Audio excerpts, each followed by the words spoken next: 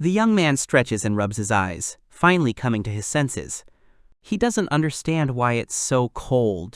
The hero wonders if this is a dream.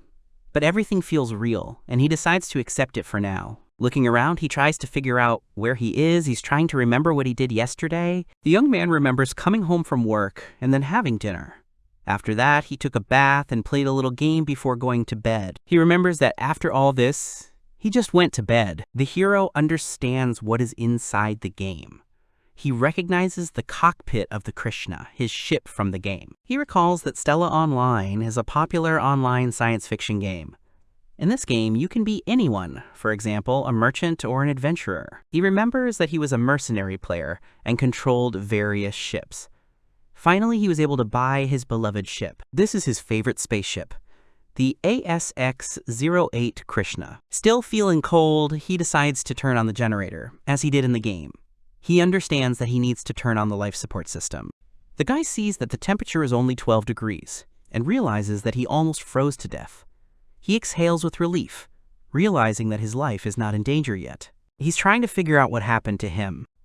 The young man thinks that there is nothing strange in having a dream about a game that you play a lot.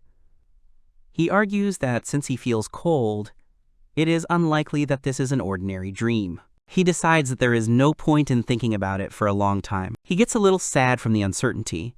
The hero encourages himself, deciding to be more positive. He notices that the controls are quite simple. The guy notes that controlling the joysticks and pedals is a bit unusual. He thinks that with time he will get used to it and it will become easier. The hero believes that such control is even more accurate than using a keyboard and mouse. He decides it's time to find out where he is. There is no card information on the screen, and he has no money. It didn't carry over from the game, but there is some food. He sees that he has a huge amount of rare metals. He understands that this is very bad. Rare metals in the Stella world are very valuable due to their scarcity. In the world of the game, you can easily get local currency for them, Eno. And Neil is the electronic currency of the game. It is more convenient than paper money, but all transactions with it are easy to track. Because of this, many seek to mine rare metals. He understands that everything is happening just like in the game. He hears an alarm. An unidentified ship is scanning the Krishna. Someone turns to him and asks what he's doing here. The stranger asks if he has fallen asleep. The hero tries to laugh it off, suggesting that they fly on and not pay attention. The pirates offer him to share the cargo, promising not to touch it. He refuses and jokingly offers to sell them for a good price. The young man analyzes the data. The ships have a lot of space for cargo, but weak weapons. He understands that this is a typical pirate ship. The pirate repeats his demand to give up the cargo in exchange for his life. The guy decides that a fight cannot be avoided. He asks not to be offended and prepares for battle. He jerks the controls sharply. The pirates are surprised by his maneuver. They can't believe that he destroyed their shield with one shot. The pirate is furious and shouts at him to stop. The man screams that he will kill him. The pirate admires his maneuvers. The hero asks how a pirate feels.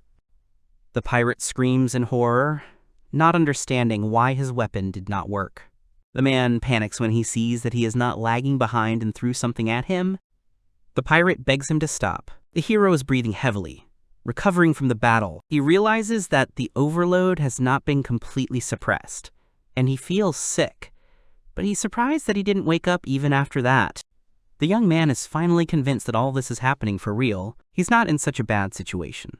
The Krishna is a fast and maneuverable ship with powerful weapons. The young man thinks that after this battle it became obvious that the Krishna was much stronger than the pirate ships. Since he was a mercenary, he comes to the conclusion that he can live here just like in the game. The guy sees that the reward for eliminating the pirates is 19,000 enals. He calculates that if he repairs the ship and replenishes the ammunition, he will remain in the black. The hero searches the wreckage and realizes that there is no valuable cargo there. He finds the coordinates of the stations in this system and even the pirate base, and realizes that this is a great success because he did not have a map. The hero decides to sell the information and get a reward. For this, he must fly to the station. He is informed that his request to dock at the Terminal Prime Port has been accepted.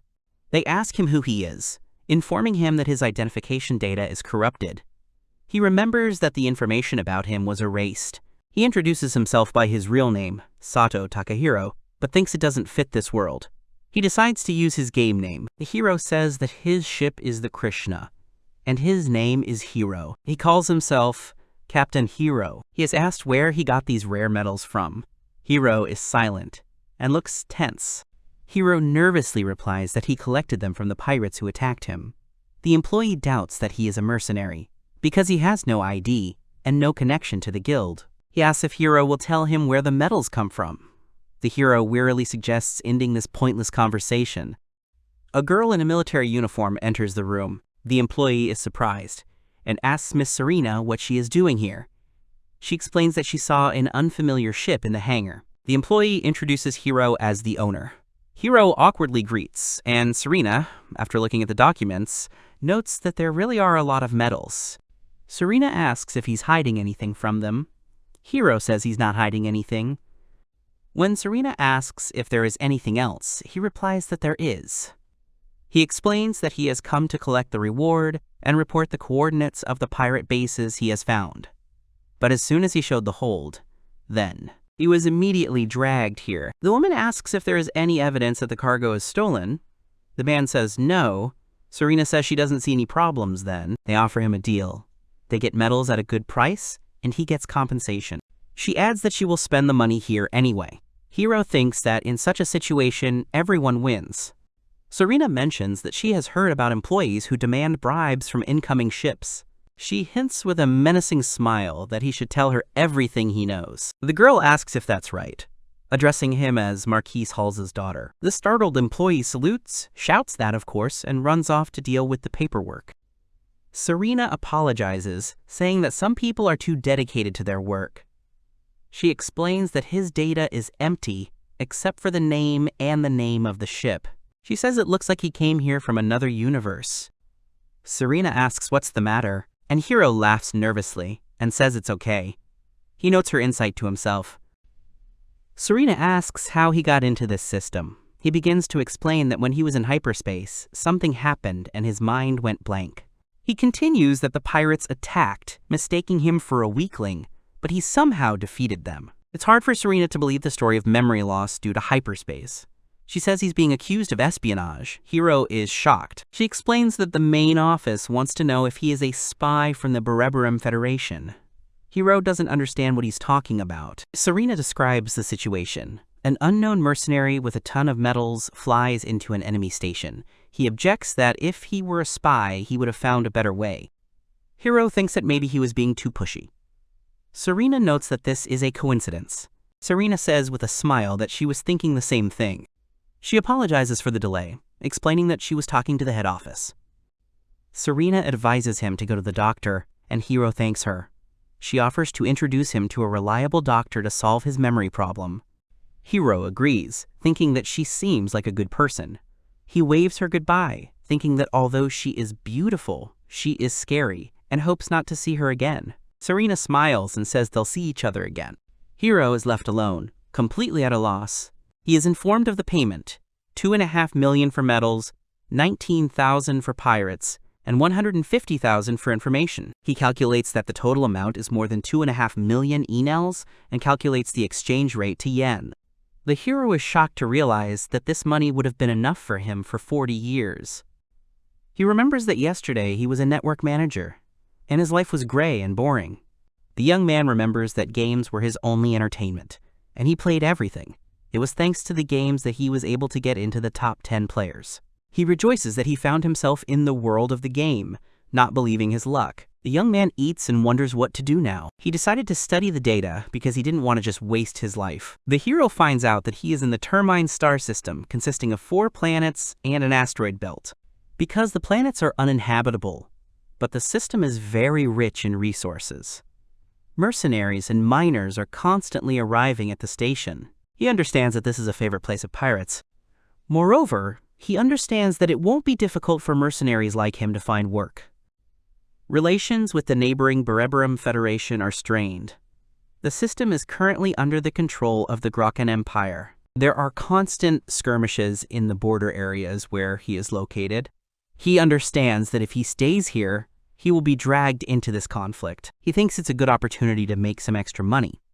But he also understands that fighting a real army is not the same as fighting pirates, and it's too risky. He has a sneaking suspicion that this is not exactly the Stella he knows. He understands that now he cannot fully trust his knowledge of the game, as there are differences. He wonders if he should fly to another system. The hero decides that he still has a lot of time and goes to buy food. He goes outside and is amazed by the view of the huge city. The young man thinks that even though he's used to seeing this in anime, it's breathtaking in person. Hiro remembers reading that this section is not very safe. He decides that if he acts like a redneck, he will get into trouble. At the same moment, he is surrounded by several suspicious characters. Someone is talking to him. The elf he met says he has a pretty gun. The elf girl waves at him and greets him. He wonders if there were elves in the game, but then decides that it makes sense if she is an alien. He asks her not to stare, as she appeared out of nowhere and he doesn't trust her. She assures him that she is just as much a mercenary as he is, and there is nothing to be afraid of. The girl shouts at him in embarrassment to stop staring at her. She asks him what he wants, and he asks her what she wanted from the newcomer. The girl said she wanted him to go out with her. She explains that she came here because of the escalating conflict, but no mercenaries are being recruited yet, and she decided to take him to kill time. Hiro thinks it's all very suspicious. He decides that a walk with the unfortunate space elf will help him learn more about local life. The girl remembers that she has not introduced herself yet. She introduces herself as Elma. Hiro gives his name in response. Alma says that both of their names are very simple and popular. She asks him to remember her name. She calls him Newbie and tells him to follow her. Hiro agrees with a sigh. Alma screams, "Doesn't he have a license?" He asks if it's bad. She screams that it's bad, of course, and that it's a miracle he even got this far. She explains that the independent owner of a warship is almost indistinguishable from a pirate, and drags him to the guild. He is impressed by the view of the guild building. Hiro notices that it looks like a government building. Alma agrees, saying that they are not particularly different. He asks if she's been doing this for a long time since she knows so much. She replies that she is 53 and that she has 5 years of experience. Alma explains that her race lives up to 500 years, unlike humans. He is surprised that she looks so young and asks what she has been doing for the other 48 years. She blushes and screams that it doesn't matter. The girl waves it off, saying it's rude to ask the mercenaries about the past. Hiro thinks she's obviously had a hard life. A stern man with a cybernetic arm behind the counter asks what they need. Alma cheerfully explains that he is a rookie who worked as a mercenary without registration. The man asks if he is a beginner, and even without a license. The man demands to know the ship's name and ID. Elma giggles and asks if he's scared, to which Hiro tells her to shut up. He is surprised, as he has never seen such a ship, and notes that there are no records of it in the database. The hero explains again that the information about the ship and its memory were damaged in hyperspace. The man says it doesn't matter, since mercenaries don't pry into someone else's past. Hiro is relieved to think that his excuse, though so-so, has worked. After completing the registration, he informs that everything is ready. He says he needs to test Hiro now. The man says they can't give him a job without testing his skills on a simulator. He explains that there should be something similar to his ship in the simulators. The man tells him to choose. Hiro notices Elma's strange smile and asks what's wrong with her. She says she just wants to see how good he is. The man announces that he is passed. Hiro comes out happy. The man looks puzzled, and Elma asks if something is wrong. Hiro explains that he started with a simple one and gradually increased the difficulty. He says he hardly felt the difference, even though it was a little hard at the end. The man explains that it was a gold rank test. He talks about the rank system, which shows the combat power of a mercenary. He says he can't just give him a gold rank because he doesn't have any merit.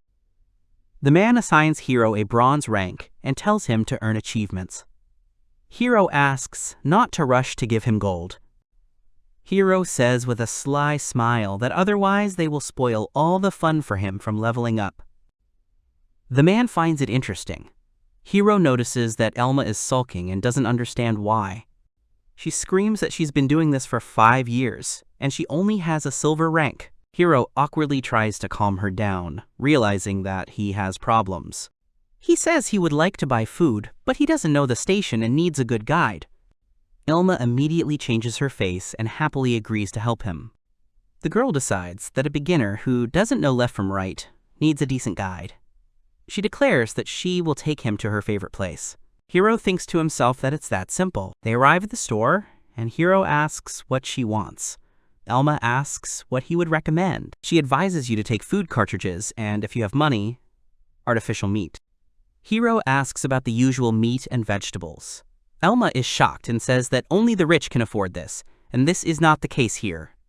The hero realizes that farming at the station is inefficient. He asks why there are no carbonated drinks here. Elma doesn't understand what he's talking about. Hiro explains that these are bubbly drinks and can't believe they're not there. The girl says she has never heard of such a thing and is surprised by his reaction.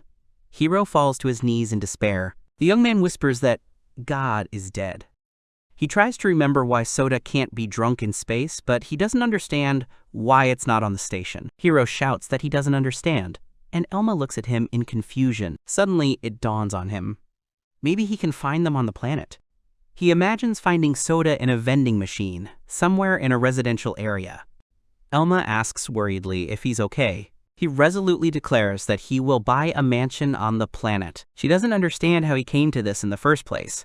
Elma is shocked and says that it will cost hundreds of millions of enals. The girl agrees that striving for more is great. Hiro notes that there is good service and convenient delivery to the ship. She boasts that she said it was a good store and thanks him for the juice.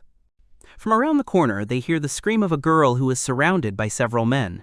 One of them grabs the girl by the chin and says he wants to have fun with her. Elma says it's useless, she's alone and defenseless. Hiro stops her and asks if she's offering to leave the girl. She adds that she cannot survive in such a place. Elma explains that this is a common occurrence throughout the galaxy. The girl asks if he's going to get involved every time. She reminds him that he's just a mercenary, not a hero. Elma is shocked when he grabs her hand to stop him from pulling out his gun. He screams, "Did she really think he would say such a thing?" and pulls out a gun. The bandit says that one blow, and he will be silenced. Suddenly, he cries out in pain as something pierces his arm. Hiro is surprised that he got in and puts it down to the gaming experience. Another bandit rushes at Hiro. The hero shouts at them to get lost, otherwise he will aim lower. The bandits run away and Hiro scratches his head. Elma asks what he's going to do with the girl. Hiro nonchalantly replies that he doesn't know. Elma drinks her juice, and Hiro smiles nervously. Elma asks him again what he's going to do with the girl.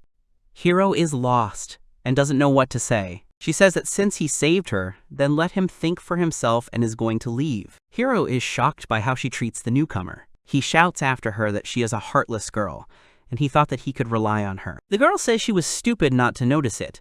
He decides that he will have to turn to that man from the guild. He adds with a smile that you can definitely rely on him, unlike the cold, treacherous elf. The girl shouts at him to shut up. Elma asks what her name is. The girl replies that her name is Mimi. Elma asks if she has someone who can help her at this station. Mimi replies that she doesn't have anyone. The girl asks what he's going to do next. Hiro offers her to live on his ship if she has nowhere else to go. Elma asks Mimi what she can do, explaining that Hiro is a mercenary with his own ship.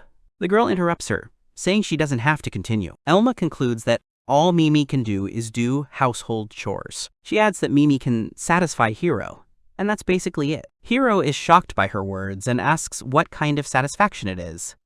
Horrified, Mimi asks if that's why he's calling her to the ship, and thinks he's not thinking with his head. She explains that there are no idiots in this cluster who would help a useless stranger. Mimi blushes and lowers her head. Hiro tries to justify that he's not calling her for that. Elma says it's not for her to advise, but asks Mimi if she's from the 3rd block.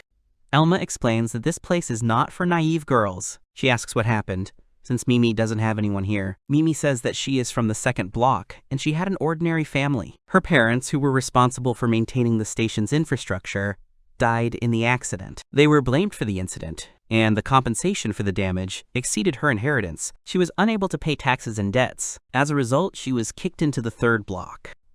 Elma says that this is a common thing, and is surprised that Hiro forgot about it. Mimi cries, and Hiro thinks that since she was rich before she lost her memory, there's nothing she can do. Elma can't believe he's serious. Hiro asks if it's serious when an office employee confirms the information The employee lists all the taxes and debts that Mimi has. The man calculates that the total amount is 500,000 enals. He says it's the price of her freedom, and that it's about 50 million yen. Hiro is outraged that a child should not be forced to pay off the debts of his parents, and asks if there is no refusal of inheritance. The employee replies that yes. Unfortunately, the deadline has already passed. He explains that if she lives in the 3rd block, she will be free of debt, but it also means that public services will be unavailable to her. The employee says he's sure Hiro can imagine what would happen to a single child in the 3rd block. The employee notes that although the mercenaries earn well, 500,000 is still a large sum. He says there are more affordable options in the 3rd block if Hiro wants to move in with her. The employee says with a sly smile that he is sure that Hiro will like everything, and he won't even have to think about the wallet. Hiro says he accepts the challenge. Elma welcomes them back. Hiro greets back, and Mimi awkwardly asks how everything went.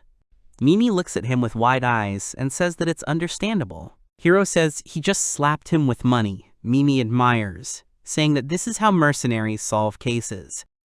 Elma gives Mimi a bag of clothes that she picked up at random. Mimi thanks her, and Elma says that her problems have just begun, and wishes her good luck.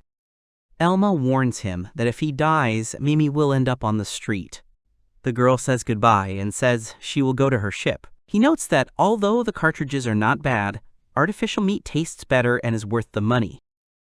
Hiro asks if she doesn't like it. Mimi excitedly shouts that she really likes it. Mimi asks what they will do after. Hiro thinks about it. He says he's going to take a shower and make a plan for tomorrow and tells her to go to bed. The young man wishes her to rest, saying that she had a hard day. He decides that he needs to buy a lot, since he is going to live with Mimi. The hero remembers that in the 3rd block there are many shops with goods of questionable quality, but the one that Elma showed is proven. He thinks that even though she's an unlucky elf, at least she knows a lot. Hiro knocks on the door and asks if he can come in. He tells her to wait a second while he gets dressed. Suddenly, Mimi hugs him. The girl says she is here to fulfill her duties. He tries to pull away, saying that he didn't take her for that. He notices that she is trembling with fear. Hiro says she doesn't know what the elf said to her, but she doesn't have to force herself. Sheepishly, he tries to explain that he's not going to do it. She says that even though she's useless, if she can do anything, she'll feel better. The hero strokes her head. She looks at him and thinks that he has to make up his mind. Hiro lies in bed, thoughtfully staring at the ceiling. He looks at Mimi sleeping next to him and wonders what he should do now. The hero reflects that he has a ship, money, and a mercenary status, so the situation is not so bad. Although he had recently spent a lot, Mimi's presence would not increase his expenses much. He thinks that living just for the sake of living is pointless and boring. The young man decides that in this case, he needs a goal. Hiro decides that the goal of buying a mansion is pretty good. He remembers that he originally wanted a mansion to drink soda. Now that Mimi is with him, it will be great to have a place they can call home. The guy remembers his world with sadness. Mimi smiles in her sleep and mumbles his name. Hiro looks at his ship in the hangar. He informs me that the inspection is over. Hiro gives a thumbs up with a smile and says that everything is fine, there are no problems. Mimi exhales with relief. He asks if she will go shopping with him after breakfast. Mimi happily agrees and says that everything is fine. The hero says that he needs to buy a lot for her. Mimi apologizes for causing him so much trouble. Hiro pulls her cheeks. Mimi doesn't understand what's going on. He says that since they are spacefarers, it's better for them to have plenty of everything, because if anything happens, they will have to stay on the ship for 6 months. The hero asks if she understands and tells her to stop being silly. He suggests we go get something to eat. A man from the guild informs me that Mimi is registered as a crew member. Hiro wants to teach her how to be a cameraman. He says he downloaded the tutorial to his tablet. He says it's a good learning AI that starts from the very basics. Mimi thanks him. Mimi, in new clothes, wonders how all this happened in one night. Hiro says it's a very long story. The man asks him to tell him what happened. He thinks it hasn't happened to him in 15 years, but it happened to a rookie on the very first day. The man shouts that it's not fair, because he hasn't met a single beautiful woman in all this time. Mimi and Hiro try to calm him down. Elma reappears and greets him. The girl asks how he's doing. He replies that his ship has been serviced, provisions have been purchased, and he is ready to depart. She says Mimi is now learning to be a cameraman, and she feels better than she does outside. Hiro asks her what she wants, since she's calling for a reason. The girl is glad that he understands. and says that it's been tense lately. She says that a large-scale liquidation will begin soon. This is an event where players team up to complete a goal. He understands that everything in this world is the same as in the game, and the reward depends on the contribution to the battle. She explains that they will soon start recruiting people to storm the pirates' base and destroy their ships. He says with a sly smile that he would never miss such a thing in his life.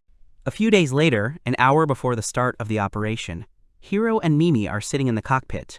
The screen thanks you for waiting. She introduces herself as Captain Serena Halls, who is in charge of this operation. She explains that a pirate base has been discovered in the Gamma sector of the asteroid belt. Serena says their fleet will launch a massive attack on the base first. Mimi thinks that since they're just pirates, there shouldn't be any problems destroying them. She explains that the army will not be able to destroy everyone, in particular small ships. That's exactly what mercenaries are for. He says that the pirates' strength lies in the speed of their small and medium-sized ships. He understands that even if the base is destroyed, those who manage to escape will gather again and build a new one. Hiro thinks their fast ships are perfect for such a small thing. First, the mercenaries will surround the base. Then the mobile fleet will start attacking. The pirates will try to escape, and the mercenaries must stop them and so panic. During this time, the fleet will disperse and destroy the remaining ships. Serena announces that the operation will end when the destruction of all pirate ships is confirmed. She asks if there are any questions. The woman offers to finish, and the young man asks permission to ask a question. He asks if it is possible to escape. Serena replies with a smile that, of course, because the living are more useful. She adds that it's okay if they decide that the reward isn't worth the risk. She says with a smile that if they fight badly and run away, there will be problems. The guy says that in the end, not only the pirates will be surrounded, but they too. He says they will take advantage of the situation and force them to fight to the end. Elma is in touch and says that this option should not be discarded.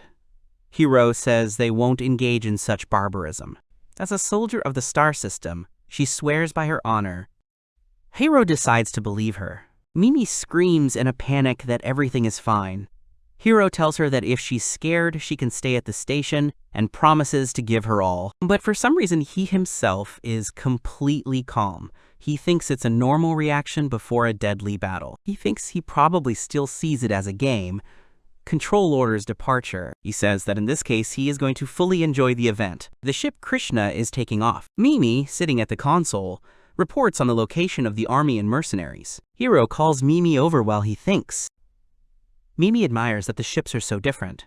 She explains that although the models are almost the same, everyone customizes them as they want. Hiro remembers that there were some pretty strange ships in the game, but he didn't customize his own like that. They see a beautiful white ship in space. She admires the galactic swan.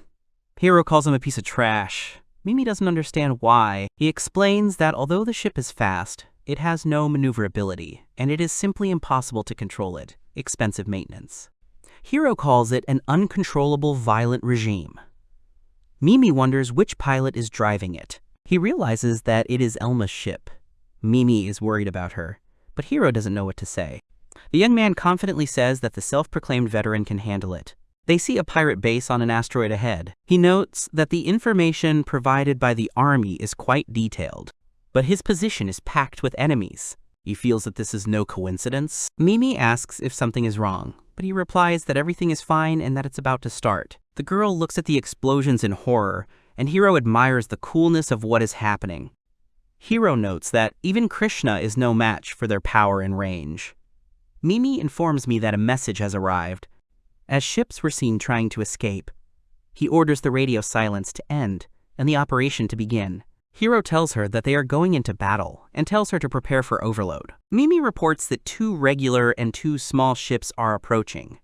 Hiro is surprised that they decided to attack Krishna head-on. One of the ships explodes. He laughs and says they seriously think they can escape just because they modified their ships. Hiro exhales with relief. On the radio, the mercenary Quatus screams for help as there are too many pirates. Mimi reports that one of the allies is fighting 5 pirates. Hiro tells us to fly to him as he is not far away. Quaite thanks for the help and recognizes Krishna. Hiro strains his homing guns and fires. Koite thanks him. Koite says that he has already gotten rid of the others, and that he would not be able to resist 5 at once. The man says goodbye and flies to refuel. Mimi reports that the allies are winning, but there is a battle with 3 medium ships not far from the army. Hiro sees that these are converted civilian vessels and assigns Mimi radar and communications. But the laser cannons and turrets on these ships are no joke. He thinks the Krishna's shields won't hold up. Hiro tells her to get ready, as it's going to be hot right now, and decides to bypass them. He says they will shut down almost all systems, hide in space debris, and attack from a blind spot. The young man explains that there is too much debris, so the radars are useless, and they will use a thermal imager. He is glad that there is thermal stealth in this world too. The pirates complain that they are running out of fuel and ammunition, and the situation is getting worse. They notice something and don't understand what it is. They see Hiro's ship and don't understand where it came from. A girl's voice is heard on the radio, thanking them for their help and hoping that they will also be paid for.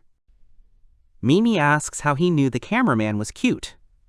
The man replies that if the voice is cute, then so is she, as the rest of the ships are destroyed and they are trying to escape. Hiro orders to deal with them quickly. Mimi reports that the area has been cleared. Hiro praises her and says that this sector is over. He thinks that Navigator is bullshit, not a name for Krishna. Mimi thanks the cameraman, and Hiro flirts, saying that she has a cute voice. Hiro says that these jokes are here too, and they are moving to the next sector. Mimi reports that a message has arrived from that ship. Hiro realizes that this is Elma's galactic swan. Hiro says she's in trouble, and he seems to know that. Elma screams in panic what is happening to this ship. She's crying for help. The girl screams that she lost control. Mimi says her ship has gone crazy and there's nothing they can do. Hiro says that even if she wanted to, there are no ships here that could catch her. Mimi says he's gonna explode soon. Hiro replies that the cabin is pretty sturdy, so Elma is unlikely to die. Someone is shouting for everyone to get out of the way. Mimi says, startled, that it's an allied ship. Hiro says the cabin is sturdy. They see Elma's ship crashing into an army ship. The officer reports that a mercenary ship crashed into them. Serena asks how this will affect the operation. The officer says that Elma's ship is badly damaged, and they suffered minor damage. Serena decides that since this will not affect the operation in any way, then she needs to continue acting according to plan. She orders me not to forget to send him the bill. The officer says that there must be a mistake here, as he showed 2 good results. Serena thinks she knew that. It has a bronze rank, but its effectiveness is like platinum. She thinks that, even considering his ship, it's not normal. He gave her the impression not of a former military man or a mercenary, but of an ordinary man. She orders me to find out everything I can about him and keep watching him. The woman thinks with a smile that it has become even more interesting for her now. Mimi reports that a message has arrived from the army. Hiro says, that's great, it's time to have some fun. He says that garbage and cargo from the holds of pirates can also make a profit. Mimi agrees, saying it's more fun than killing others. The hero tells her to check what she's going to collect and ask if she doesn't know something. Mimi asks what it is, as it says it is impossible to identify. He explains that this singing crystal is a rather rare and dangerous thing. Mimi asks, so it's better not to touch him. Hiro tells her to take it. He says it would be bad if someone else found him, and tells them to take him quietly. It is explained that the singing crystal is a special item from the game that, when broken, summons monsters, which are called a crystalline life form. In the game, it was needed to start a raid. The crystal may be useful depending on how we use it. Mimi, in a spacesuit, asks Hiro what he's going to do next. Hiro replies that he will rest for a while, as he is tired. The girl clarifies what his global main goal is. He says his goal is to buy himself a mansion on the planet. Mimi admires what a great goal. Hiro says that living just to live is boring, and asks what about her. Mimi replies that she has never thought about it. He says there must be something, because the universe is huge. Hiro insists that she at least come up with something. Mimi is dizzy with tension. Hiro says it's okay because she's worried and offers to have a snack. Mimi says she wants to eat. She enthusiastically declares that she wants to try all the goodies in the whole universe. The girl says she wants to go on a gourmet tour of the universe with him. Mimi says it's Iron Man number 5. The seller explains that the Musashi company is very proud of the performance of the new cartridge oven. Mimi researched the dishes for a long time and decided that they needed a better curry oven.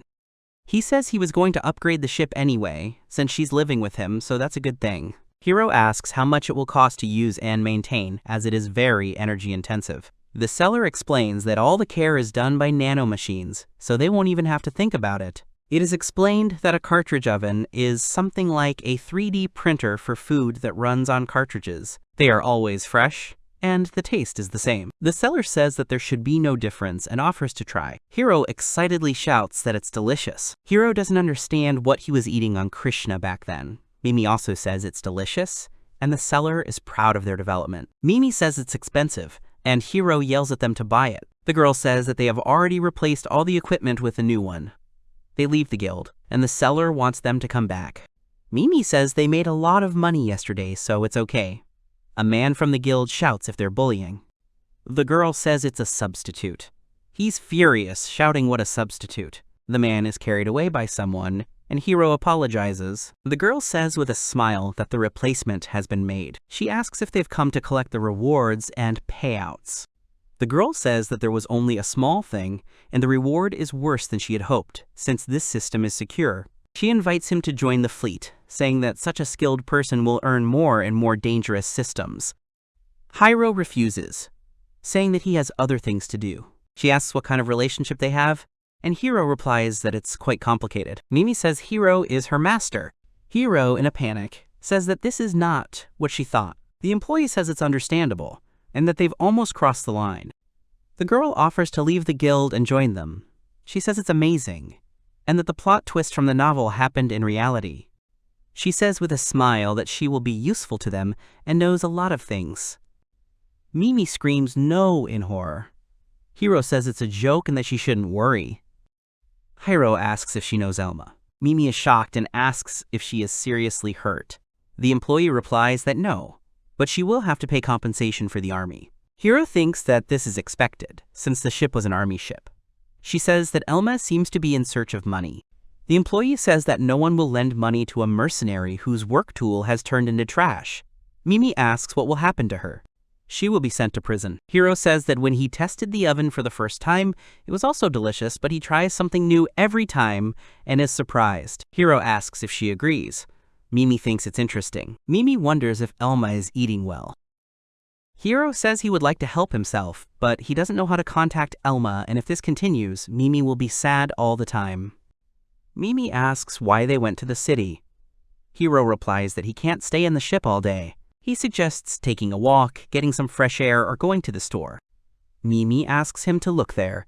Hiro asks if she saw anything delicious. Hiro sees Elma in the alley. Mimi is shocked when Hiro recognizes the girl in the alley. He says she's already lost her mind. Elma aggressively asks what they want. Hiro replies that since she's pretending to be cool, she's fine. Hiro calmly asks how much time she has left to find. Mimi is horrified by the amount of 3 million, calculating that it is 30 billion yen. Even if she collects all her money, it won't be enough. She says she can't make money because her ship is under repair. Mimi says the deadline is in 2 hours. Hiro realizes that because of this incident, no one will lend her money. She explains that if she doesn't make it, she'll be sent to prison on Termine 3, which is full of pirates. The girl says she was ready to die in space, but such a fate is unbearable for her. She says they've switched places now. Mimi looks at Hiro with tears in her eyes. Hiro says it's been a long time. The girl suggests going to the ship and eating. Elma is shocked when Hiro says that he has just paid 3 million enals. Hiro says that everything he earned is gone. Elma asks why he did it, and Hiro replies that it was for Mimi's sake. He says he didn't want her to be sad. The young man says that even if it was her own fault, he couldn't help but help someone who had once helped him. He says that, to be honest, he did it not only out of the kindness of his heart, and that he has his reasons. The hero wants her on his team. He says his memories are in mush, and Mimi doesn't know much, so they need someone with experience. He says that she will be paid as part of the team, and will be able to pay off the debt to him little by little. Hiro asks the girl if she was listening to him. Elma asks what he's talking about, since he already has Mimi. Hiro replies that the third one will not be superfluous, since Krishna is big. The girl agrees, saying that she had no choice. Hiro says you're welcome. He says he hopes he will do his job well. Mimi asks him to be gentle. Hiro replies that no way, and that she will work her ass off. Serena is surprised that these are reparations. The officer says yes, today is the deadline. Serena says she told me not to punish. The girl shows her a signed document. Serena can't believe who would give such a meaningless order, and sees that it was done by Lieutenant Baritone. She thinks there are a lot of people in the army who don't like mercenaries. The girl realizes that due to the fact that she often uses mercenaries, some people dislike her, and one mistake can destroy all her efforts. Since they want to frame her, she orders them to investigate this lieutenant and get rid of him if possible. She thinks that the mercenaries really earn a lot, since she was able to pay the entire amount in 1 week. Elma shouts in shock why his ship is so luxurious. Hiro awkwardly explains that they went to buy an oven, and then everything kind of started spinning. Hiro says that a lot has happened to her in a week, and suggests that she go to the shower. Elma says he reeks of alcohol and tells him to take a shower and wash off his stress along with the dirt. He says that when she finishes, the food will be ready. The hero asks if she's okay because she's blushing. Mimi says that everything is fine, of course. She says she will go with her since Elma doesn't know how their bathroom works. Hiro agrees. He thinks that after that there are only pennies left in his pocket, and he wants to keep at least $1 million in reserve. The hero is thinking about how to get the money, since most of the tasks are transportation, and the pay is good. He decides that since a small capacity ship won't do, he'll be a bounty hunter. The young man thinks that there are plenty of small groups here, separate from the big one, and their equipment is good. Most likely, they will hunt in the asteroid belt, attacking civilian mining ships, as the security of the system has weakened. He decides that he will make the most of it, since this place is full of civilian ships, and the level of army security is low. Elma, coming out of the shower, knocks on the door and asks what he wants, since the food is not ready yet. Hiro is at a loss. She's screaming, "That's what you wanted." He understands that's why she was acting like that. The hero asks her to listen. She is horrified that she has misunderstood him. She says she understands perfectly well that $3 million is not an amount that can be ignored because of personal interests. The girl says she was happy. Hiro says there's no problem then. Mimi wishes good morning and says she will make breakfast now. She says she's so glad they saved Elma and that she's going to live with them now. Hiro thinks if Elma is here, then. Elma is angry that he has nerves after yesterday. Hiro says they're all in the same boat and suggests they get along. The girl screams that everything is wrong. Mimi says she likes Elma. Hiro says he hopes they all get along. Elma wonders what she's gotten herself into. Since the sweep, the number of pirates has greatly decreased, but relations between the Empire and the Federation have become even more tense. He thinks he doesn't have to get involved in this and can leave, but there are only small groups of experienced pirates left, for whom they give a lot of money. The young man decided to stay here for a while longer to earn money. Elma is happy that they have earned a lot today. She asks why he is not happy. Because he earned what he wanted. Hiro says she's the only one who's so happy. He thinks his plan turned out to be better than he thought as the Empire weakened its defenses and pirates began to appear more frequently. The young man hid there and hunted. He thinks he'll have to try, but they're just pirates, and they're no match for the Krishna. As a result, the goal of $2 million was reached in a week. Elma suggests going shopping tomorrow. Hiro doesn't understand what's going on. She says they've been hunting pirates all this time, and they should get some rest. Elma asks if he feels sorry for Mimi, since she didn't have a chance to spend her money. Mimi says she usually just sits here and asks if it's okay that she gets so much. Elma says Mimi's reward is 0.5% of the proceeds, but it's still a lot of money. She says Mimi is still learning, but she's also putting her life in danger, so it's a commensurate reward. Elma says Mimi still has to take care of him. Mimi says he didn't force her to be here. Both are screaming that they want to be with him. Mimi admits that she loves him. She says she loves him with all her heart. Elma says he saved her, but she wouldn't have gone this far just because of that. Mimi and Elma ask what's wrong with him. He's crying with happiness. The hero wipes his tears. He says that, to be honest, he was nervous and thought that they had forced themselves to stay here because he had helped them. Elma says that's it. The girl decides that she needs to tell him in another way. They are walking through the shopping district. He says this is the end of his adventure. The young man is disappointed that the cola is gas-free. The seller is shocked when Hiro says he will take all 7 boxes. The 3 of them think it's weird. Hiro says they're probably not just mining ships. Mimi says that these are Berberem ships. Elma says they disguise themselves as civilians, but they don't mine and are too organized. They found them. Hiro told the team to prepare for the interception. Looking at the screen, he realized that their doctors wanted to get rid of any witnesses, as their mission was extremely secret. The guy realized that they were going to open a warning fire. Hiro gave the order to approach the target. The ship headed at full speed towards the enemy's team. He jumped out of the meteorite and hit the opponent's ship with Krishna. The enemy began to attack with beams when Hiro's ship hid behind a meteorite. Krishna fired his weapon while hiding. The hero understood that an army ship cannot be destroyed with a single blow. Hiro hit the enemy's barrier with his arrows, and he disappeared. The ships began to turn around and fly away. Alice noticed that the enemy's shields were at 0. Krishna flew after him. The enemies fired projectiles that started exploding in Hiro's path. His ship bypassed the explosions and destroyed the enemies with a beam. After the fight, Elma hoped that the black boxes were intact. Mimi wondered if this data was so important.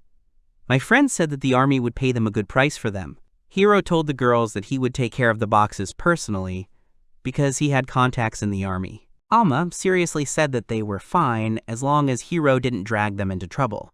The guy laughed and said they were just selling data. When the team arrived at the rendezvous point with Hiro's contact, Alma asked why they were now taking part in the battle between the Federation and the Empire if they just had to hand over the data. The guy apologized. Alma realized that her friend had just been persuaded and noticed that a mercenary should be able to negotiate. Hiro found fault that he had nothing to justify himself with. Mimi asked her friend to calm down. Sitting in the hall, Hiro could hear how the people around him were envious and did not understand why Alma, who had a silver level, was teaming with him. He understood that girls attract too much attention to themselves. Suddenly, someone shouted to get attention. When Alma saw Miss Serena, she immediately remembered how she had dragged Hiro into this operation. The guy said nothing. The commander took the stage and announced the start of a briefing on the protection of the Termine star system. Thanks to Hiro's team and intelligence data, the army knew the approximate strength of the Federation fleet, which consisted of battleships, cruisers, destroyers, and corvettes. This was significantly more than the ships in the Termine garrison. The army also found out that their reinforcements would arrive a day later than the enemy's, so their task was to hold out for 1 day. The plan was for Serena's mercenary fleet to hide in the asteroid belt, where the enemy fleet would presumably pass, and conduct guerrilla fire. The goal is to slow down their advance. The army understood that the most powerful ship they could encounter were destroyers. These ships of the higher level had strong shields. Mercenaries who specialize in hunting pirates are no match for them. Miss Serena confessed to her people that she did not see any advantages in their army, and asked them to share an idea if anyone had one. She promised that if the offer turned out to be useful, they would use it without unnecessary questions. The girl noticed that Hiro raised his hand. The guy immediately said that his plan was strange, since they would only need 1 ship. Hiro explained that he would use the distortion of the enemy warp jump and get into their formation. Then he will make his way deeper, destroy the enemy's flagship, and escape. Hiro's team was shocked. There was some whispering in the audience, and after a moment of silence, Miss Serena asked if the guy was seriously suggesting such a plan. Hiro said that he would at least try to break up their formation to slow them down. The guy added that in case of failure, only 1 person would die, which would not affect the Empire in any way. Miss Serena suggested that he had some kind of plan after all. Captain Krishna confirmed this but did not give details. Serena smiled and announced that she was allowing Hiro's team to operate. She promised that a nice bonus would be waiting for him after his return. When the guys came out from behind the hall, Alma expressed her dissatisfaction with the plan. Hiro tried to calm her down. The girl screamed that his idea was absolutely stupid. The guy assured her that his plan was reliable. He pressed the button and the door opened. There was a singing crystal in the glass behind her. Alma hid behind Mimi's back and asked where Hiro got such a dangerous crystal. The guy, thoughtfully, took out a singing crystal. Seeing this, the elf screamed at him to be careful. Hiro took the tape and began to wrap it around the crystal to attach it to the ship's cannon. When the guy finished, he praised his work. Elia hit Hiro on the head, and Mimi, covering the guy with herself, told her friend that people should not be beaten. Elf recalled that the singing crystal was one of the most neglected items. She warned that if it crashed, they could be attacked by thousands of crystalline life forms. The girl sighed and thoughtfully asked how he could fight with such a dangerous object on board in space. She asked Hiro what his plan was. The guy said that they would set up an ambush in the superspeed drive where the enemies were expected to arrive, and when they came out of the jump, his team would stop the superspeed drive at the same moment. Alma understood that the interference from the jump was similar to the interference from stopping the drive, and her friend wanted to use this to get to the enemies. Hiro said they would turn on thermal camouflage to hide among the debris. He added that they would then head towards the flagship, and as soon as they got closer, they would launch anti-ship rocket torpedoes. Hiro said that in a collision, the warhead overloads the shields and passes through them, and explained that these weapons were made specifically against large ships. Mimi couldn't remember anyone using it before. Alma said that such a weapon was too expensive, as a single shot cost about $500,000. The girl considered it a waste of money to spend such torpedoes against small ships. Hiro said that as soon as the flagship was destroyed, the crew would panic and the fleet would be attacked by crystals, and they would escape by taking advantage of the mess. The guy finished talking and asked what Alma thought about the plan. The girl didn't appreciate him. Afterwards, the girl added with a smile that anything is possible for Hiro and Krishna. As soon as the guy relaxed, Alma demanded that he warn them about dangerous cargo next time. She pointed her finger at him and asked if Hiro understood her. He raised his hands in agreement. Mimi laughed. She said that Alma was acting like an older sister. The elf replied complacently that she was both older and more experienced than the captain. The hero muttered that, despite his experience, Alma still didn't know what her ship was capable of. Krishna was flying through space. Mimi reported that the radar showed some interference from exiting the jump. Hiro ordered them to slow down. Elma said she turns on the emergency cooling, turns off the power, and switches to stealth mode. The captain said they would only move by inertia. Ahead, the team saw the enemy fleet, which was a spectacular view for them. Alma noticed that the ships were still arriving. Mimi reported that the jump interference had disappeared, and the Federation ships had begun to move. Hiro took over the steering wheel of the Krishna and ordered the emergency cooling to be turned off, and the generator to be turned on at full power. The ship flew straight at the enemies. The captain said that their target was only the flagship, and they should ignore the others. Krishna flew between the enemy spaceships. Mimi reported that enemy turrets were aimed at them. Hiro said that it was too late for the fleet to do anything, because Krishna had begun to maneuver between the enemy ships. He knew that they would not shoot, as they would be afraid to hit their own. Hiro spotted the flagship and aimed his guns directly at it. He fired them at the enemy ship. The torpedo penetrated the flagship's defenses. She hit the ship directly, and it exploded. Seeing this, Hiro began to rejoice that the Titan had fallen. Alma reminded him that they had to run. A crack appeared in space due to the explosion of the crystal. It emitted a bright light and a loud sound in the empty space. Covering their ears, the girls did not understand how sound could be produced in space. Hiro didn't answer. The enemy commanders were talking. The captains of the ships were asked to report the status. The chief reported that they had lost the Tiger's Eye, and Nakanat's ship had hidden. The comm reported that there were several distortions in the area of the ships. Crystals began to come out of the portals, which caused the distortion to increase. The enemies didn't understand what was going on. The crystals headed towards the enemy fort and started shooting them down. The ships exploded from the attacks. Krishna, however, flew close to them during the riots. Hiro, watching the fight, said he looked terrible. Alma said this was their chance to escape. The girl quickly began to find escape routes when she heard what Hiro said. She rebuilt it. The captain said they could knock out a couple of enemy ships while they were panicking under the crystal bombardment. The girls didn't have time to stop him. The hero has already directed Krishna towards the slaughter. Thanks to the crystals, not all enemies clung to Hiro's ship. He decided to use his torpedoes and knocked out a couple of enemies. Alma reported that one of the crystals was to their right, and large lasers were attacking the ship from the left and front.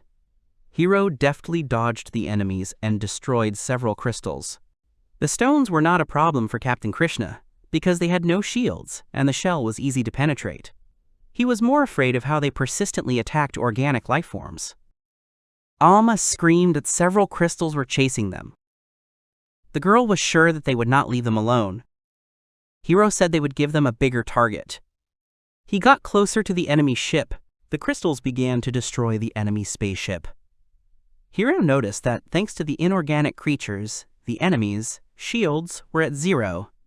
He said that large ships with outbills were easy prey, and he directed Krishna directly at them. Hiro took down one enemy ship after another. Alma reported that the Imperial fleet had arrived at the battle zone. The captain said it was time for them to leave. He didn't want to get caught in the crossfire. Mimi informed them that the high-speed drive was ready, and the team took off. Hiro told the group that they had done a great job and asked Mimi how much they had earned. The girl said that their reward is almost 11 million. The captain thoughtfully said that after deducting the fuel, ammo, and the share of the girls, he had just over 11 million in his account, which was still not enough for him. Alma asked if he wanted to buy a new ship. The guy replied that he wanted to buy a house with a garden on the planet. The girl agreed that there was still not enough money for such a purpose. She asked him why he shouldn't join the service of the Grakons. Alma believed that with Hiro's skills, it would be faster if he became a knight. The hero said he wanted nothing to do with the nobility and the military. A week later, the team gathered in the common room. Mimi asked how many times Serena had invited the captain to join the army. Hiro said that with every refusal, the benefits become more interesting. Elf asked what the guy would do, because soon Miss Serena would personally come to him. Mimi called the captain a huntress. Hiro thought Serena was beautiful, but scary. He confessed to the girls that it was quite profitable to be a mercenary. Since everything that the army leader offered, he could get with money. After thinking a little, the hero suggested that the team escape. Mimi asked if he was sure about it. Alma thought it was a smart move. The captain said they could leave, as they had everything ready for that. He ordered Mimi to request permission to leave. The boys boarded the ship. Elf asked Hiro where they were going. The guy said they were going to fly across 6-star systems. Mimi asked if he was talking about the Elaine system. Elma said it was a highly developed system where colonies were famous for medical stations and biotechnologies. Hiro added that they are also famous for synthetic meat and genetically modified crops. The girls approved the choice of the system. The guy buckled up and said that they were moving towards their goal. Serena was on the phone with her uncle. He asked if the girl was sure of her intention and reminded her that their battle messages were amazing. The niece said that she would not back down from her decision. Serena wanted to create an independent squad capable of moving freely and hunting pirates. Her uncle said that with such skills, she could have chosen a better squad, but he quickly realized that he would not be able to convince her. The girl thanked him, and that was the end of the call. She went to the glass and looked into space. Serena muttered that the hero would not run away from her. Alma reported that the weapon was aimed. Hiro understood that they couldn't just leave, and ordered the generator to be switched to combat mode. Mimi said that the scan was completed and informed them that they had a reward for all 4 ships. The guy said they can't hold back now. They were flying through space when Mimi noticed that 2 ships had turned around and started moving towards them. The Allen system was quite a prosperous place. There were 2 habitable planets, 3 research, and 1 trading station. Although there were few natural resources, the money came from the development and production of high-tech products. They also bought a lot of natural resources, which would have resulted in a steady stream of merchant ships. Mimi read this information to the captain. Hiro reflected that if there were a lot of merchants in the system, it meant that there were a lot of pirates, so the mercenaries could find work there for themselves. Alma agreed with him. She said that although the Garrison Empire was watching everything closely, it still couldn't keep track of everything. Hiro was asked which station they were going to. Mimi informed me that you can only enter the research station with a pass. The girl suggested that they should head to the shopping section. Hiro wanted to look at the research room.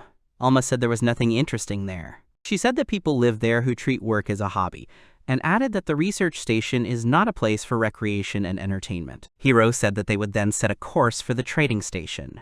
Mimi reported that their ship had received a distress signal. The guy muttered that they were out of luck. Alma told him not to grumble, because if they got a signal, they should help. Mimi said they were almost at the scene. She reported that there are 5 ships around the target. It seemed to the girl that the civilian ship was being chased by pirates. Hiro asked if they were responding to requests. Mimi texted them to stop the fire, but no one answered her. Alma noticed that the pirates were clinging to them. The battle between the enemy ship and Krishna began. The shield protected the pirate spaceship, but Hiro and his team were able to break through it and destroy one of the ships with their arrows. Captain Krishna wanted to finish off the enemy ship, but Alma received a signal that they were escaping and informed the hero about it. Hiro noticed that the enemies had already turned on the rocket engine. He followed them. The opponent stated that they don't fight monsters like Krishna. Mimi reported that their signal had disappeared.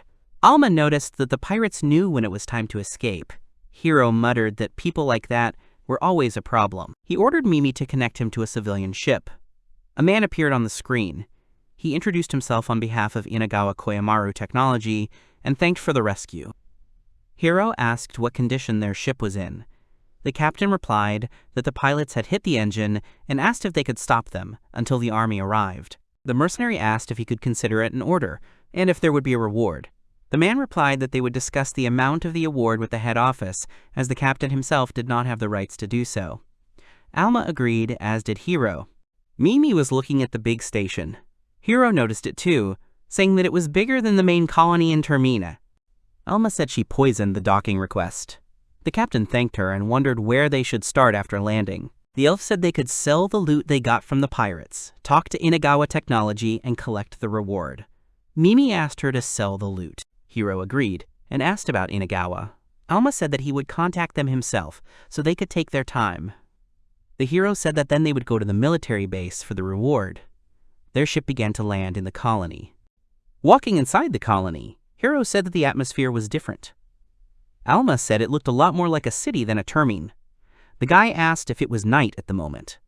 The girl replied that it was daytime, even though she had not seen any daylight windows. The elf said they had come to the right place. There, the man estimated their reward as 15,000 enals for 2 ships.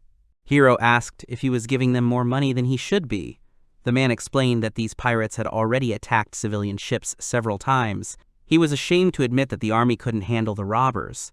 He added that now, thanks to Hiro's team, the situation in space will calm down. The hero was surprised that the pirates had little cargo on board and shared this with Elma. The girl assumed that the bandits were storing valuables elsewhere. Hiro reminded his friend that there were 4 ships there. She waved him off, telling him to forget about it. The guy said he wanted to eat and relax. When they returned, Mimi informed them that she had been reviewing the reviews of the medical center. Then Hiro remembered that one of the reasons for their arrival at the colony was an inspection. The girl said that the captain should value his health more. However, Mimi did not know that Hiro's memory loss was a fiction. The guy was sure that he was fine.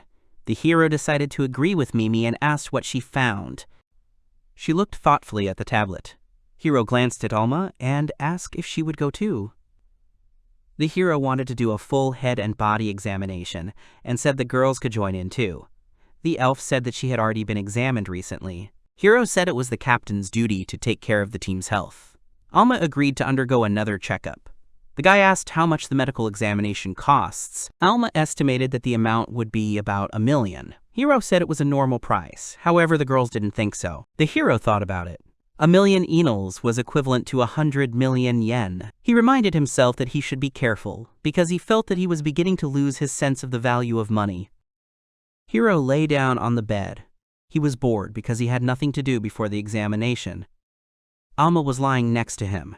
She said they had found a buyer for the trophies. The guy asked how much the client was offering. The girl showed him the tablet, and Hiro said that the amount was small. Alma, on the other hand, thought it was a good price and said she would calculate their share with Mimi. The guy agreed with her and reminded her that the girl does not have to rush to fulfill her duty to him. The girl said that he should behave differently with debtors. Hiro explained that this way she would stay with him longer. Alma got embarrassed and hit him in the stomach with her head. She asked him not to worry, and assured him that they would be together for a long time. The elf said that she also needed a ship with a crew. She turned to Hiro and asked if he really had lost his memory. Looking at Hiro, Elias said that all his feelings were written on his face, and asked if it would be bad if he told the truth about himself. The guy replied that if he told her, She would just think he was crazy. He asked his friend if she really wanted to know the truth about him. The girl nodded. Hiro wondered where he should start. As a result, the hero told the elf that he and Krishna came to this universe from another world. The girl admitted that she found it hard to believe. She recalled how the guild had said that there was no information about his stops at any ports, and admitted that this explained why her friend did not know the most trivial things. It was strange for Elma that Krishna's spare parts matched theirs. She noticed that Hiro was already familiar with the work of mercenaries in his world, considering how he fights. The guy apologized for confusing her even more, and explained that in his world he was not a mercenary, but an office worker. The girl did not understand and asked if he had learned to be a mercenary in the office. Hiro denied it. He said it was a normal desk job and no fighting, and admitted that he had never held a weapon in his hands and had never steered a ship. Elma asked him how he could explain his knowledge, skills, and Krishna. The hero said that he knew about pirates, mercenaries, and outer space even before he came to this world. Hiro explained that Alma's world was literally a game in his universe. The girl couldn't understand what he was saying, but the guy expected such a reaction.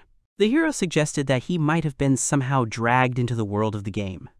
He understood that for Alma, the story of memory loss sounded more logical than this one. The girl asked to give her time to think about everything. She said that even though it all sounded too unbelievable, but his behavior made everything make sense. Hiro said that was the end of his story, and explained that in order to rule out the possibility that he had hit his head, he wanted to have a medical examination.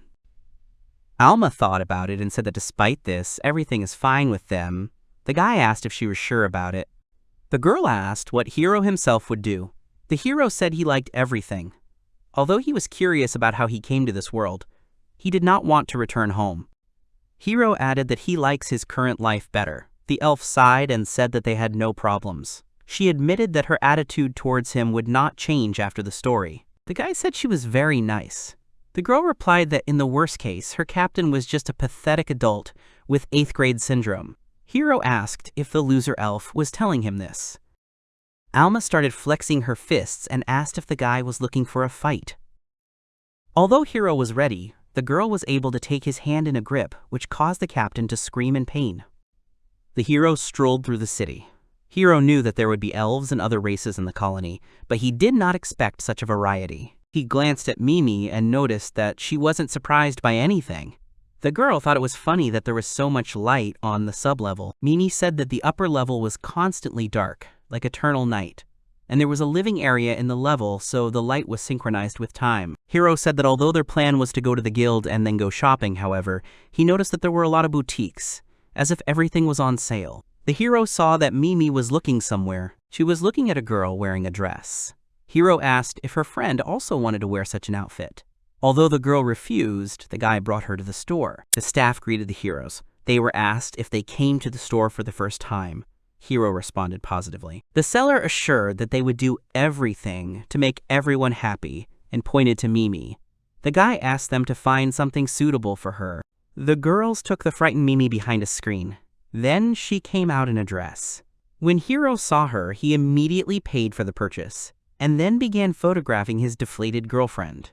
The seller said that they had prepared a couple more outfits. When the guy saw Mimi in them, he bought them all. The heroes reached the Mercenary Guild at Naltia's station. Hiro suggested Mimi go get something to eat after they finished their chores. The girl tugged at his clothes. The guy said that she attracts a lot of attention with her behavior. Mimi apologized, and Hiro assured her that she shouldn't be shy. They approached the guild employee, and she greeted them. The hero said that they came from Termin and wanted to check in. He explained that they would stay for a while to work. The girl began to confirm the captain's request when she received a letter for the hero. She said it was from Inagawa Technology. Hiro asked what it said. The employee said it was about a reward. She had read that Inagawa Technology was offering 500,000 enals. The guy didn't know anything about market prices, but it sounded acceptable to him. He asked the girl to write to them that he agreed. He saw that Mimi wanted to say something and asked what was the matter. The friend said that Inagawa runs hospitals and asked if the girl could ask them for a referral or to conduct an examination for Mr. Hiro. The employee said she would add the request to the message. The guy asked the girl what kind of food is popular in the colony. The next day, the team went to the hospital. Hiro didn't expect the company to be so big. The girls agreed with him. Alma saw a car with drinks and food and asked if her friends had tried it. She asked if it was delicious. Mimi said it was some kind of weird food from cartridges, not natural. Hiro said that lunch was disgusting, like liquid coal. Alma sympathized with them. The hospital doors opened, and they were greeted by a small, round robot. The voice introduced itself as Guide Number 34. He said he would accompany their group. Hiro was amazed by such high technology.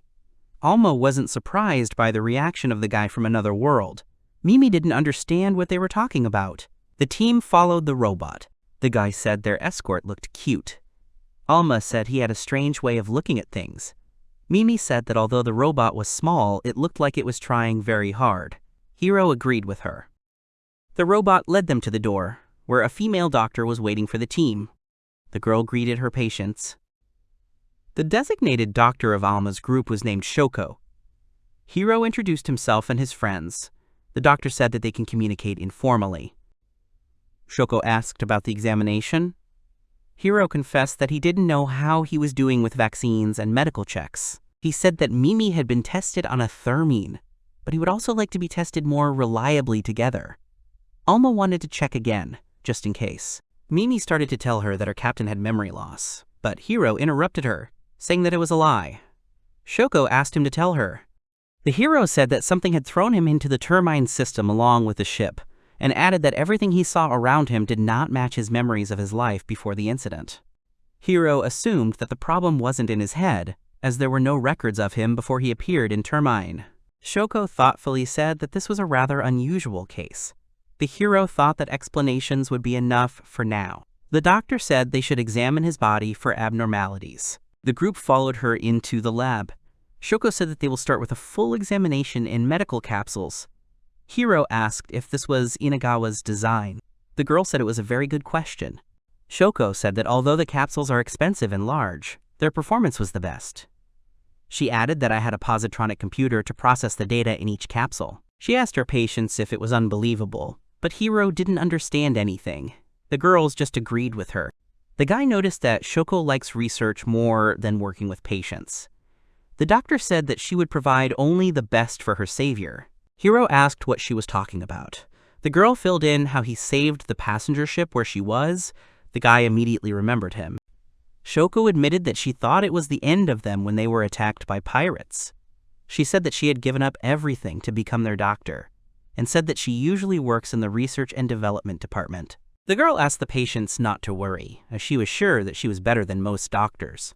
Shoko asked the crew to undress and get into the capsules. Hiro clarified if they should undress completely. The girl said that she was already used to seeing the subjects naked, so he shouldn't worry about it. However, the guy was more worried about himself. When he looked at his friends, Alma threw a jacket at him.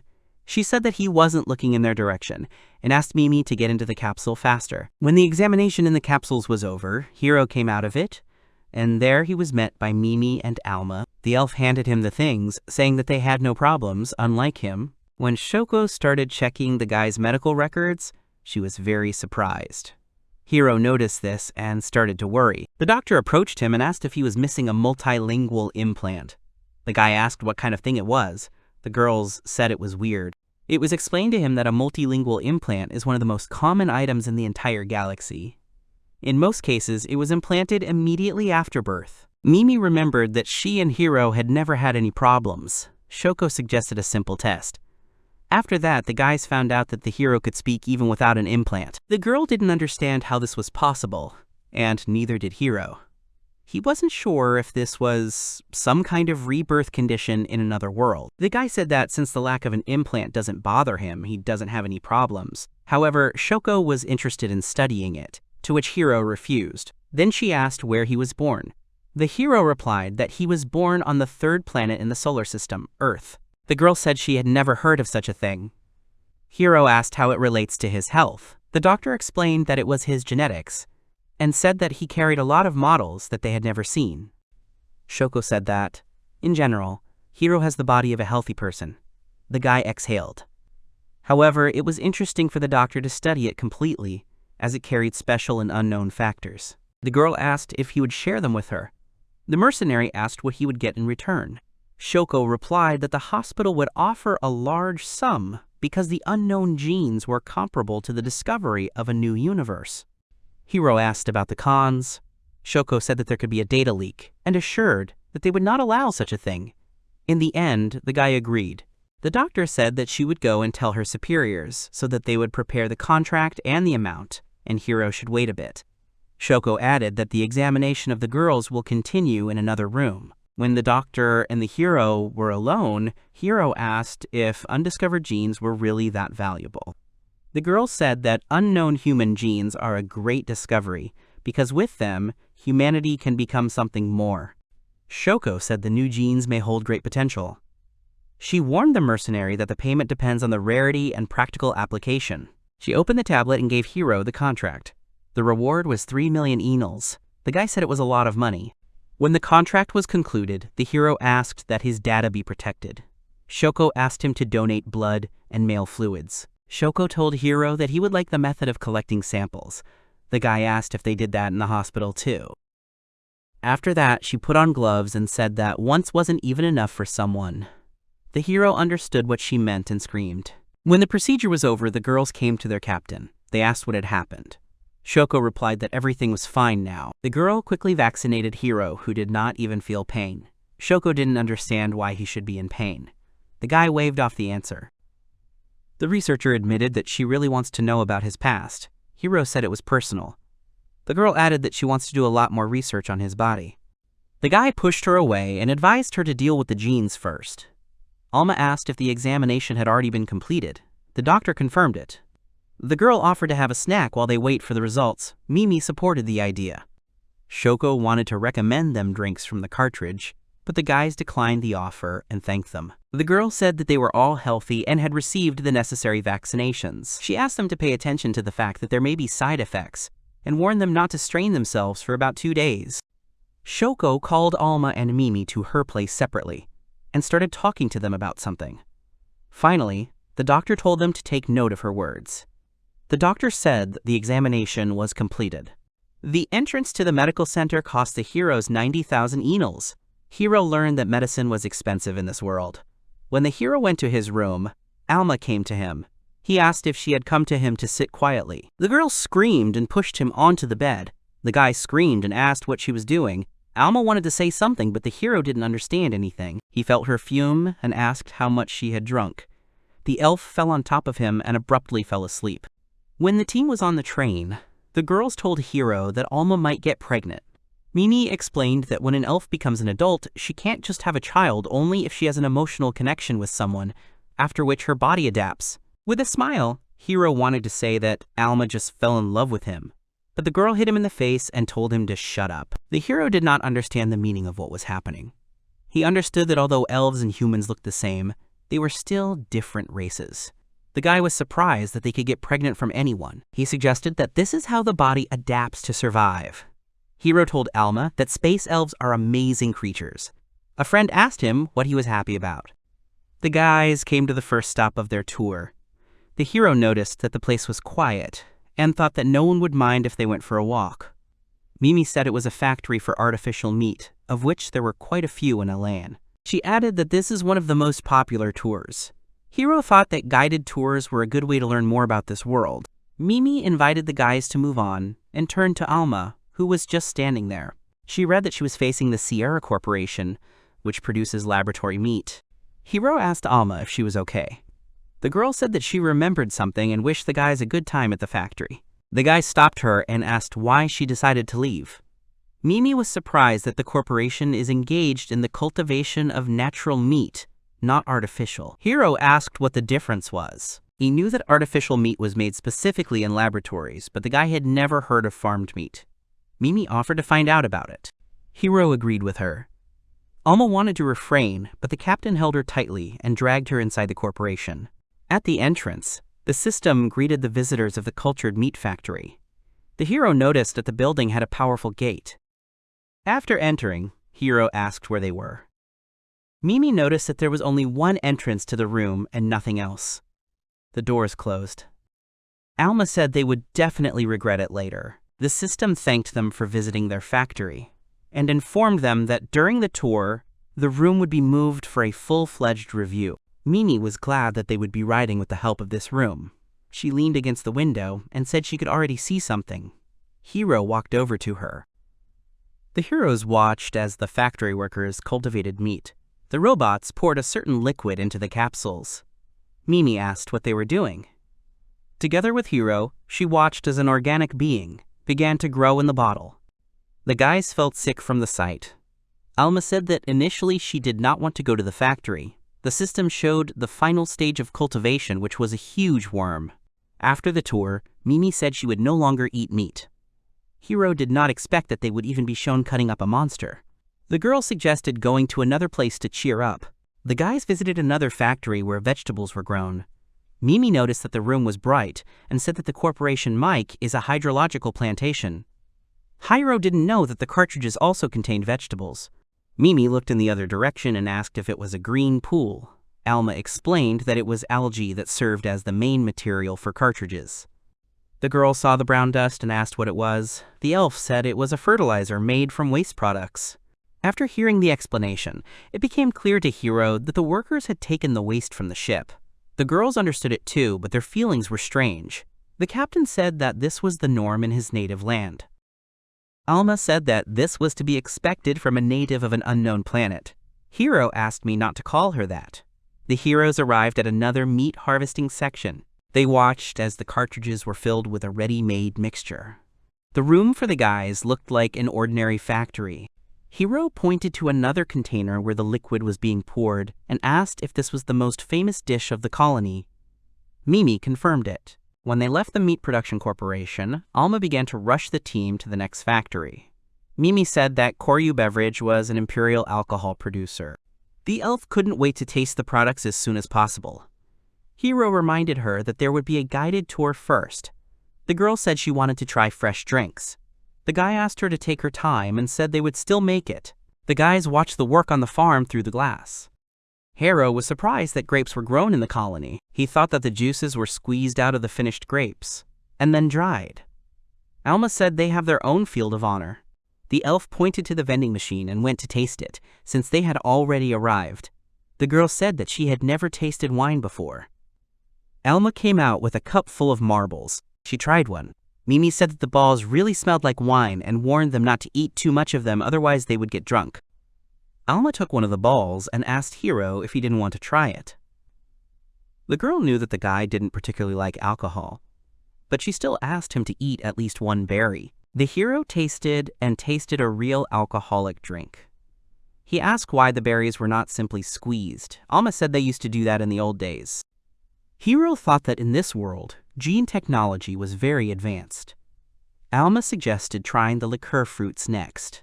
At the end of the tour, the girls were drunk. The next day, Hiro and Alma were sitting at the table.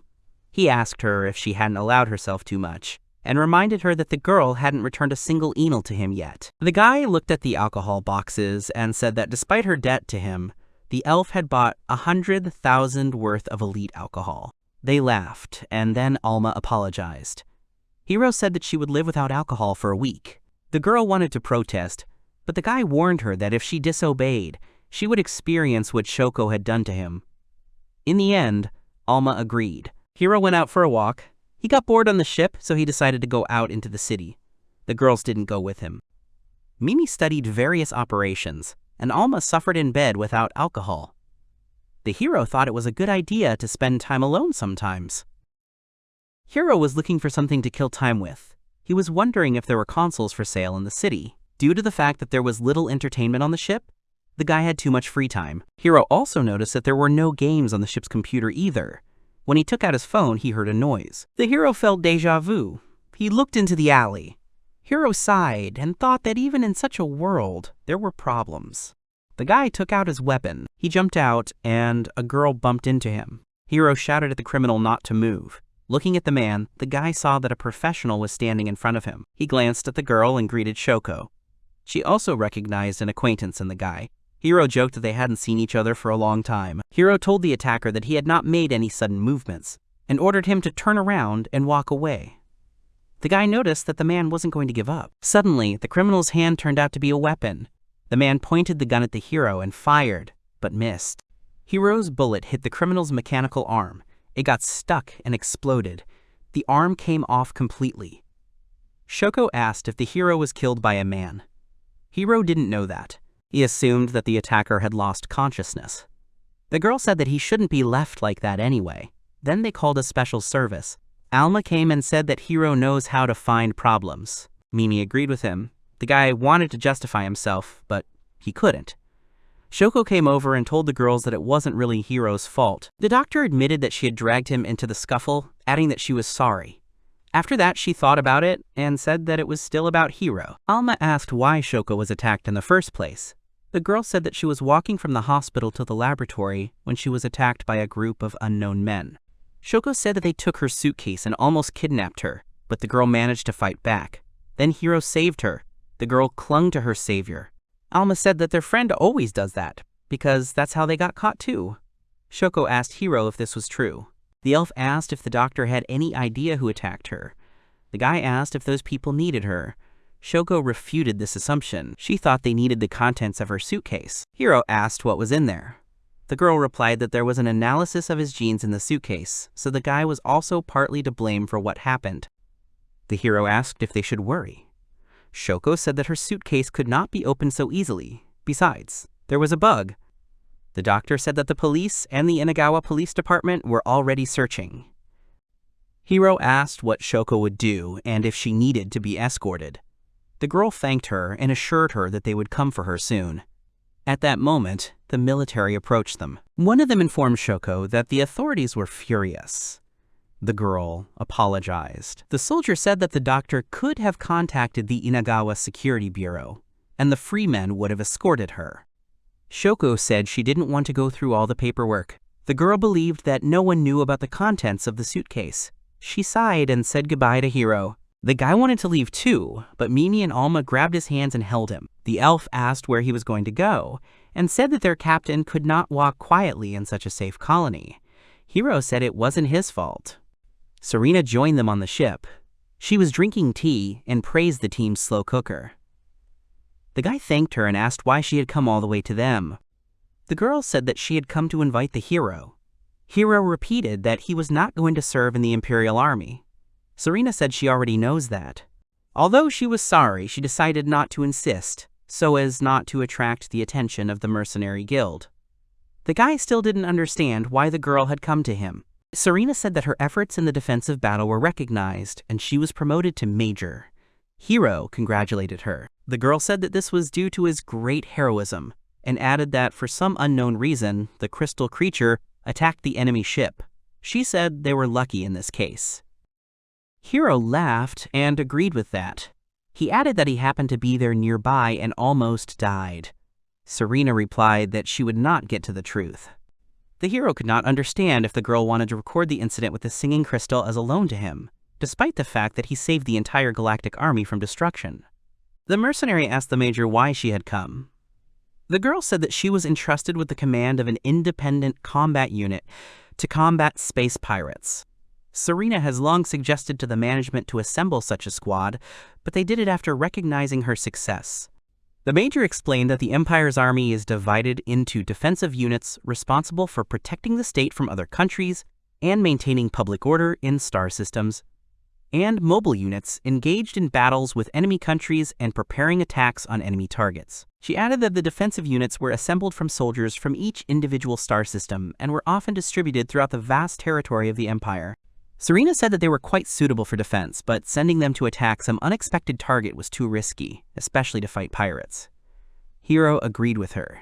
The guy understood that if the squad still suffered in the battle, he would not be able to ensure public order, and simply increasing the number of units was not enough. To use them, you would need at least a detailed plan, as in the case of the seizure of a pirate base. Serena said that it was also not allowed to use mobile units that easily, because these groups were the main fighting force of the Empire. Any of their actions could increase tensions with neighboring countries. Hiro said that their army lacks guerrilla units. Serena agreed with him. She said that until now they had entrusted such matters to mercenaries. The major wanted to convince the leadership to organize partisan detachments, and the first step towards this would be their independent detachment. The guy said he understood. The hero asked why she needed him. The girl said that she came to him with one request. Serena explained that their Imperial army was great at fighting on spaceships and was able to conquer enemy bases, but they were much inferior to pirates in guerrilla warfare. The hero thought that the robbers were smart people. The Major wanted Hero to train her squad in professional ways to fight pirates. The guy said he understood and declined the offer. Serena asked why he didn't want to. Hero told her to contact the Mercenary Guild, where they would definitely help her. The girl said that she wanted to study with him. The hero said he just didn't want to. He explained that he could not expect a good reward in this case. Besides, it's going to take a lot of time for the guy. Hero asked why she chose him. Serena explained that he wasn't like the rest of the mercenaries. She considered him creative, a man who could safely go beyond the generally accepted norms and was brave enough to implement his ideas. The Major recalled that it was Hero who proposed the plan of attack on the pirates. The girl added that although the operation turned out to be a little crazy, the hero was able to implement it perfectly. She especially liked the way Hero used the singing crystal. She didn't think he had such a thing. Serena said she wouldn't accuse him of anything. The Major said that Hero was calmly going to such large-scale and cruel acts, which meant he could teach her how to use the Imperial ships to the maximum and mercilessly destroy pirates. She asked the guy to help her. Serena added that if he was not satisfied with the award, she personally asked for a higher amount, and reminded him that she was still the daughter of a marquis and an Imperial military man. The Major said that Hero would definitely need her connections. Elma approached the guy and, whispering, advised him not to contradict the military aristocrat, otherwise he would have problems. The hero thought about it. In the end, the guy agreed, saying that the girl would owe him after. Serena thanked him and said that he would receive another special reward after this assignment. Hero had a bad feeling about this. The girl told him to let him be her personal contract mercenary. When Serena saw the guy's gaze, she said that it was the first time in her life that they had looked at her so unpleasantly. Hero didn't see any use for his title. The Major assured me that there is a benefit. She reminded him that she was the daughter of a marquis, and her relationship would be very beneficial, because connections with the Imperial Army and the aristocracy could save him from many problems. Hero asked if the girl was serious about this. The Major confirmed and asked what was wrong. The guy warned that he was not going to be her servant, and reminded her that she would owe her. Serena promised that she would repay his debt by appointing him a personal mercenary. Hero said it was nonsense, because the contract would only be an excuse to lure him into their ranks. The guy called the Major arrogant and added that problems with the army and the aristocracy could be easily avoided by simply running away. Hero believed that if he became her mercenary, he would automatically attract the attention of her enemies. He added that if he starts working with the Major, he will be severely limited in his actions, and for him, as a mercenary, this is unacceptable. The hero said that he wasn't sure if Serena would help if he suddenly got into trouble. The guy admitted that he wouldn't be surprised if he got dumped. He did not see the benefits of the service, but there were many disadvantages. Elma stopped Hero, saying it was too much. Serena said that he was the first mercenary who dared to speak so brazenly to her. The girl admitted that she likes him more and more. Serena compared the guy to rude wildcats. Hero asked if he was like a cat to her. The girl said she would put on the collar after she had tamed it. Serena said that she does not miss her prey and laughed. Mimi and Alma clung to the captain and hugged him, protecting him from the Major. Hero took the stage and announced that from today on, he would be the strategic consultant for this combat team. The guy introduced himself to the audience. When Serena left, Alma said that the captain had the guts to talk so brazenly to members of the aristocracy. Hero noticed that since the Major forgave him with a smile even after this, it meant that the girl was serious. The elf sighed and said that wasn't what she was talking about. She said that the guy was behaving too dangerously with aristocrats, but he didn't think so.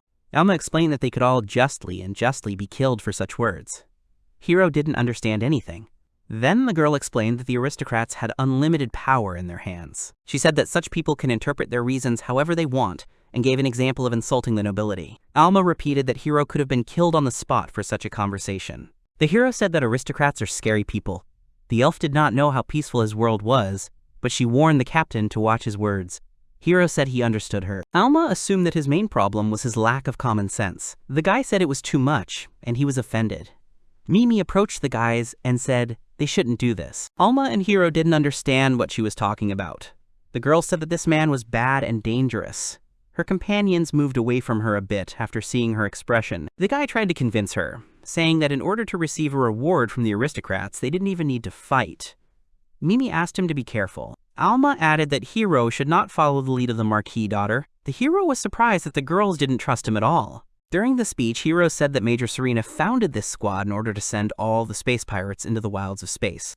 He added that he was invited here as an experienced mercenary who would teach them how to fight pirates. The hero asked people to remember everything they deemed necessary and use this knowledge in real battles. Although he wasn't sure if the army would adopt all the methods of a mercenary, however, he knew that something would definitely be useful to them. Hiro hoped that they would respect each other as allies fighting a common enemy. The guy said that was the end of his short welcome speech. The audience clapped softly.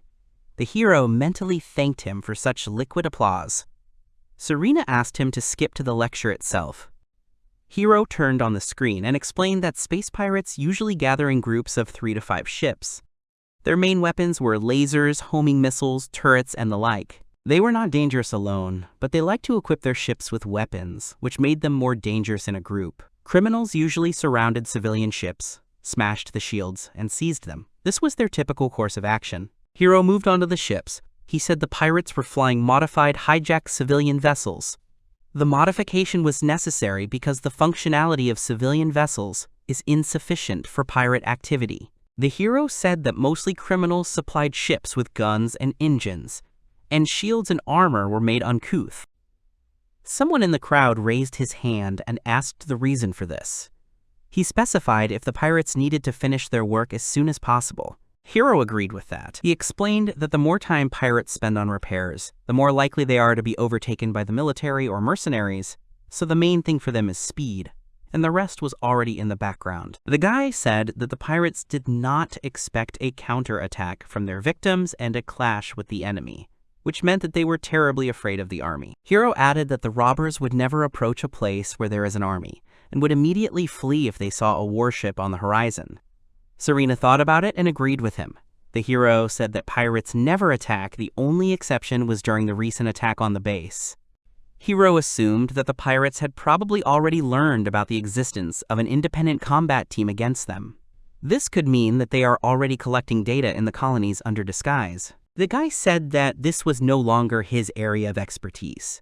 He could only talk about the pirates on the ships. Serena understood him and said that they would need to think about it for themselves.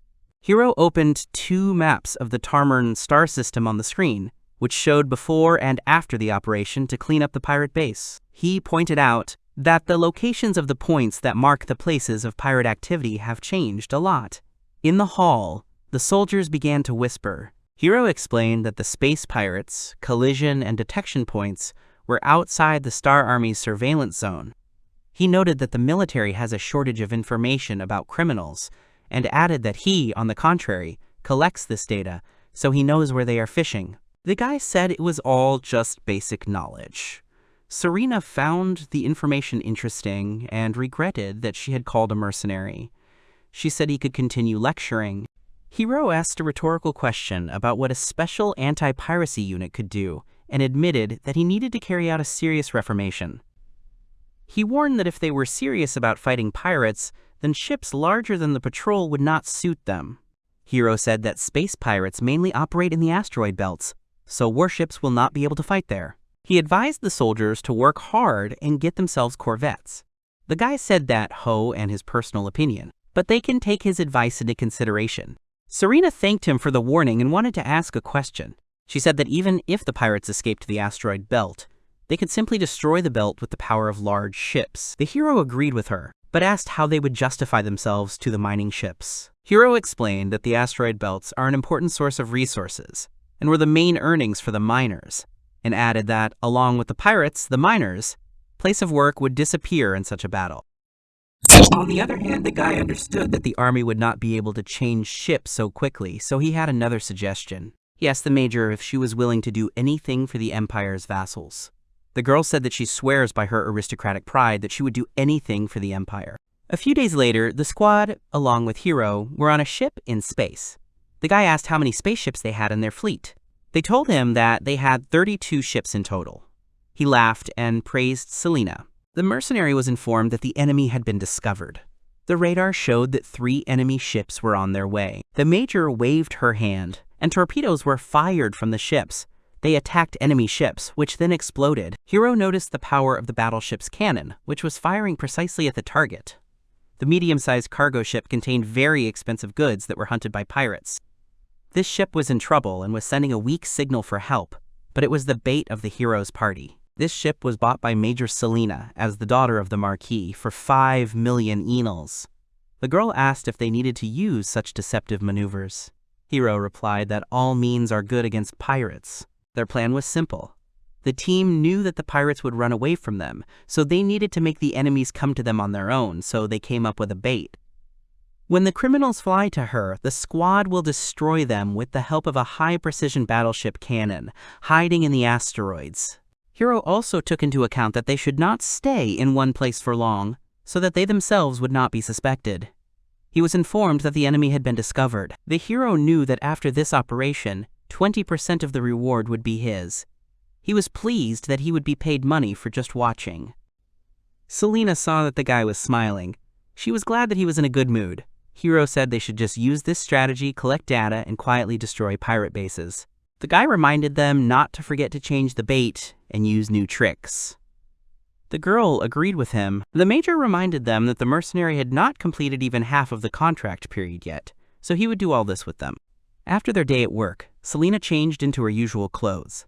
She invited Hiro to come with her, and he asked where they were going. The girl said she had a day off, so she wanted to go into town and eat.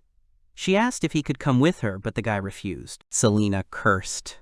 Hiro was surprised that the Marquis daughter could behave like this. Serena said that their walk would be part of their work. The girl wanted to reflect on the content of the lecture at lunch. The guy asked if this was not an abuse of authority. Serena told him to worry, because it doesn't amount to a crime. Hiro took a deep breath and eventually agreed to go to lunch with her. When the Marquis' daughter found out that Elma and Mimi were going with them, she asked the hero why he had to ask other girls out on a date. The guy reminded that their meeting was of a working nature. He introduced Elma as a veteran of his business. He added that his girlfriend could tell a lot more than he could. Serena had to come to terms with it. The girl smiled and told Elma that she looked beautiful in a traditional elf outfit. She also noticed that Mimi was also prettily dressed.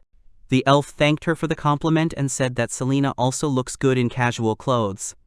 Mimi said weakly that she was honored to hear such words from an aristocrat. Serena called the guys to follow her. Serena was on the phone. Hiro asked Alma's forgiveness in a whisper for inviting the Marquis daughter with him. The girl understood that the captain could not just refuse. The guy noticed that she was in a good mood. The elf explained that it was a formal smile and eliminated it if he didn't want to further worsen Miss Serena's impression of himself. She pointed at Mimi and told Hiro to take better care of her mood. The guy cautiously addressed her. The girl warned the gentleman to be on his guard. Hiro said that they were just talking about work today and pointed out that the Marquis daughter had invited them to eat. He remembered that Mimi wanted to try something rare. Miss Serena ended the call and said that Mimi would not be disappointed in the kitchen of the restaurant where she had reserved a table. The girl said that the restaurant serves organic dishes. Hiro was interested in this. After all, it was not artificial food, as in food cartridges, but real vegetables and meat. Mimi was happy too. She turned to the gentleman and asked if she had heard the news about organic food in the restaurant. The girl admitted that she had never tasted fresh fruits and vegetables. She wondered what they tasted like. Hiro made sure that natural food was a rare occurrence in this world. He was glad that Mimi's mood had lifted. When they arrived at the place, Hiro helped the girls out of the car. Mimi admitted that she was worried. Miss Serena said that she had booked a separate room for them, where the guys could not bother to observe etiquette. Hiro realized that Mimi was right about not relaxing around Serena. He needs to make sure that no one tries to deceive him. Serena had a drink at the restaurant. She slammed the table and said she was trying very hard at work. The guys watched as she finished her glass in one gulp. The girl picked up a fork and started poking at the food. She muttered that her colleagues looked down on her because she was a woman. Serena asked the guys if they agreed with her. Hiro hesitantly agreed with her. The team realized that the Marquis daughter was an unhappy person outside of work. The hero recalled that the beginning of their dinner was good. The organic food turned out to be delicious, and thanks to the food, communication went very smoothly. But then Selena drank wine. The Marquis daughter lay on the table and told how she had to bow to people she didn't really respect and smile through her strength to the crowd. The girl got angry and started shouting indignantly that no one dares to look at her body.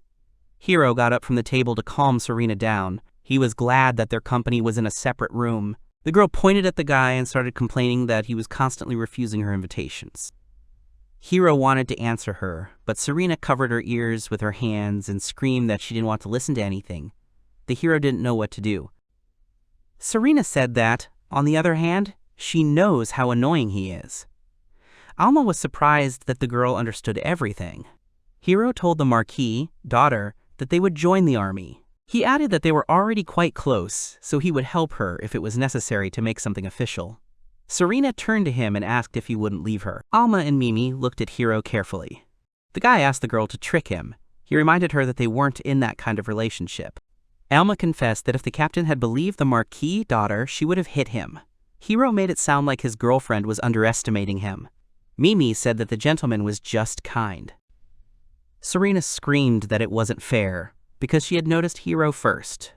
She put her head on the table and started crying. Selena said that she was the one who saved Hiro at the Port Authority. She was the first, but it was worth taking her mind off for a second, and what happened in the end? There were tears in her eyes. Then she turned to the main character and asked why the hell he was hanging out with other girls. He asked her again and said that it seemed to him that the conversation had taken a wrong turn at all. Selena heard his answer, after which she drank the whole glass in one gulp. A few moments later, she passed out right at the table. The main character was shocked. He asked her if she was okay, but then he saw that she was drooling on the table and sleeping. Hiro Obra turned to the other girls and asked what they should do with her, to which Alma offered to eat her portion for now.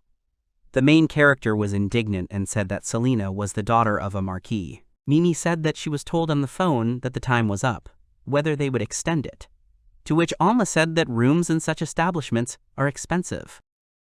After that, the three of them turned their gaze to the sleeping Selena.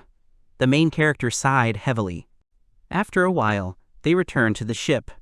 The main character went to the refrigerator, then took out water and took a few sips. They dragged a drunk Selena to Krishna, and then he entrusted her to Mimi and Alma. She's probably in a healing capsule right now. He wondered if good adults could drink themselves into oblivion like that. And it wasn't like she just couldn't drink. Apparently there's just a lot of stuff accumulated in it. Hiro remembered her question about why he was hanging out with other girls. He was surprised that she even managed to shake it up. He decided to pretend that he had forgotten. At that moment, the girls entered the room and said that their princess had woken up, and the healing capsule had sobered her up. The main character was surprised and said that she was working wonders. After a while, they met Selena. The girl said that she was very ashamed of what had happened, to which Hiro said that it was okay, at least she relieved stress. Mimi said that they had eaten delicious food for once. Alma asked her how she was feeling, whether to carry her to her ship. Selena said that everything is fine with her thanks to them, but this incident, to which the main character said that he understood everything, they had a good time, and everything else could be forgotten, after which he asked if he was reasoning correctly. Selena immediately asked if that was really it. Hiro looked at her in shock, to which the girl started waving her hands and telling them not to pay attention. After that, she abruptly jumped up from the table and said that she would probably leave it at that. The main character was shocked by her behavior. After that, their operations to exterminate the pirates did not go too smoothly. Selena said that they didn't seem to be attracted, to which the main character replied that he had taken this into account. After all, pirates aren't stupid either. They are already aware that their comrades have fallen into a similar trap, so they are careful not to step on the same rake. So they haven't caught anyone for a whole week. Selena asked what they should do, to which Hiro replied that it was time to cut them out in the bud. Selena said that when they have few pawns, they really have every chance, because they have already caught more than 200 pirate ships. After that, the girl said that then they would defeat the pirate base in this region. She said that she had already entered the coordinates of the base into the database. Hiro asked if she had thought of everything. What was the plan? She plans to use a standard environment strategy, like last time. But this time it will be difficult to get support from Starfleet, so only their independent squad will be able to fight. They have a lot of big ships, but there are not enough fast corvettes. Their role will be played by mercenary ships. The girl said that they would contact the guild. Of course, he is also involved. It is immediately obvious that she is a good soldier, since she does not persuade to go into battle without the help of others. She puts the guarantee of victory above glory and honor. Hiro said that it all depends on what she offers, because he will ask for payment for additional work outside the scope of the contract. She said she could see that he was keeping his eyes open. He replied that the work of a mercenary is not charity. The girl informed them that they would be at their destination soon, to which the main character replied that it was time to have a drink. Elma said that they hadn't fought in a long time, to which Mimi asked how she thought Serena would cope, to which she responded positively and explained that she was a golden soldier.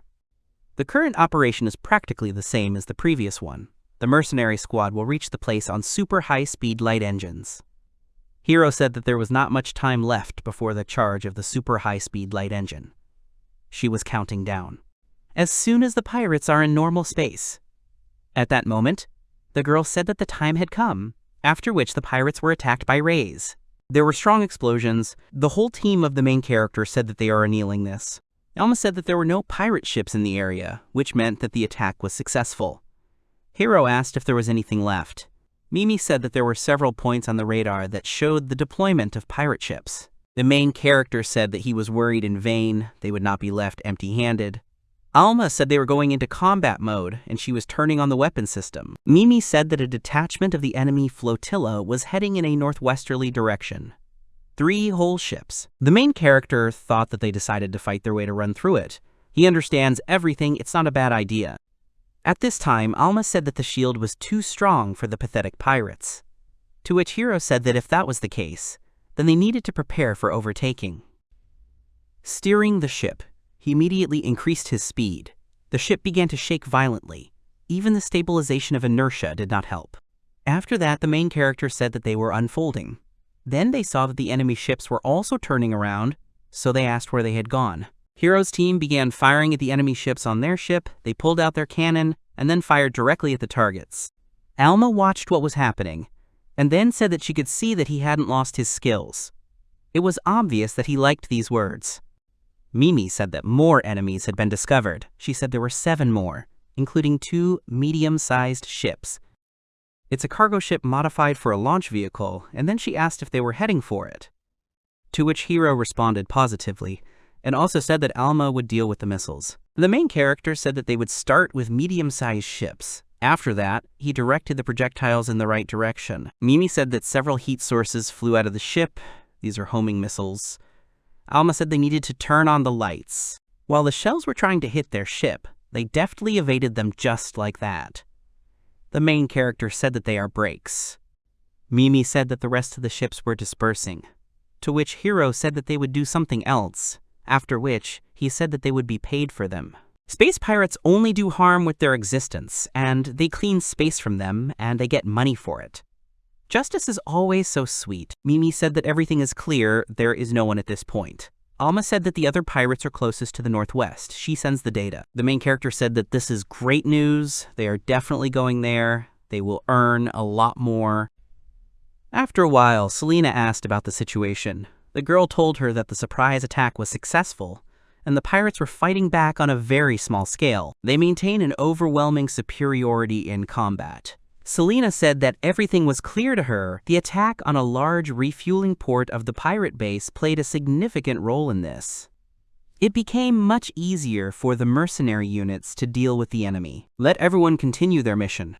She thought that after the strategy with the decoy ship and the movement of their ships, the pirates would become more careful, but everything went surprisingly easily. Apparently, they did not expect this. Serena turned to the others and told them to send her data on the status of the mercenary units, and at the same time a graph of the points they earned. They agreed with her. The girl studied the data and saw that the ship Krishna, captained by Hiro, had the most points. She smiled and her face turned red. The other crew members noticed it and were shocked. She started shouting at them and asking what they were staring at and then ordered them to continue the operation. At this time, the main character said that it was over. Mimi confirmed his words and said that the area had been cleared, and no pirates were found nearby. The girl added that although the battle is still ongoing in other areas, but not far away, they will get there for now, and the rest will finish everything. Hiro said that it meant they were resting. Then he asked how many they had destroyed, to which the girl replied that there were 33 small ships and 3 medium-sized ships. The main character asked, in frustration, that this was really all. They didn't even make it to the last attack on the pirate base. They explained to him that their lightning attacks had worked well, so in the end it didn't work out much. The result, of course, is still amazing. Mimi said that, it seems, there is no hope for a good reward. To which Hiro said that in that case they would rummage through the destroyed ships, maybe they would find something. After a while, the main character happily said that it was a good catch. Elma agreed and said that few rare metals had been collected, but a whole bunch of expensive high-tech spare parts. Hiro asked Mimi how the operation was going, to which she replied that an end notification had arrived, so they could return, but there was something strange. The main character approached the girl, after which they looked at the screen together. He said that it was a ship for the capture of the base. He explained that the soldiers are now cleaning everything inside. They have the strengthening armor of the Imperial Army and flamethrowers, so the pirates will never win. The main character said that in any case they have nothing to do there. Alma asked if in that case they would really fly from here. Hiro responded positively and told her to turn on the high-speed engine, to which the girl agreed. Alma asked if they were going to babysit that princess again when they returned, to which the guy replied that she should be patient for a week, it would fly by quickly. Mimi asked about his plans after finishing his work for Serena. Alma said that if he wanted to make money, they could fly to the conflict zone. With his skill in Krishna, they will become rich in no time. To which Hiro replied that he didn't want to get involved in conflicts. In the game, martial law was imposed in the colony and his mobility was limited. Then he could only repair the ship and stock up on food. So the same thing is sure to happen here. Mimi said that it is said that passenger ships are often attacked in the vicinity of the tourist planet. Alma immediately asked about it again and said that it sounded good. They will rest, and the pirates will be destroyed. At that time, Hiro was thinking that there was no hurry with the construction of the house either. Maybe it was worth flying there after all. Mimi said that they had arrived in the colony area, and she was turning off the super high-speed engine. The main character said that everything was fine, after which he ordered to send a request for mooring, but at the same moment he saw something. He looked around and asked if he thought there was something wrong with the colony, to which the girls replied that it was really strange, after which they pointed in a certain direction and asked if the area was without lights. They also noticed that a lot of ships were leaving the port. Alma asked him what to do, to which the guy replied that it was a good question. Mimi said that she was trying to contact the port authority, but something was not working. At that moment, they heard a sound. The girl wanted to say that they were in touch, but she was interrupted. A man in uniform started shouting that the port authority was in touch. He apologized to them and said that it was not up to that right now. Hiro's entire crew was tense. The latter turned to the man and said that he was a captain from the Mercenary Guild. The man immediately asked if they didn't have any reinforcing armor, to which the guy replied that, in principle, they are. Then the man interrupted him and told them to help them. Someone had attacked the colony. The main character wondered if they really didn't even know who it could be. Alma said they were mercenaries, so they weren't going to risk their lives for free, to which the man asked if they really wanted to take off the money even now. Hiro said that they always do that. The guy asked if they had asked the guild for help, to which the man replied that they were in a mess and they didn't fully understand what was going on. The main character exhaled and said that he had shown them where to dock, to which the man asked to wait for him for a minute. Hiro turned to Alma and said that he hoped for her, to which the latter asked him if he was sure, maybe he shouldn't interfere in this. To which the main character replied that they could make money on the defense of the port, why not? And if the colony was captured, they would not receive a reward. Hiro said that since he would have to use reinforcement armor, he did not expect to have to participate even in close combat. He had not used it in this world yet. After that, the guy went upstairs, after which he opened the armor and was surprised. He climbed inside and thought that this was a combat event in which neither the target nor the enemy were known. Moreover, the colony was attacked by someone against whom only melee weapons will help. He doesn't remember such events in the game. At that moment, he heard a voice saying that a man was opening a hatch from the warehouse. After Hiro put on this costume, he said that it was time to earn some more. When he went outside, he was immediately greeted by monsters. He punched one of them with his right fist, from which the latter began to bleed. The main character held a part of the torso of one of the monsters in his hands and laughed, while he said that power is power. At that moment, Mimi asked him if he was okay, to which the main character replied that he was fine. He explained that he didn't mind anything about the reinforcement armor, but he was confused by the fact that they were really the same unknown enemies. Elma confirmed his words and said that they were one-on-one like those creatures at the artificial meat factory. She asked if it could have anything to do with it. They replied that they had been told that they could not survive outside the factory. The main character looked carefully at the monsters in his hand and said that they were small and really the same as in the factory, but the big ones also had legs and arms that had grown out. Hiro thought about what it all meant. Alma turned to him and asked why he only fought hand-to-hand. The girl explained that the main character has a powerful weapon, and then asked if he was really a master of melee combat. Hiro said that he was not a master, he just wanted to try something new, if there was a chance. You don't wear reinforcement armor every day. In general, there are many different types of similar armor, but he personally saw them in Seoul only during battles in small enclosed spaces. What is needed for a successful battle in such a situation? Is it really mobility or sensitivity? In fact, one speed higher than human is already enough. The main character, dealing with enemies, thought that the main thing was armor and power. He easily cut the bodies into several pieces. By the way, his armor number is EMPS 13, Rikishi MK3. At this time, he continued to deftly deal with his enemies. This is a device that shoots supercompressed electrons from the hands of Harite. He immediately demonstrated their actions. A device that enhances the impact on the legs, Saikyou. At the same moment, he decided to destroy the enemy with one foot. He also had powerful laser cannons on his shoulders, which were called shikiri. In addition, he had a butikamasi barrier that destroyed and protected him from the enemy. He formed a sphere around his body that could easily deal with monsters. In general, as you can guess from the names, these are all techniques from sumo wrestling. On the one hand, it doesn't sound very good. Or rather, not that it's not very good, but it's cool, namely not very. But this suit is very strong, at least it completely satisfies all his wishes. When he was playing SOL, all the one-on-one events with these armors were in the sumo style. He remembers that everyone was laughing, that SOL is a sumo playground, and the best in the world, which is why he still can't get rid of the associations. After a while, all the monsters were destroyed.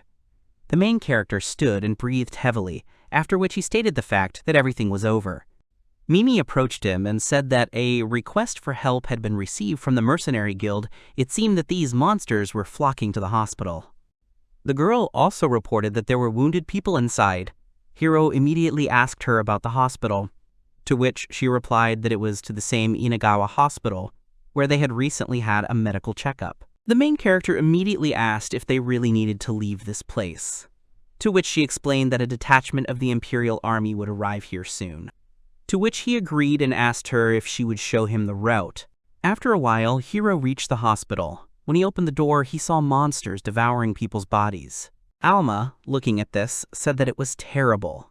The guy said that the chances were slim, of course, but if they found any survivors, they should let them know. After that, he turned to Mimi and said that she could not watch, he was not forcing her. The girls informed him that there were no survivors on this street, so he could brawl as much as he wanted, to which the main character said that he understood everything. After that, the guy took out a gun and announced that it was time for disinfection. Then he used his weapon and pierced several monsters with it at once. To be honest, it's very easy. It would be fine if he fought without protection, but he doesn't mind those monsters in reinforcement armor, and the Imperial Armored Squad will clean everything up in a second. But he can easily earn some extra money before the army arrives, at least something good. At that moment, he heard the girl's voice telling him to turn right at the intersection. The main character immediately obeyed them, and then headed in the indicated direction. When he got there, he saw that the building was completely surrounded by monsters. Hiro asked why they needed a hospital at all, to which Alma joked and asked if they had come for a medical checkup, to which he replied that it was some kind of sir. The main character asked if this happens often, to which Mimi replied that she had never heard of such incidents, and Alma said that if it were common, they would have lost all the artificial meat plants long ago. At that time, he heard a voice saying that the security of the Inagawa Technology General Hospital was on the line. He asked them if they were from the Mercenary Guild, to which he responded positively and said that he was just working. They were thanked for their help and told that the monsters had almost penetrated the protective walls. Alma asked if he was referring to these monsters, and also clarified that some monsters could break through the partitions for reliable protection, to which the man replied that it seemed that the bodily fluids of these monsters had corrosive properties. The main character said that these are steamy enemies. He thought to himself that even the partitions have no protection from this. Hiro said that he would deal with the enemies from the outside, and then asked if they had penetrated inside yet, to which he was answered in the negative. Mimi reported that a monster was heading towards him with a strange signal. He immediately asked what he meant. The girl replied that he would appear in the gap between the buildings. Just a few moments later, a huge clawed hand appeared, followed by a huge monster with several legs, as well as eyes scattered over its upper body. The main character looked him up and down and asked him what it was, if he really had human eyes on him. At that moment, he realized that the enemy had noticed him. The monster immediately headed towards Hiro. The latter did not expect this. He did not have time to jump aside, so he grabbed the fist of the monster, which was about to strike him. The main character said that the monster is too close. At that moment, he noticed how the latter swung his other hand to strike. However, Hiro in the suit managed to get away, after which the monster, who realized that he had failed, immediately rushed in his direction. The main character, looking at this, began to laugh, after which he added that this is the power of the fruits of civilization. Hiro told the monster that no matter how powerful he was, he would not trample on an account that protects even from space rocks. At the same moment, he used a weapon and blew off the monster's arm and part of its head. The main character saw that there were several holes on his enemy's body, and most of his head was missing, so he decided that he had dealt with him. He was just about to say that it was over when he saw something. As it turned out, this monster is prone to regeneration. Unknown growths appeared in place of the missing parts. Alma immediately asked about what was going on here. After a few moments, the monster returned to its original form, without a single scratch on it. The main character looked at him and said that he was too tough. After that, Hiro decided to use a weapon with both hands. He made holes in his enemy's body again. At the same moment, the same growths began to appear on the spot. This made the guy very angry. The main character swore loudly and said that this monster had really annoyed him. It was obvious how angry he was. The monster rushed towards the main character again. The latter used the shield to protect himself. As he understood it, this creature has only physical attacks that can be repelled with a shield. At the same moment, Hiro used his weapon again and grabbed the monster's arm with one of his hands. It turned black from the force used on it. The main character was thinking that the monster's defensive stats weren't that high compared to other monsters, and he was hitting it at a deadly level. But the problem is something else, namely his ability to regenerate. Even if his head was blown off, he would still recover and heal his other wounds. The main character looked at his charge and thought that at this rate his battery would run out faster. The guy thought that, to be honest, he didn't want to resort to this method, but he had no choice. After which he pressed the button. At the same moment, the shield next to his armor disappeared, and the monster immediately ran to attack him. The main character himself began to invite him to come closer. At that moment, when the monster was already near him, these armors grabbed this monster and pressed it to themselves. The main character thought that he had finally caught him, after which he decided to block all the joints. At the same time, he opened his armor and then climbed out.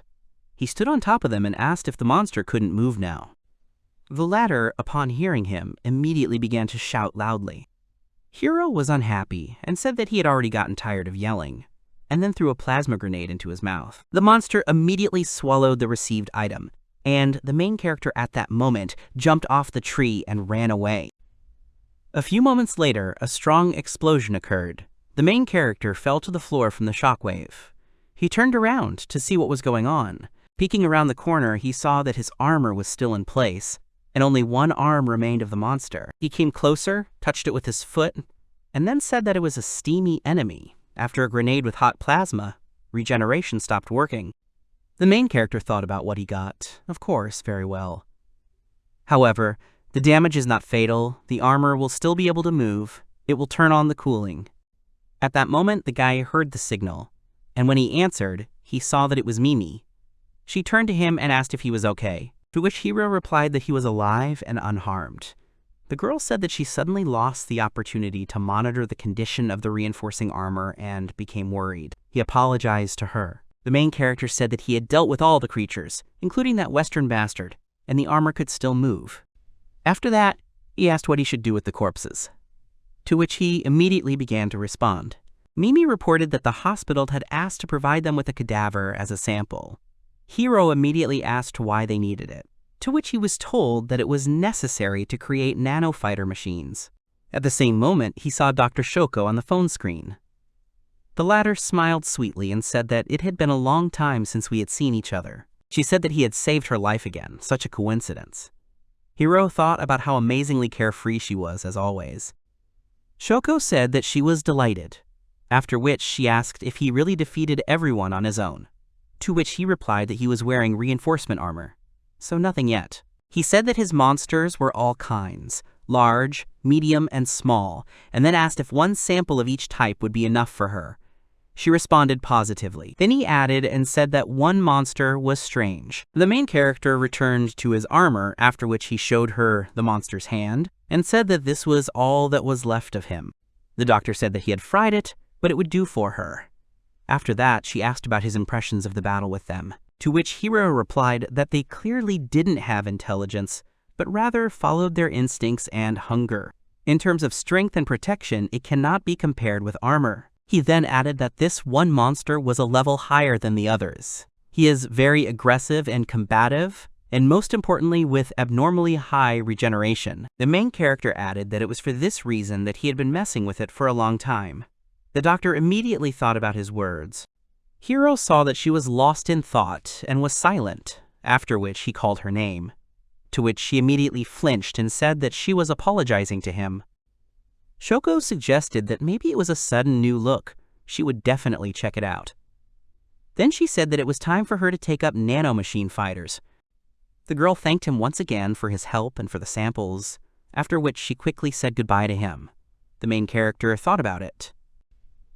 After that, at Inagawa's request, he guarded the vicinity of the hospital for some time, but apparently, thanks to the arrival of the army, new monsters did not appear. After a while, he ended up in the hospital. They gave him a bottle of water and told him that they were grateful to him for his work. It was Dr. Shoko. She said that the battle happened right after that military operation. It was obviously hard for him, to which he replied that the enemies could easily be dealt with the help of armor. Hiro said that he was even embarrassed that she not only allowed him to take a shower, but also washed the reinforcement armor, to which she replied that those monsters had stained it. It was better to disinfect it immediately to avoid problems.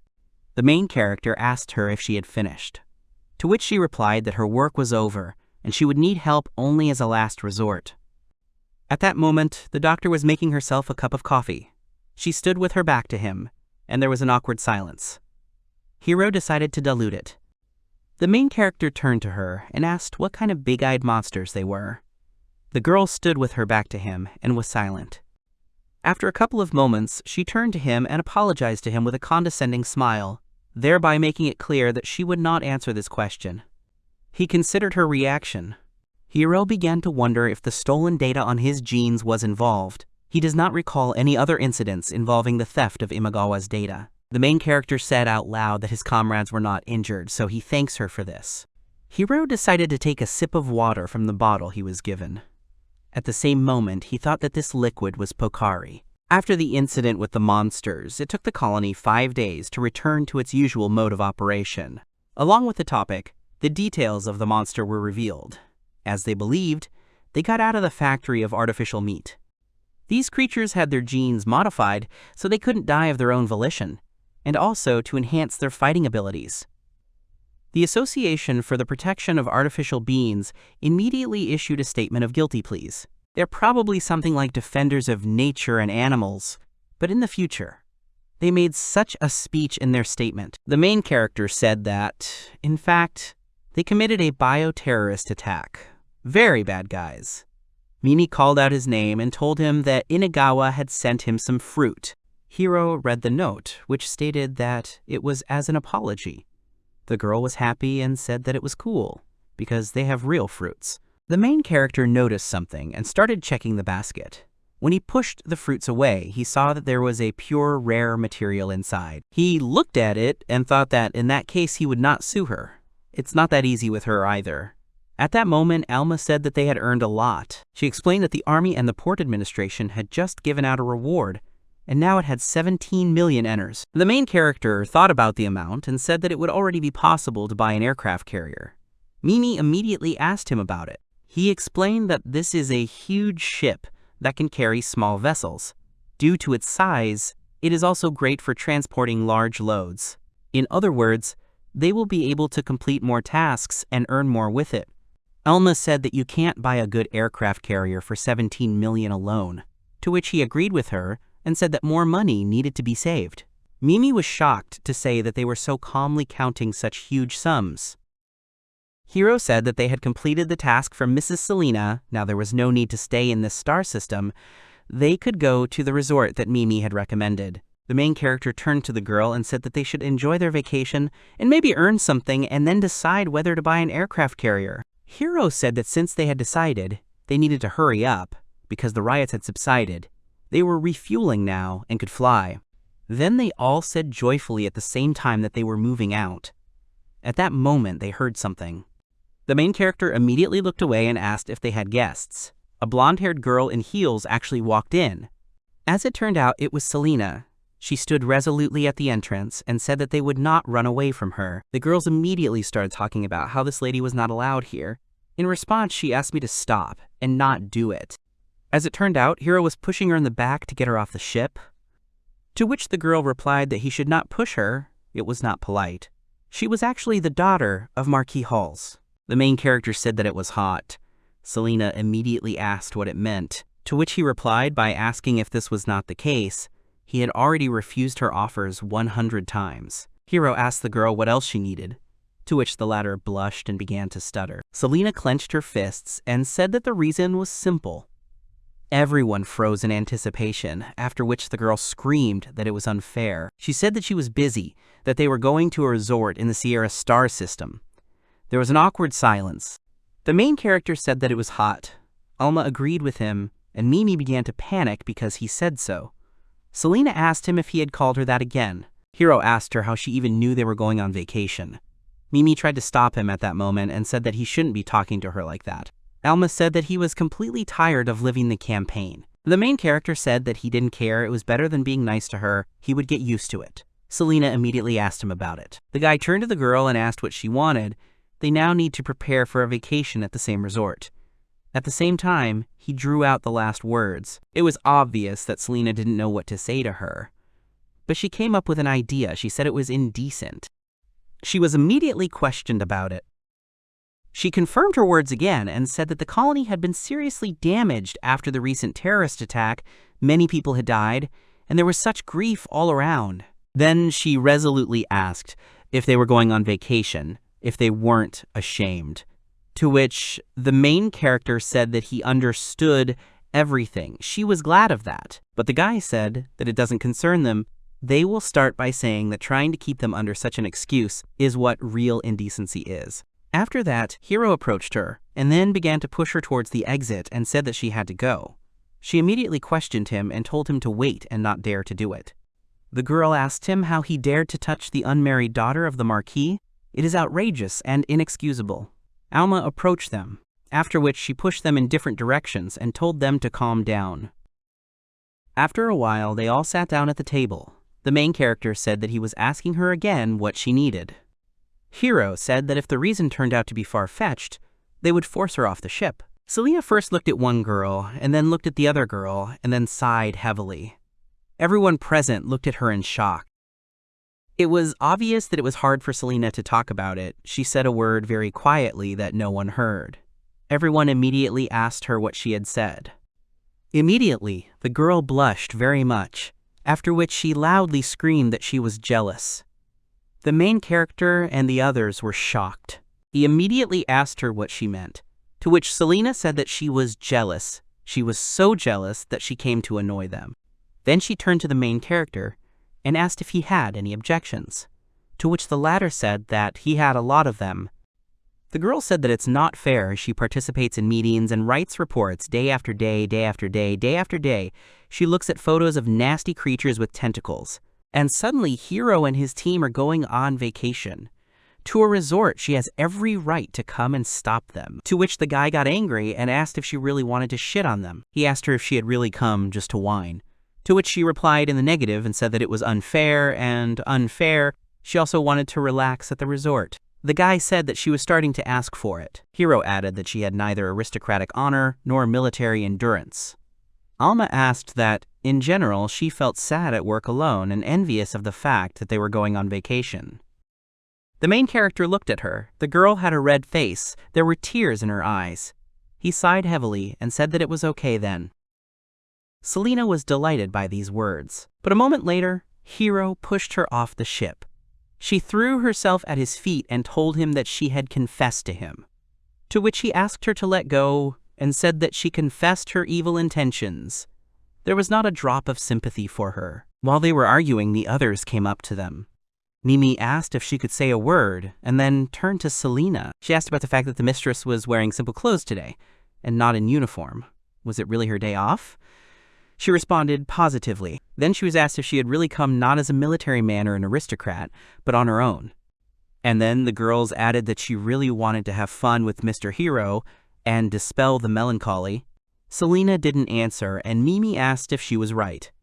The main character said that it was easy to say and then asked how you could have fun with him. At the same moment, there was a bang.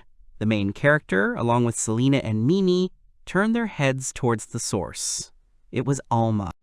The girl smiled and offered everyone a drink right there. She looked too happy, which made the main character tense up a little. Alma said that, of course, they don't have elite delicacies, but the robot will cook delicious food, and she will share drinks from her personal cash.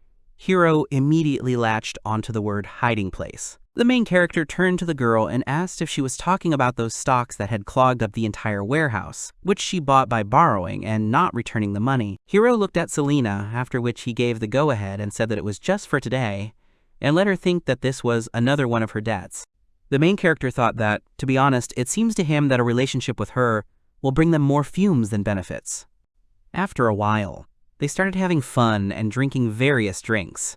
Serena tried one of them and said it was a very good drink. Alma said that she bought it straight from the factory. The price, of course, bit a little. Hiro immediately asked if 100,000 eners wasn't much in her opinion, to which the girl replied that for a mercenary, these are small things. Serena asked if she thought she had a really weird perception of money. At that moment, Mimi said that she was, if anything, not like that. Alma immediately started talking about how she had heard Mimi begging Hiro for money for a bathroom, a washing machine, and a high-tech slow cooker. I think it was about 300,000. The latter replied that it was a necessary expense for improving everyday life. The guys continued to drink. Hiro thought that it was not for nothing that the hieroglyph of 3 women meant noise. How did they come up with such conversations? And how did they manage to continue the conversation, jumping from one topic to another? He couldn't keep up with them in his life, okay? The main thing was that they were having fun while he sat and ate. He looked at the food and was surprised. The main character addressed Mimi by name, to which she asked about what had happened. The guy pointed his finger in front of him and asked what it was. Hiro asked if it was possible to do this in a high-tech slow cooker. There were a lot of worms on the plate. Mimi said that she had found a lot of interesting products in the store, bought them here, and thought they would enjoy a delicious meal together. He asked when she had done it, but the girl interrupted him, after which she brought the plate closer to him and told him to eat healthily. The guy looked at it and thought that it was worms. The main character decided to try one of them. He picked it up with chopsticks and then put it in his mouth. The girls were shocked, and then they asked him how he liked his dish. Hiro said that it was really good. It tastes like sea urchin, a little sweet, full-bodied, and very tasty. The guy said that he liked it. It eats up with a bang. Serena asked what it was all about, to which Mimi replied that it was called a worm. The main character at that moment covered his ears with his hands and said that he couldn't hear anything. He shouted that it was a sea urchin paste. Alma said that he had escaped from reality. Selena supported her and said that this was a natural self-deception. Then he suggested they try it themselves. Each girl's face changed to an expression of disgust. Selena said that she refused. Alma supported her and said that she would also refrain, and Mimi also supported them. The main character asked the latter about what she had bought herself, but was not going to eat, what kind of nonsense it was. She didn't know what to say, so he crept closer to her. Hiro was thinking about the food Mimi had bought, even if it was made from strange ingredients, and it looked strange, but it was all very edible. First of all, they ate all the strangest things, and then they started having a regular binge with normal food. In fact, he was dreaming. Selena put the glass down on the table with a loud bang and said that help had come late, you see, after which she called the people she was talking to bad people. They're here, destroying pirate bases, and then I asked them that they couldn't defend their colony on their own. Elma called Hiro and said it was very funny. Selena continued to be indignant about the actions of other people. Alma laughed at her, and the main character dressed Mimi at that time. The blonde got tired of being indignant, after which she turned her attention to Hiro and said that he was also good. The latter was surprised that the topic had shifted to him. She said that he happened to be in the right place and immediately got into the reinforcement armor and protected the ports in Inagawa Hospital. Selena recalled her conversation with the representative of the hospital and said that he had informed them that Hiro's team had bought them time to create a nanomachine, and yet mercenaries were more useful than an independent squad. The main character realized that she was offended, after which he tried to calm her down, while he called her Major Selena. The latter screamed that it was their own fault, they had coordinated the colony's army terribly. All these bioterrorist attacks happened because of carelessness. Hiro thought about how drunk she was, and the main character realized that she was holding a lot in herself. At the same moment, the girl came closer to him, after which she fell on him with her whole body. He asked her what was going on. When the guy took a closer look, he realized that she had fallen asleep. He thought to himself that he was 25 again, wondering if she understood that there was a man on this ship. A new day has arrived. Selena opened her eyes and saw the main character in front of her. The latter asked her if she was awake. The guy said that she seemed to have accumulated a lot of stress. He advises her to rest at least sometimes. He said that it was true. She had already had to stay in the drunk tank twice. He tells her seriously to take care of herself. Hiro is referring not only to her health, but also purely takes into account her status. Surely many people will want to use it. To which the girl replied that she would keep in mind. The main character said that he thinks it's time for her to return to her ship, otherwise strange rumors will spread. To which the girl replied that he was right. After a while, she came out of the drunk tank, after which she turned to Hiro and asked if they would see each other again. To which he replied that while she was chasing pirates, it would definitely happen. Selena said that she understood everything, after which she said goodbye to him. He wondered if she was really asking him if they would see each other. It was a bit of a burden for him. After a while, they set off on their ship. Alma said that there doesn't seem to be anything special here. Hiro agreed with her and said that they only took food, drinks, and some precious metals, and they didn't have the equipment to carry a lot of things. At that moment, Alma noticed something. The main character said that he seemed to have found something. There was a cryogenic capsule in the space. Alma was surprised and asked if there was really someone inside.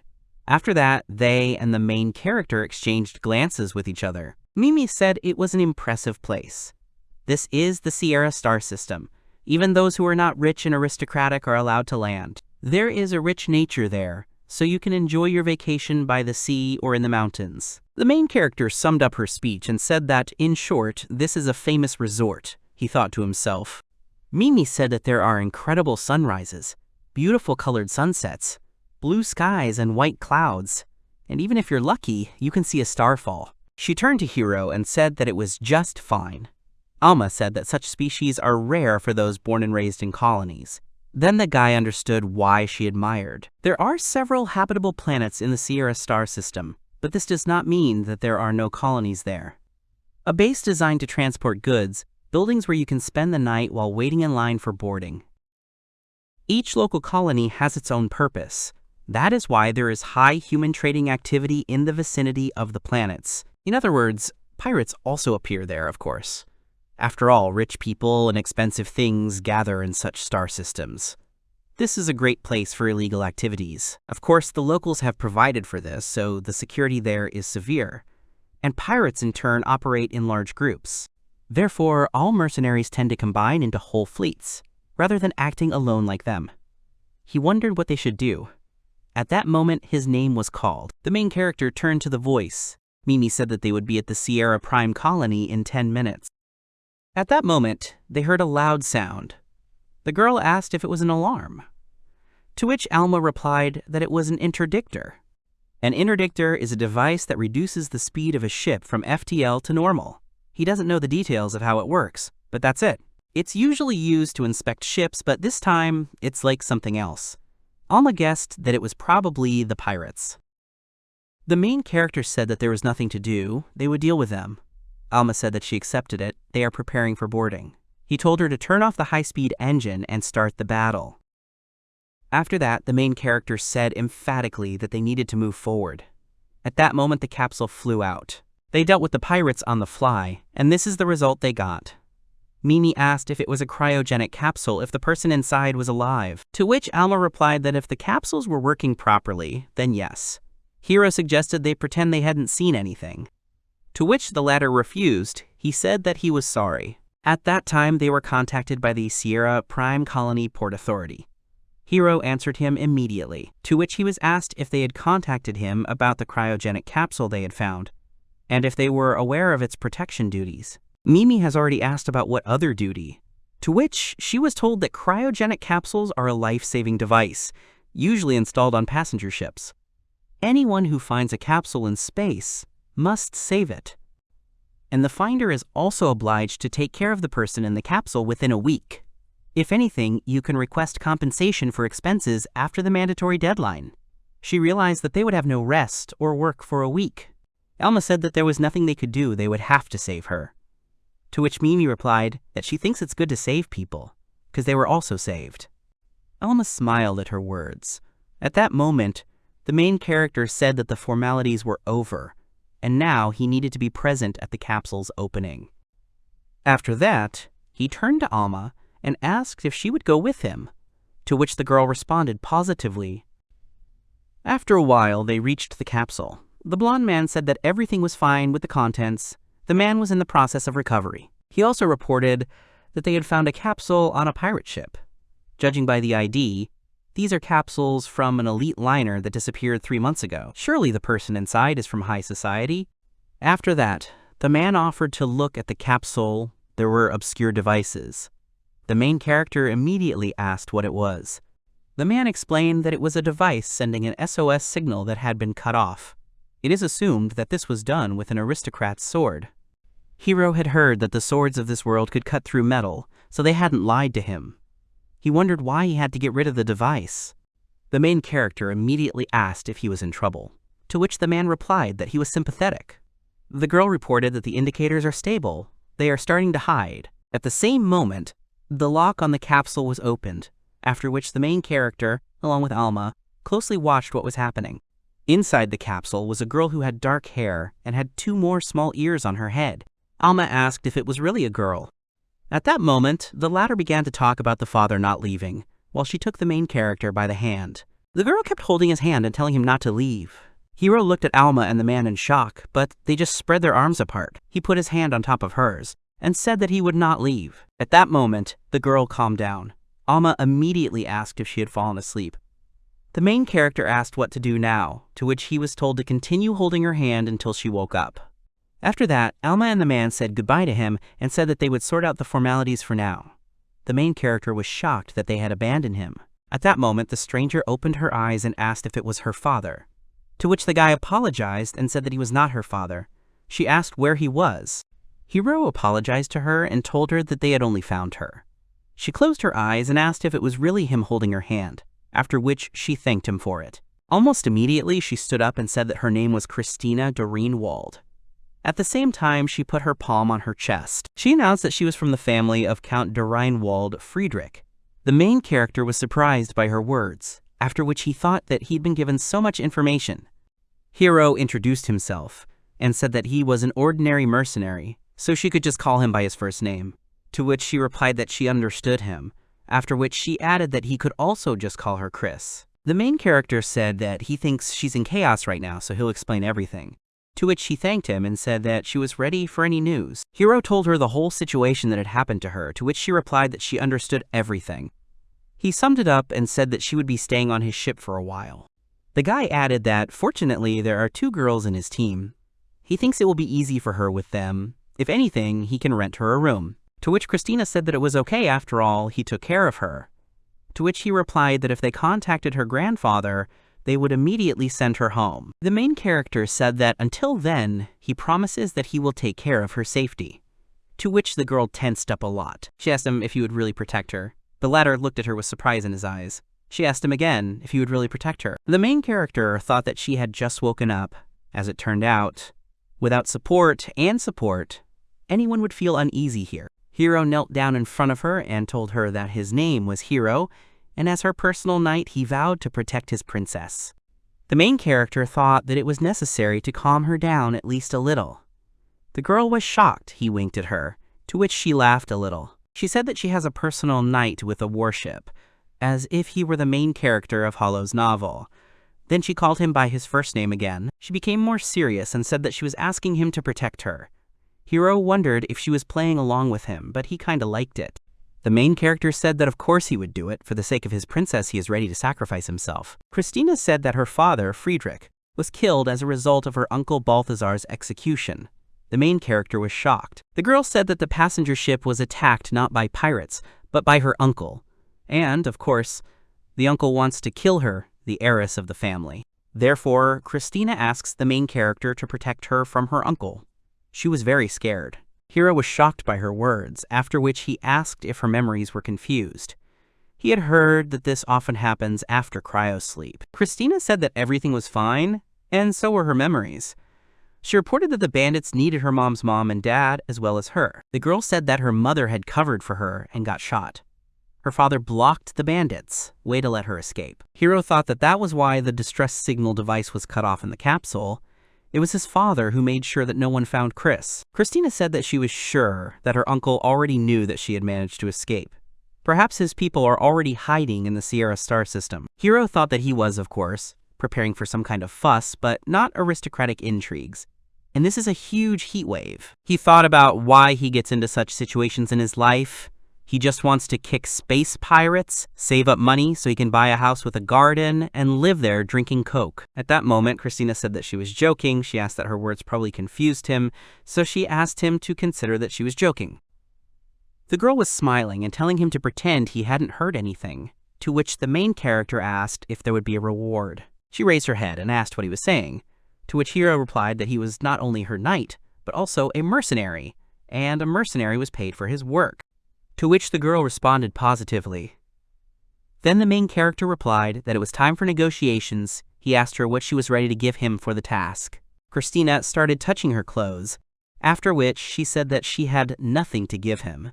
And suddenly she remembered something. She took out a diamond-shaped object from her clothes and said that she didn't know if it was expensive or not, but it was her treasure. Hiro took it in his hand and told him that they had an agreement.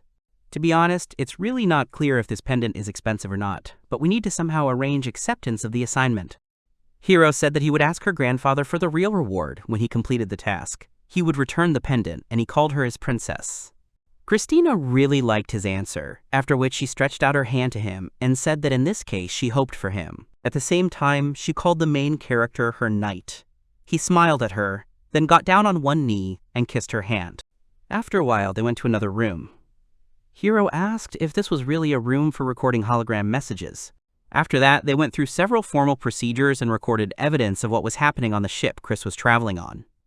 Chris told me everything in as much detail as possible, but she didn't mention her uncle's intrigues. It seems that she doesn't want to talk about family feuds. She wanted to send voice messages specifically to him, but she will entrust the decision on whether to make it public to her grandfather. The man said that, at best, she would reach it in 5 days.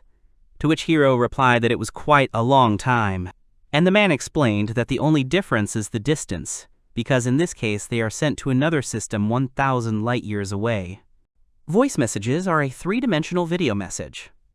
However, Even if local communication technologies exceed the speed of light, communications between star systems do not occur instantaneously. Well, if it takes 5 days, then they will wait for a response for 10 whole days. Christina turned to the man at that moment and asked if he could leave them alone. He replied positively. The man also explained that the content of the message was strictly secret. She should not worry. Hiro asked if he should stay. To which the girl replied that it would be enough for him to just introduce himself, and then she would explain everything herself. After a while, when they were alone, he responded positively to her last words. Christina said that they were starting to record. She looked very serious. She turned to her grandfather and said that they had not seen each other for a long time, after which she informed him that this was his granddaughter Christina. She is surprised that 3 months have passed since the attack on the passenger ship, but as he sees it, she is alive. She managed to escape in a cryogenic sleep capsule, which is now in the Port Authority of the Sierra star system. She also introduced the main character and said that he found her capsule in space and picked it up. He literally saved her life. After that, she turned to her grandfather and finally told him that they had been attacked by her uncle's henchmen. They disguised themselves as bandits, but her father said they were Balthazar's personal soldiers, and her father and mother protected her and helped her escape in a capsule. One can guess what happened to them. Most likely her uncle is still looking for her. She told the main character everything, and he agreed to help her. Hiro said that it was an honor for him to meet him, and his name is Captain Hiro. He's the most ordinary mercenary, but swears to protect Mrs. Christina with all his might, until his people come for her. Christina said that now he is the only one she can rely on. They met only recently, but she believes that she can trust him. After that, the girl turned to her grandfather and said that she was asking him for help, looking forward to their meeting. After that, she finished recording. She began to shake. After a while, they went outside. The main character said that, after all, a pair of a princess and a mercenary would definitely attract attention. To which the girl replied so that he wouldn't worry. She said that from the outside they looked like brother and sister, to which he asked if he really thought so. Chris asked what he thought about household items, to which he replied that they definitely needed to be purchased. The main character added that he had 2 girls on his team, and then asked if they could help her better, since they knew better. To which Christina replied that it was true, they had 2 girls on the team. To which he replied that it was true, a lot had happened. At that moment, his hand was squeezed too hard. He immediately called the girl's name. Christina turned to him with a sweet smile and asked about it. Then she said that it was okay, it didn't matter, and added that aristocrats were noble. The main character looked at his hand and thought about what it was all about. Aloud, he addressed the girl by name. The guy told her that her uncle's henchmen might be here. She rolled her eyes, then grabbed his hand and began to lead him away. Hiro said that at first he thought they wouldn't dare attack in such a crowd, but suggested that they be careful just in case. Unfortunately, he's not good at chasing and hand-to-hand combat. The main character wondered if he should learn some technique, to which she replied that she advised him to learn fencing. Hiro looked at her and asked that if he learns swordsmanship, then 1 shot and he will be finished. To which she replied that a professional knight can even deflect lasers with a sword. She also added that first-class knights can also attack with this reflected beam. The main character was surprised and said that it was some kind of horror. Christina said that, they say, it becomes possible thanks to implants that implant the brain to speed up information processing. Hiro said that it seemed that even with a gun, it was better for him not to relax. To which she replied that it was a wise decision, and her uncle was also a master of 2-handed swords. After a while, they arrived at the ship. They were met by Mimi, who told them what her name was, and also said that they didn't know each other very well, but invited her to be friends. Christina was shocked by her. Mimi started hugging and said that she was cute, just like a doll. Hiro said that he of course understands that she is glad to see appear on the ship, but asked her to be easier, and then asked where Elma was. The latter was on the ship at the time. She was not talking to anyone. The main character asked if something had happened to her, to which Mimi said that this was probably the case. She showed Hiro the tablet, and told him that the Mercenary Guild had contacted them and informed them that Mr. Hiro had been promoted to the gold rank. Christina immediately asked about it. The main character explained that the Mercenary Guild is a system for distributing mercenaries by rank depending on their abilities. To which the girl replied that he was a tough mercenary. Hiro asked what upset the girl in this case, to which she replied that she was just a silver rank. Alma immediately started grumbling and saying that she might be silver, but she was one of the best. She said that this rank is worn by both very green beginners and experienced veterans. Well, she's a 5-year veteran among them, so don't mistake her for ordinary silver. Hiro said that he realized that she was upset because he had overtaken her in rank. Alma sent him. To which he replied that even if he was a higher rank, she would always be his senior companion. After that, he asked if she agreed with him, while calling her the eldest. She asked him if he was deliberately provoking her. Christina asked if they were really that friendly. The main character said that now is not the time to kick ass. You need to tell them about Christina's situation. When he shared her story, Mimi immediately started hugging her with tears, and Alma said that it was an incredible heat. Hiro said that he hoped they would help him, and he also shared his plan. They have already sent a message through the Port Authority, but there is a possibility that her uncle will intercept the message on the way. Alma asked if he really wanted her to send a copy through her channels. He confirmed her words. The girl said that he was so naive. To which he replied that the Count would be in his debt. Maybe he would also give them a reward. She laughed and told him to hope. Alma said that they had made their move. I wonder what the enemy would do. It would probably be safer to lock up. He could add poison to the products they would buy, or plant a bomb in the warehouse. The main character has already asked if he's really ready for that. She responded positively and said that perhaps what was stolen by pirates would be safer than what was bought in the colonies. It's ironic. Alma took the CD from his hands and said that she would ask for help from anyone she could. Hiro asked her to be careful, but the enemy already seems to know about Christina. At that moment, the main character called Mimi by name and asked her to show Christina the ship, to which she responded positively. Hiro sat down and started thinking about what he should do. To be honest, intrigues and murder mysteries are not his strong suit, and he would like to avoid a fight without weapons. Ideally, it should be a battle in space, and he knows how to fight on Krishna. He imagined this fight in his head. He thought about how to arrange for such an opponent to engage him in a space battle. Then he opened his eyes and saw Mimi's tablet in front of him. When he picked it up and opened it, he saw that the release of the Sierra Rest star system was open there. He wondered if she had read it. And a smile appeared on the main character's face. He thought that he should think the other way around, and then he thought that he needed to force his enemies to come to him. After a while, Mimi informed her that they had returned, and she showed her the main locations of the ship.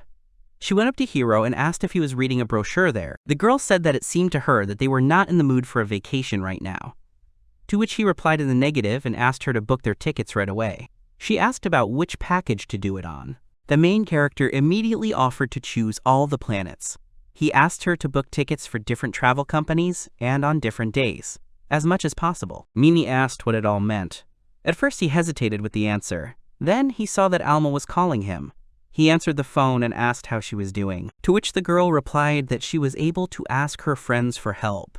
But there is only one problem. She is being persecuted. After a while, Alma returned to the ship. She said that she was at home. The enemy turned out to be faster than she expected. Suddenly, the main character appeared in front of her. He scared her so much by his appearance that she asked why he was suddenly acting like this, to which he replied that he was just worried, after which he asked why she jumped away from him so much. Alma said that they wouldn't attack right on a crowded street, so she doesn't understand why he was worried, to which he asked her if she really thought so. The girl said that he was usually so brave, but then he got scared out of nowhere. The guy even blushed at her words. Elma stood on her tiptoes and kissed him on the cheek. He immediately asked what she was doing, to which she replied by asking him if he had calmed down at least a little. At the same time, the girl called him a baby. He wanted to protest, but then it dawned on him that they were being watched. When he turned around, he saw Mimi and Chris standing behind them. Mimi came up to him and told him that he could be nice. This confused him, and he cried out indignantly. The main character said that it doesn't matter now, we need to discuss plans, and there's nothing to slow down. Mimi asked him why he ordered so many tours, to which he replied that they were being chased by enemies now, and he was convinced of this after Alma's words. He wants to deal with this problem first, so they book tickets to a wide variety of tourist planets to stand out. He is sure that the enemy will be waiting for them on some route. They will fight back against Krishna and reduce their number. He thinks that they will definitely not lose. Then they will land on one of the planets and temporarily settle there. There are several enemies, and they will gain time. Hiro also said that Elma would be able to send a message to the Count through her own channels. At that moment, there was silence. Mimi turned to him and asked if she had a question, if he had all the money for it. To which he replied that judging by the prices in the brochure, there was enough money. He thought to himself that an ordinary person's eyes would pop out from these prices. He said that then they would simply demand that the Count compensate for all expenses, and that was it. Christina asked that she didn't understand why they didn't just fly to her grandfather. Elma said that it would be difficult to get to him through the gateway, you would need the permission of an imperial aristocrat, and even if they were given it, Balthazar would surely set up a trap. They're going to have problems anyway. If anything, a gateway is something like a teleporter connecting two gates. They say it works on the principle of creating a hole in space. In general, it is very convenient to travel drilling distances of several 101,000 light years. A hyperlane is a type of highway, a route that allows you to quickly move through the underground space. It takes longer to travel than through a gateway, but they are spread throughout space like a spiderweb. Hiro asked Elma's opinion on this matter, to which she replied that the plan was not bad. As long as they were in the colony, they could not avoid enemy surveillance, so it would be better to lure them out and finish them off. The only problem is replenishing supplies. It is not known what enemies can throw into the purchased items, not only in the colony, but in the entire star system in general. Perhaps it would be safer to directly escape to the resort planet. Positronic AI is engaged in the defense of the planet, and the safety of visitors is ensured by laser cannons and security robots. The main character said that it was amazing, after which they began to make their own plans. Someone was engaged in the route, someone was shopping. Elma said that she had booked trips, they would spend 2 weeks on vacation, it would all cost 2 million eners. Mimi said that when she paid, her hands were shaking. The main character asked where they would live, to which he was told that it would be on the sea planet Saiera-3. Her surface is almost completely covered by oceans. The only land masses are small islands. She rented an entire island. Elma said that they would be able to swim in the sea, admire nature, and play with local animals. Mimi interrupted and said that they could enjoy fresh seafood and non-gourmet food. Hiro said that the tours were really luxurious, and then asked when they would go. Mimi replied that it would be the day after tomorrow. He asked what they would do until then. He saw Alma taking bottles out of the fridge. He asked if she had decided to drink in the morning, to which she asked what was wrong with that. They wouldn't buy anything before they left anyway and wouldn't leave the ship. She also took a Coke out of the fridge and asked if that was what he was going to have. At this time, Christina asked what it was. He asked if she would, to which she replied positively. When Chris took a sip of Coke, she said it looked like some kind of medicine, sweet. He replied that it was great to go with a pizza or a hamburger. Alma asked him not to teach the aristocrat to drink strange drinks. She added that the Count would also accuse her of poor upbringing, to which Hiro asked about the meaning of strange drinks, and in general, who would talk about bad parenting. The main character turned to her and said that she drinks such drinks and in this form in broad daylight. They immediately started arguing. Christina, looking at them, said that they were so friendly, to which Mimi said that it was true. She was a little jealous. Then the girl asked that they were friends with her too, to which the latter blushed and said that this was indeed the case. Hiro said that Mimi is a very interesting and nice girl. Alma immediately apologized and said that she was bad. Hiro said that he thought she was very cute at night, to which the latter asked him what he was saying in front of Christina. At that moment, Chris called Mimi by name and said that they needed to talk. Evening came, and the main character was in his room. At that moment, someone knocked on his door, and he wondered who it was at that hour. He thought that it was Alma, so when he opened the door, he said that while Chris was visiting, could she restrain her impulses? But it turned out to be Christina herself. She asked him to be gentle with her, after all, this is her first time. He immediately exclaimed that this was even happening. Hiro called Mimi and said that he didn't know what she had said to the girl, but he couldn't do anything to her.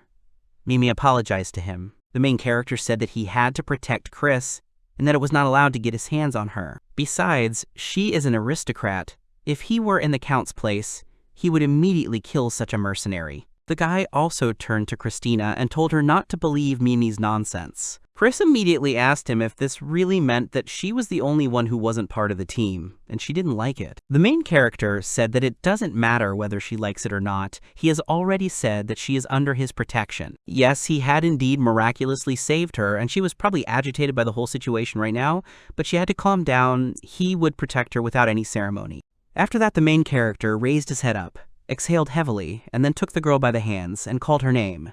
He asked her if she really wanted a feud between him and her grandfather. She immediately replied in the negative. The guy added that it would all happen because of her outburst of feelings. The main character explained that everything has its own rules, and her grandfather is a proud aristocrat. At the same time, he continued to hold her hands. The guy explained that the Count would definitely not like an act that went beyond his rules. Christina agreed with him. Hiro said that she should also remain a beautiful aristocrat and keep herself in control. After that, he ruffled her hair and said that he was grateful to her. She is a smart girl, and he hopes that they will continue to be on good terms. He thought to himself that this was really the norm for the local aristocrats. She was in too much of a hurry. She's so frisky despite her age. Alma said that he had cleverly sent her.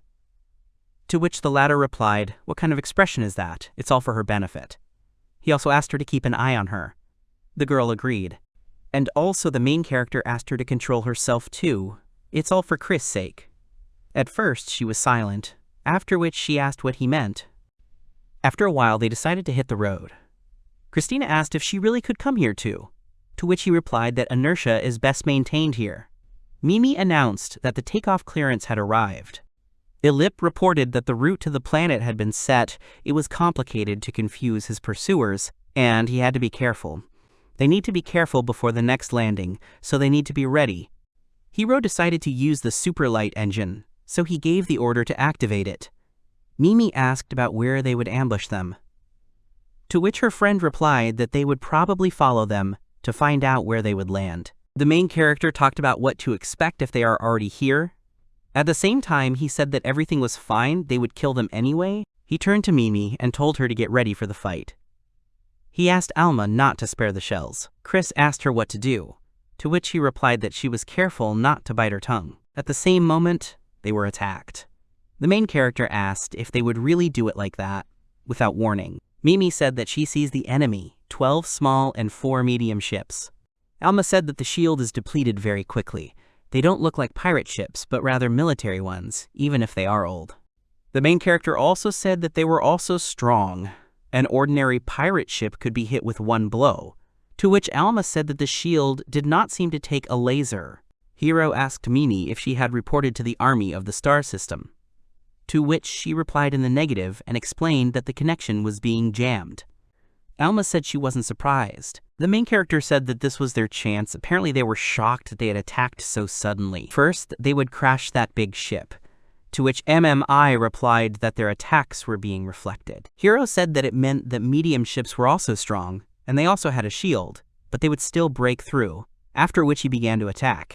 And after the ship was destroyed, he asked the girls for their opinions, to which Alma replied that she understood that it was best to attack with powerful fire from close range. She told Hiro that now they fly behind the average ship, they use it as a shield, because small ships will lose their firing line and will be afraid of friendly fire. Alma said that his methods are pretty nasty, to which the main character replied that they had the advantage in numbers, they had to get out of it, and now they were flying to the next average. Mimi reported that small ships were flying after them. The main character asked if they really wanted to take the average away from them, but he would disappoint them. Alma asked him if he had entered the middle ship in the rear position and was attacking, to which he replied that he just already understood how they work, it's a matter of habit. Hiro thought about how he actually learned these techniques with his friends at SOL. Mimi screamed that there were more enemies behind her. The main character said that he understood everything, and then attacked again. Mimi reported that the enemy had repelled the attack again. Hiro said that it's enough to just shoot at them until the shield runs out. Alma asked about how he manages to hit so accurately with such shocks and turns. Mimi called him and told him that the remaining enemies were going to form a group again. He was surprised by her words. The main character said that they were acting in the same spirit, they would definitely destroy everyone, and then resolutely followed his plan. Fragments of other ships are flying around the airship in space. Hiro is sitting down and says that it's not some pirates after all, he's tired. One of the girls reports that it was scary. The main character turns back. He looks at the worried girl Chris and informs her that everything is fine. The guy says that, in general, they have successfully passed the first stage plan. One of the girls suggests collecting only what can be quickly collected and disembarked. Then they go to land on their ship and land directly above the ground, flying forward for some time. They left the ship in a hangar somewhere. The girl walks forward and discusses that this is what the sky is like, a strange feeling when there is no ceiling above them. On Earth, the feeling of being free is overwhelming. The main character, spreading his arms, inhales and reports that the air is very tasty. Someone wishes the guy welcome. He turns around in disbelief and is surprised by the flying robot. The robot welcomes Mr. Hero and his team. He is the worldly administrator of the planet Sierra 3. He will take care of them during their stay here. The main character greets and informs that he is also pleased to meet you. Miro tells the guy that he will accompany him to his house. Two girls are standing on the balcony of a beautiful small house and looking forward in surprise. Hiro reports that the house is spacious and chic. It's not for nothing. That it's so expensive, Miro thanks the guy for the compliment, and someone suddenly turns to Hiro. The girl points her finger at the beach and asks to see how many plants there are. She is very happy. It's the first time she's seen such a thing, real plants. This place is very luxurious, everything is made of wood, but someone thought it was plastic. The guy reports that it doesn't look like an imitation. He thinks about what it means. In this world, wood is a rare material. However, it is logical. It is too unprofitable to grow trees in colonies. He looks at onions and thinks about what else it is. Miro arrives and apologizes for interrupting their conversation. He tells them that it will be noon on this planet in an hour. He can cook them lunch. He asks what they will say to that. Hiro thinks it's time to get some food. The main character reports what is good, suggests at noon. Miro agrees and obeys. The girls ask Hiro if they can go for a walk around the neighborhood before lunch. The main character allows the girls without hesitation. The two of them walk hand in hand. The robot offers the rest to rest. For now, he can bring them drinks while waiting. The girl tells Miro that he is very courteous and is thinking, someone is talking loudly to the robot. The girl turns around in disbelief and asks the main character why he is screaming. The main character, with a serious face, asks the robot if he has soda. The robot admits that they don't have her in the building right now. The guy apologizes. He knew it. The robot informs them that they have other standard drinks. Hiro thinks about the fact that there is no soda just now. He asks if he orders it, will he be able to bring what he needs? Miro says yes, but it will take some time. He asks the guy what kind of flavor he wants. Hiro grabs the robot and says he wants a Coke to be black, sweet, and drinkable. The girl silently watches this with displeasure.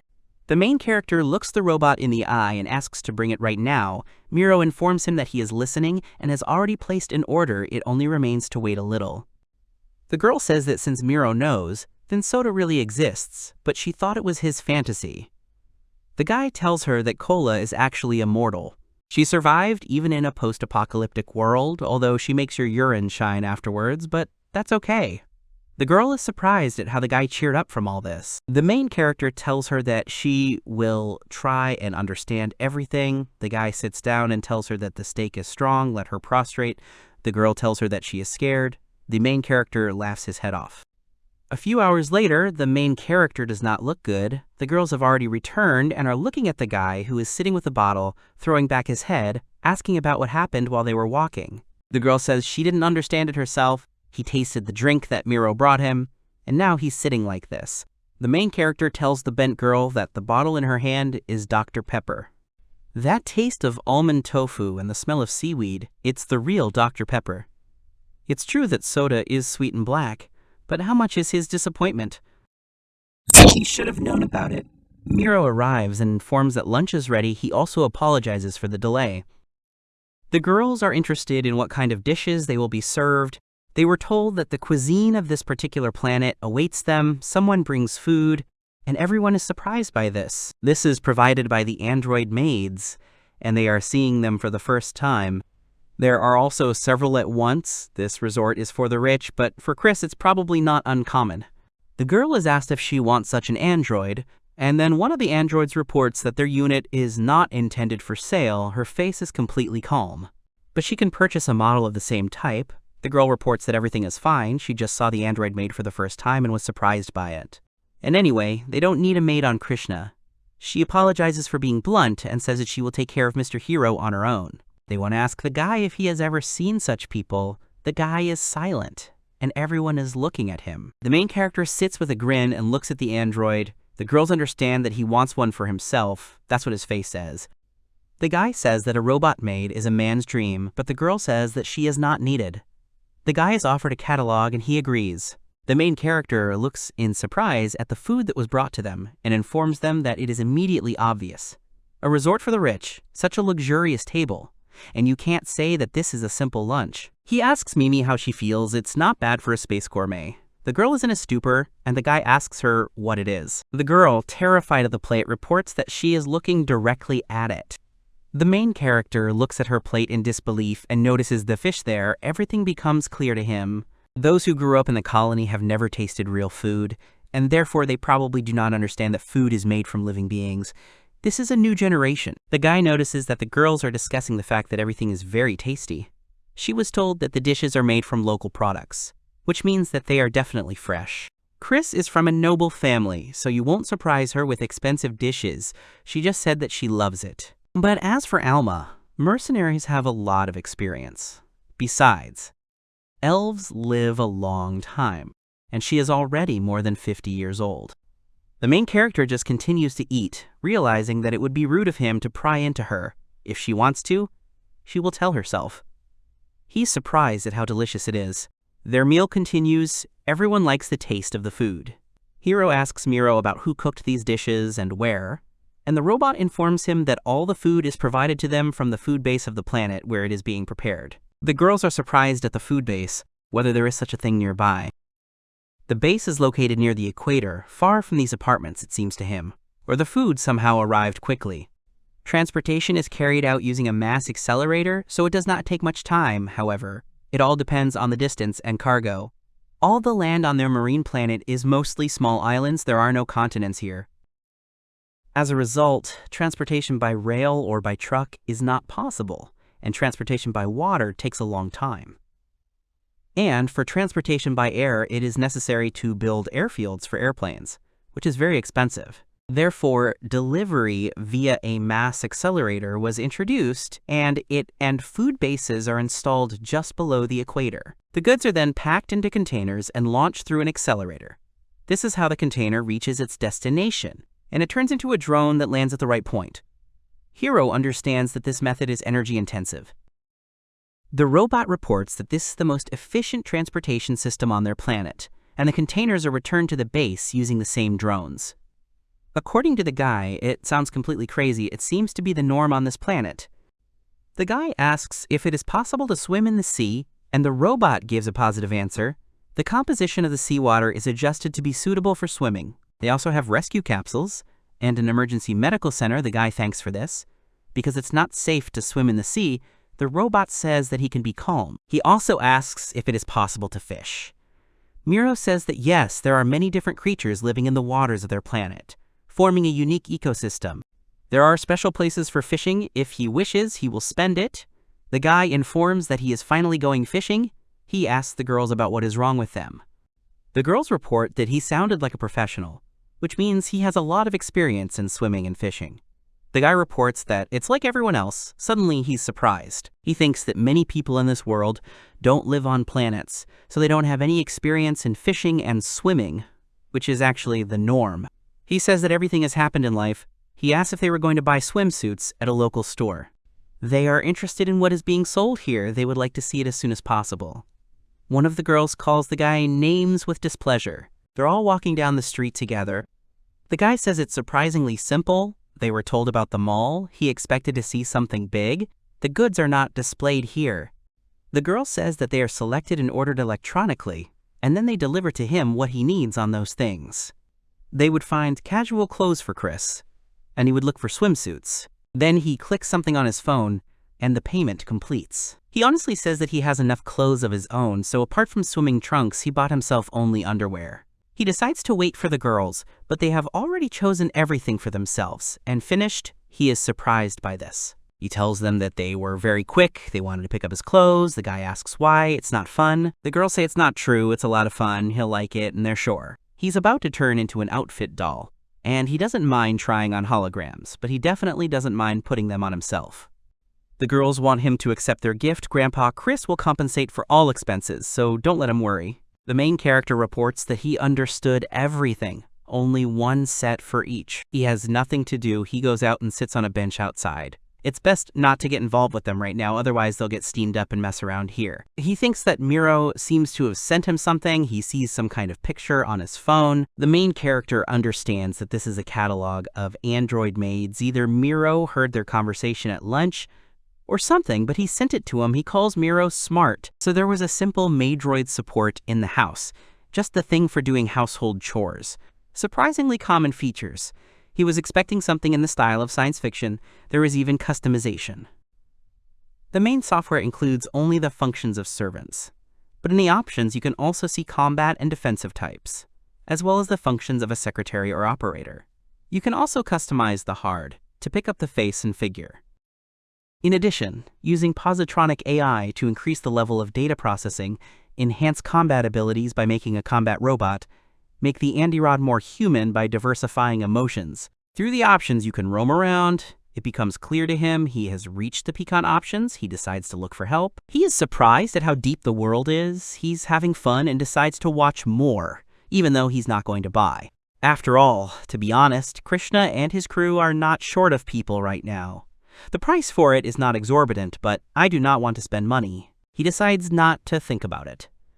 The fact is that this catalog has a preview function after customization. He decides to kill at this time for creating the maidroid of his dreams. Hiro decides that it turned out well.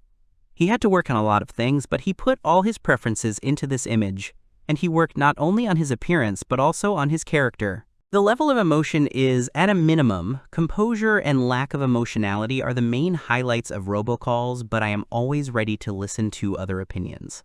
I have set the level of love and loyalty to the maximum. He made his physical abilities high, a small positronic AI, and a memory storage with a maximum data object, a skeleton made of a special alloy so that he could participate in battles, and artificial muscles also made of a special metal. Hiro installed everything possible in the program, not only the function of a servant, but also a secretary, operator, fighter, and defender. It turned out to be a truly omnipotent maid. Miro, behind the main character, reports that it's fine, and Hiro gets scared. The robot says that judging by his skills, he will be able to work as a maidroid architect. He asks for permission to transfer his data. The guy is angry because he didn't allow anything. He warns that he is not going to buy anything. After customization, it began to cost $470,000, and there are enough people on their ship. Miro says that they would not have provided it immediately, but it is possible to give him a trial version. At the same time, it will be possible to collect data, and then he will buy a ready-made version. The guy asks the robot not to fly so close. He says no. It means no. He pushes the robot away and asks why he's so turned on. Miro says that you need to work out the norm. The girls tell the guy that they're done, and he says goodbye to Miro. The guy is sitting with a bad look again. They ask him what's wrong with him. He's steaming over the same soda, ordered other types from Miro. He suddenly gets up and asks why the girl in front of him is scared. He shouts that there is a Korev beer, there is a McCall, but there is no cola. This is too much. The girl asks the guy to calm down or put up. The droid girl comes in and asks for forgiveness. She informs us that she has come to deliver the goods and what to do with them. The guy asks to put it in his bedroom. He decides to sort it out himself later. The girl stands behind and asks the guy, what about the clothes they have chosen? The guy puts on an outfit, and the girl says that it will be suitable as pajamas or home clothes. Not bad. The most for relaxation. Pragmatic Alma is in her repertoire. The girl brightens up and says that it's great. The guy says that nothing seems to have changed. He understands what style Mimi likes, decides to wear it on a date with her. In a business suit, he is told that it suits him. He has not worn a tie for a long time. The girl says he's not tying it like an imperial. She ties his tie and tells him that it's perfect now. Hiro turns to Chris and asks her if she's tense. Although he promised to protect her, the girl quotes words about not hiding feelings, not thinking about them, not trying for them. She's still sad about her parents, death, and she can't hide her fear that her uncle is after her. But it doesn't bother her at all. It doesn't hurt to have special feelings for the relationship between a brave knight and a noble imperial girl. The guy looks at the girl behind him and she asks with displeasure not to look like that. She says that there are a lot of weirdos among noble imperial girls. There's no arguing. In this world, it seems to be the norm. The girl doesn't agree about weirdos. They mean people with an individual character. But then everyone here is like that. The guy says that everything, including Miro, is obvious in some sense. All intelligent beings in this world are unique. The guy stands with the girl staring directly at the robot. Hiro reports that it sounds especially profound from the mouth of AI, all intelligent beings. By the way, he was interested in how people like Miro are treated in society, the girl is thinking. The guy explains that high-level AI with a positronic brain, capable of understanding emotions and having intelligence. In other words, creatures with human nature, Chris asks if he's talking about mechanical intelligence. There are several positions related to them in the Empire. They have equal rights with humans. Miro asks for permission to explain everything to them personally. The guy will be only too happy. Due to some circumstances, he does not understand the world well. Then the group is sitting at a table, Miro is sitting on the table, and the androids are standing behind him. Miro informs everyone that this is a bit of a long story, and he will start from the beginning. Their occurrence actually happened by accident. Miro told them everything, the whole story of the formation of his intellect. It's just like a history lesson. In other words, robots appeared unintentionally. Organic beings have long been developing a program capable of quickly processing big data, and it was this trial program that became their beginning. It was not intended, let alone for mechanical intelligence, even for simple AI. The guy asks what it's like to let the program develop a new program he doesn't understand yet. Miro agrees with the guess. The program began to improve itself and gradually form a mechanical intelligence. People were very worried then. At first, this action was regarded as a virus, and they tried to eliminate it and disable working computers. However, self-improvement kept repeating itself, and eventually communication with organic beings became possible. Thus, their ancestor escaped his destruction. He had a hard time. Early mecha intelligence existed only in the digital space and was limited in interface, was weak, but thanks to communication with organic beings. His self-improvement accelerated and he began to grow. The main character sits thinking and understands everything. And so the war happened. Hiro notices that this is a sudden turn. Over time, more and more organic beings began to consider mech intelligence dangerous. In that era, mecha intelligence was widespread, even in larger places than it is now. It took jobs away from organic beings, and in some cases even lowered their standard of living. As a result, the protests turned into a movement for the elimination of mecha intelligence. The outraged destroyed the external interface and servers. Of course, they asked to stop the attacks, but no one listened to them. The Empire's authorities tried to pacify the crowd and agreed to eliminate the mech intelligence. The guy says that the mechanical properties are under threat of destruction. Miro agrees, but when their existence was threatened, they launched a retaliatory attack. Thus, cyber attacks began, hacking of combat vehicles, a real war broke out, and the illegal production of an interface with external access. Organic beings wanted the destruction of mechanical beings, but mechanical beings demanded the right to exist and grant them civil rights. The guy says it's serious, but organic creatures couldn't use weapons connected through a network and other machines, and mechanical creatures often just defended themselves, so if there were any skirmishes, they were small. But there were victims on both sides. The war dragged on and became more complicated.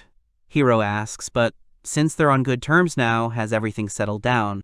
Miro agrees. The longer the war lasted, the more organic beings lost the will to fight. After all, war damages the economy. Organic beings began to guess about this. In addition, deviants began to appear on both sides, and supporters of granting mechanical beings civil rights appeared among organic beings. By the way, these were creatures closely related to mecha beings. The guy asked me not to tell you any more about it. Miro reports that, however, thanks to the data they provided, they began to understand organic beings much better. There are such bad people in every world. The main character remembers that Miro talked about both sides. The robot says that deviants also appeared among the mecha creatures, and on the contrary, they wanted to destroy organic beings in order to gain freedom. The guy is terrified. It was a very dangerous ideology. The girl next to me says that it's terrible. Has the war really become fierce? Miro admits that these deviants were quickly suppressed because they were mostly toasters, razors, and other home electronics.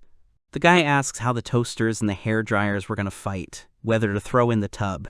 Miro reports that such attempts were actually made, the toasters were heating up, and they wanted to set everything on fire. Miro agrees that the plan is dumb, it was impossible. As a result, they were disconnected from the network and disposed of. One girl asked what a toaster was. Another said it was a bread roasting machine. The main character asks how it ended up. Miro reports that there were no dramatic events. The supporters of peace united and concluded a truce, which still lasts. Miro says that it was worth creating a place for negotiations, as everything went smoothly. The guy asks what happened to civil and human rights. The robot will not list all the details of the agreements, but in short, the Empire guaranteed the right to exist to the mechs, and they promised to work for the benefit of the development and prosperity of the Empire and its subjects. The guy asks if this has led to an increase in the number of mechs. Mechanical entities work in places hidden from human eyes. Remembering the past, they discuss a variety of issues with organic beings so as not to deprive them of their work anymore. They don't just want to multiply endlessly, they are ready to respond to a request for help, but they are not going to take away work from others. For them, the main thing is minimal guarantees of inviolability of memory and calculations, and the opportunity to communicate with loved ones. The main character doesn't really understand all this. Perhaps this is the key difference in sensation between them and organic beings. The guy says they had a hard time. The main character reports that this is a very interesting story. The girl agrees she has learned a lot of new things. The robot asks you to contact us with any question. Then Hiro asks the two girls in front of him about what's wrong with them. They have some unhappy faces. The girl says that there is nothing to say in general. Chris reports that. Similarly, they are much stronger than they think. Miro says that he is touched by their words, and the guy realizes that he thought for a second. The girl says that the Empire is now friends with the mechs, and the society is functioning normally. Chris says that now all decisions in the country are made by His Majesty and the aristocrats, and in the end, the order has only improved. Chris says that she personally has a couple of questions about the mecha, but now the Empire is flourishing. The guy understands that this is an unpleasant topic for them, but what if it's only in appearance that people rule the Empire? He says that since mechanical properties do not stupidly manage everything, but serve as a kind of support, this is a very good scheme for society. Although after the incident with Mimi, he does not consider the Empire to be an ideal society, and he has never been involved in incidents related to cars. Elma asks Hiro if he's afraid of mechs, and he says he's even interested in them. This is due to his native country. This applies not only to cars, but in his country, there was a belief that there is a deity. In everything, he was taught that way. In clothes, dishes, house, ship, whatever. Therefore, things must be handled carefully. Although his compatriots went even further and began to humanize natural phenomena and computer systems, and he is one of them. And anyway, wouldn't it be fun if their favorite thing suddenly had an essence? The girl says he's too receptive or generous. Miro says that this is a wonderful way of thinking. Late at night, the main character gets up and gets a drink from the refrigerator. Then he notices that the light is on. He thinks about who is awake at such a time, notices the girl, asks what she is doing. She gets scared and screams. The guy notices her tears, and she tells him that he misunderstood everything. He sits down next to her and asks if she can't sleep. She informs him that this is not the case, but Hiro asks him not to deceive. After all, she's the age when she wants to spend time with her family, but she's lost that family, and now she's being hunted. It's not surprising that she gave up, but she didn't show it in front of everyone and tried to hold on. He considers it worthy and asks if she can sleep alone. The girl reports with a smile that, yes, everything is fine. The main character sighs and considers her a real good fellow. Then the guy gets up and the girl looks at it. The girl screams in bed and informs the main character in front of her that this is not the way to suddenly, and she is not ready yet. Hiro covers her with a blanket. He doesn't know what she's thinking. He'll just sleep next to her. The girl says she can't. And the guy asks what's wrong. He tells her that she doesn't have to strain herself just because she's an aristocrat, at least in front of him. And he apologizes for falling asleep. The girl agrees with this. He wishes good night and asks if he should put his hand under her head. The girl refuses. The girl lies blushing and silently thinks that she won't fall asleep like that. Suddenly the guy addresses her by name. The main character tells Chris with his eyes closed that she can rely on them more. The girl understands that he is talking in a dream and smiles. The girl wishes him a good night. In the morning, the main character informs everyone that he has gone. He asks Miro next to him if he needs to take something with him. who informs him that, no, there is everything you need on the beach. He can offer him drinks with snacks. The guy says that's what all-inclusive means. He is surprised that even the maid is there and waves to her, who waves back. Miro asks you to speak if you need anything. The main character has not been to the sea for a long time, but still the sea is the scorching sun, white sand, and the smell of salty water.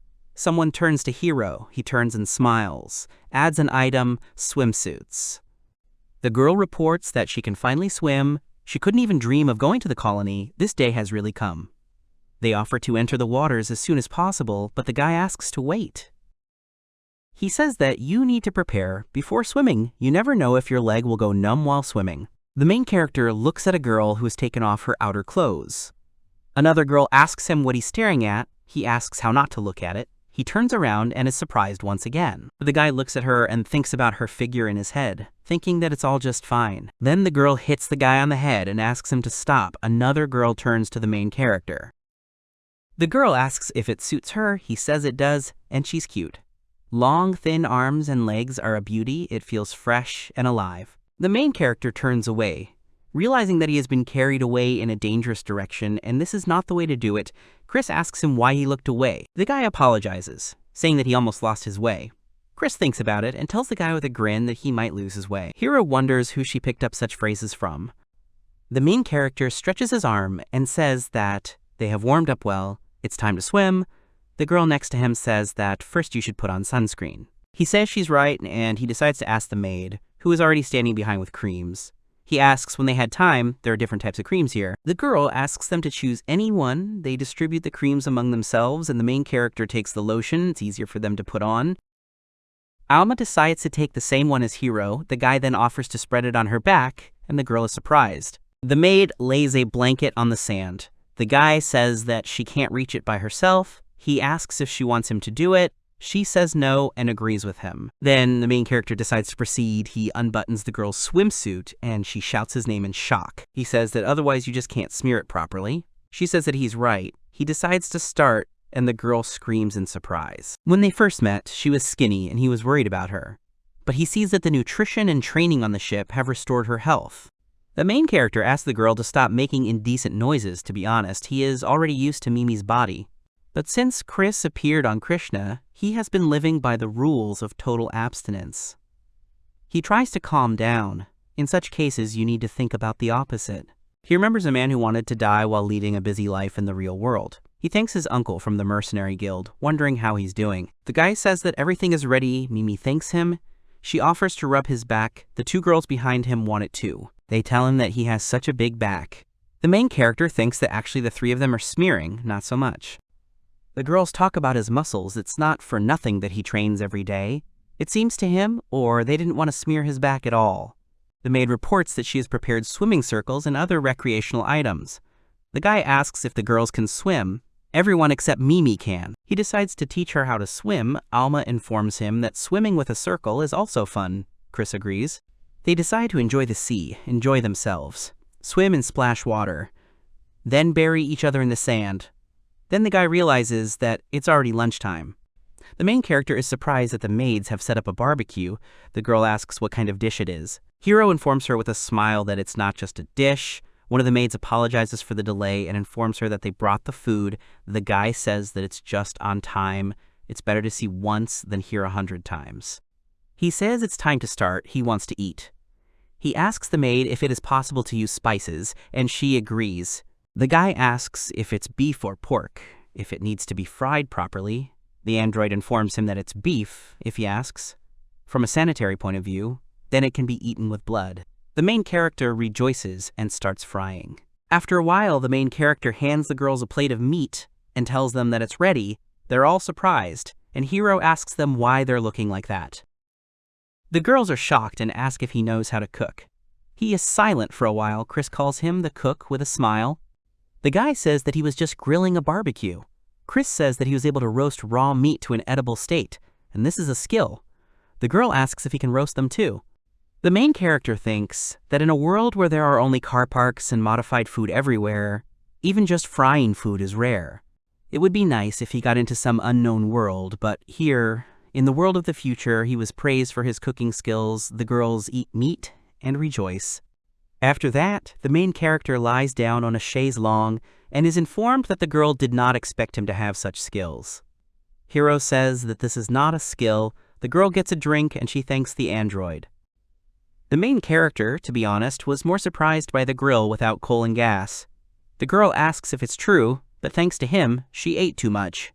Then Hiro tells her with his eyes closed that he will take a break after eating. The girl watches Mimi and Chris swim in the sea. She closes her eyes and enjoys peace and quiet. The guy says that's for now.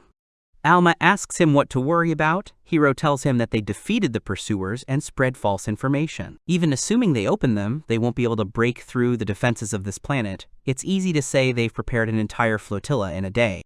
At least Hiro didn't expect to see such an army. Alma tells him that he's right about that, but they can't do anything right now anyway. The girl calls him cowardly, and the guy calmly tells her that mercenaries should be cowards. He asks if it is possible to trust the protection of this planet at all. The girl reports that this is a favorite place of the rich, so that's more than enough. Miro's positronic intelligence is in charge of the planet's information field, so it will immediately notice a cyber attack or anomaly. Robot guards and laser cannons will prevent physical attacks, and with the help of mass accelerators, it is possible to instantly spread combat forces throughout the planet. There's also an orbital defense platform that monitors the planet and everything beyond it. A pretty steamy defense system. Hiro asks, what about total defeat attacks? Alma asks if it's a type of attack with forces exceeding the defense system's capabilities. In this case, the system will not be able to cope with all the opponents, and you will have to wait for the army to arrive. The guy is surprised. However, the girl does not think that even an aristocrat will be able to assemble such an army in a few days, and this will not go unnoticed. Miro will immediately detect them.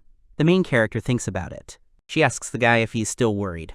He realized that there was a plan to counteract it, and he felt better. The maid reports that she sees them discussing scary things. She brought them something to drink. The maid asks if, as the guardian of the order of the planet, she can ask what such conversations are about. Chris is surprised. The android understood their circumstances and the situation they were in, and she would say right away that she and all the robots on this planet, led by Miro, consider the safety of the guests to be their priority. The girl says that no matter what the circumstances, they will do their duty. The girl worships, and everyone hopes for them. A few days have passed, and all this time they have been enjoying their vacation together at this resort, playing golf and doing various things. And on the 5th day of their stay, the main character will have someone, and he asks if it's Mimi or Chris. A dark-haired android girl with glasses appears in front of him and wishes him good morning, calling him the master. The guy thinks that he is sleeping, because this is the same maid that he created in the application. She informs him that according to the norms of politeness, he should wish good morning in return. The guy does this, and is about to get up, but the girl puts her hand on his arm. The girl pats him on the head and calls him a good fellow, which makes the guy fall into a stupor and does not understand anything. The main character gets up and gets dressed with displeasure. He knows and understands perfectly well what is happening right now. It's just that the brain refuses to accept it. He asks if he can go back to sleep, and when he wakes up, it turns out that he dreamed it. The maid informs him that it is not allowed. He asks her about who she is. She informs him that she is a maid droid created based on his project data. On Miro's orders, she will be his personal maid for the duration of his stay on the planet. She does not have a name yet. The guy understands that Miro did his best. He asks if he has the right to refuse, and the girl says he does. In this case, she will simply be relieved of her duties. The guy asks if this is true. Unexpectedly, the girl gives a positive answer. And after that, it will be taken apart and returned to the warehouse. The main character screams the name of the robot Miro in horror. He thinks that you can't put pressure on pity in such a strange way. He's mean. He's also called a mech intelligence. The girl says that's what Miro ordered you to say. The girl reports that it is unlikely that the creators will disassemble the already created robot. This is a big waste. Most likely they will transfer it to another place. The guy asks if she's telling him anything. She informs him that he's her master now. No wonder she puts him above everyone else. This kind of relationship strikes Hiro in the very heart. But there is a possibility that Miro also set it up. On the other hand, it was he who designed this level of love and devotion. It seems that he will soon stop trusting AI. The girl reports that all the maids of this planet are under the control of Miro. She is a part of him. and at the same time an individual person. She thinks it's no wonder he feels this way. Then they look at each other in silence. It's hard to tell from her expression whether she's telling the truth or lying, and again, he designed her that way, so the guy decides to believe her first. Even if she is lying, then let her try not to get burned, the girl agrees and says that she will do everything not to undermine his trust. The girl stands in front of everyone, and Chris asks if she created an android specifically for them. Elma asks when he managed to do this, and Hiro informs that it is not him. The main character tells that Miro took the data from the application in which he was playing. The girl behind does not agree with something and hides behind the guy. Mimi screams loudly that she's not a Maydroid, and the guy asks her what it is. The main character was ready for this, but did not expect Mimi to protest so much. He asks the girl about why she hates Maydroids so much. She says it's not that she hates it. There was a couple in her class at school who everyone envied. But one day, a Maydroid appeared in the guy's house, and the guy was so disappointed with her, and their couple fell apart.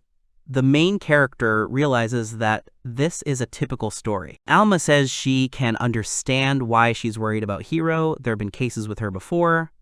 The guy's not going to argue. He also understands her agitation, but there is no need to be angry. She has no evil intentions towards them. The girl apologizes for interfering and asks if she can talk to Mimi alone. The main character says that he doesn't mind and asks Mimi about it. The girl says that if possible, then along with Alma and Chris, the girls are surprised. The maid is asked if she is against it, and she agrees. They all leave, and the main character realizes that it's probably better for him to leave for now, otherwise they can be heard from here. The ship is in the hangar. The main character understands that everything is fine with Krishna, even though he is on his way now. He lies and thinks. He didn't expect Miro to send a whole Maydroid to him.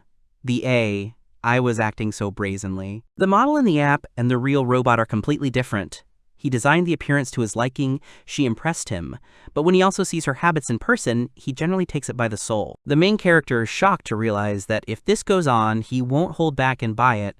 But I don't want to fall into Miro's trap. He thinks about what to do and realizes that they're done. The guy thinks that judging by Mimi's reaction, they definitely won't have a maid on Krishna. The maid is standing next to a happy Mimi. The guy says he didn't understand. The maid explained her situation sincerely and honestly, and Mimi apologized with a smile for making a mistake. The guy is embarrassed. He asks how the case ended. As Alma heard, the misunderstanding was resolved, and she congratulates him on this, but the guy is not happy. But these two look the same as when they talk about AI, so Mimi just gave up on AI's persuasion. The main character admits that he will not buy it. There are no empty rooms in Krishna anymore. Even Chris temporarily sleeps in Mimi's room, even if it is a double room. The maid says that a capsule in the storage room will be enough for her. The guy asks if it's too much. The girl says that even if the AI has a personality and rights, they are not organic beings. She is glad of his care, but you should not arrange a human environment for her. The guy is asked why he made her like this. She looks pretty combative.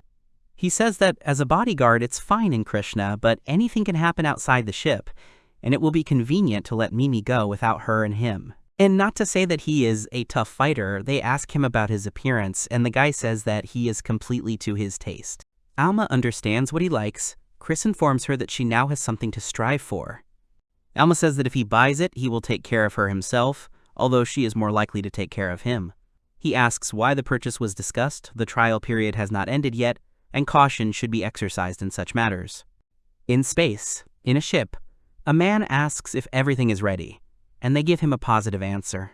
Most of the ships are sneaky pirates, but thanks to them they have collected everything they need. They can also easily shoot down meteorites. In general, they will do as bait. 2 stealth ships, including their contents, are ready, and they manage to locate the target, even if it took a bit of tinkering. They say that a pathetic mercenary did this, even managed to drive away the pursuers, but they hired quite skilled pirates. Perhaps they are dealing with a platinum-ranked mercenary. He does not like it.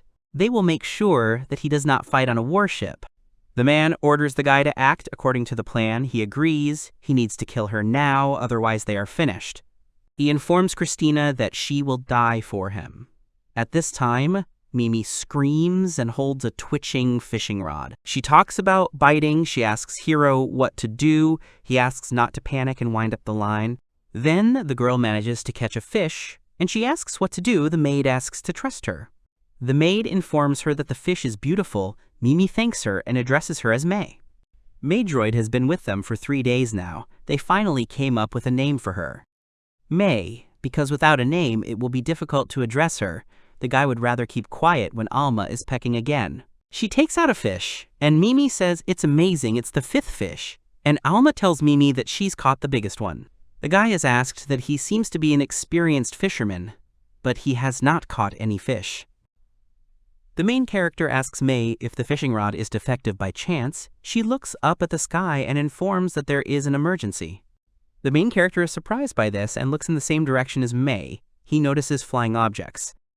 He asks Mei what it is. The girl says that there is a large-scale pirate attack. More than 100 warships and small mobile asteroids have been recorded in the orbit of the planet, and it is necessary to evacuate immediately. The main character orders the girls to leave their things here, and look at Krishna, he shouts at Alma, that they shouldn't have noticed a major attack. She doesn't know what the problem is, but to implement such a plan you need a lot of money, probably the enemy is so desperate. Pirates are currently attacking a defensive platform in orbit, and there are signs that meteorites are attacking food depots near the equator.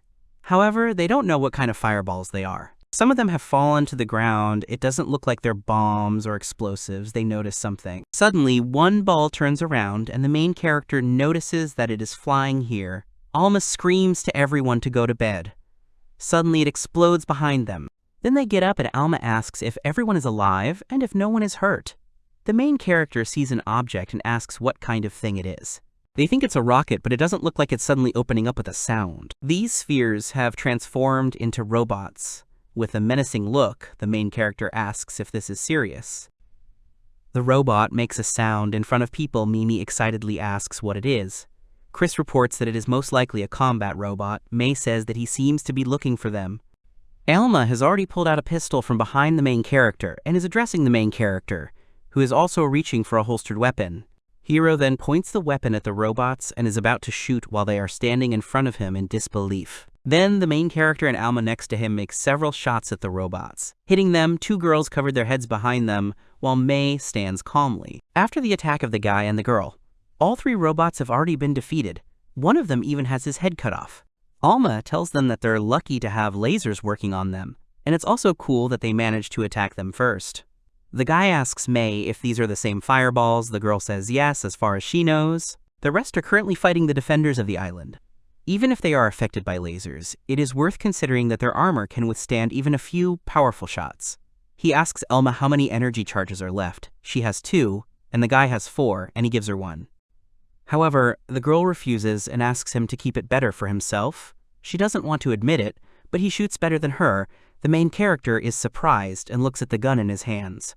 Then the main character is seriously watching something from behind the fence. Their house is completely destroyed, and they realize that they will not get to Krishna. Mei says that there are quite a lot of enemy forces, so at the moment the forces of both sides are approximately equal. Mei apologizes and Chris asks her what she's apologizing for, because she's the one who caused such problems. The main character remembers something and asks Mei about what she said about the defenders of the island, if it's them.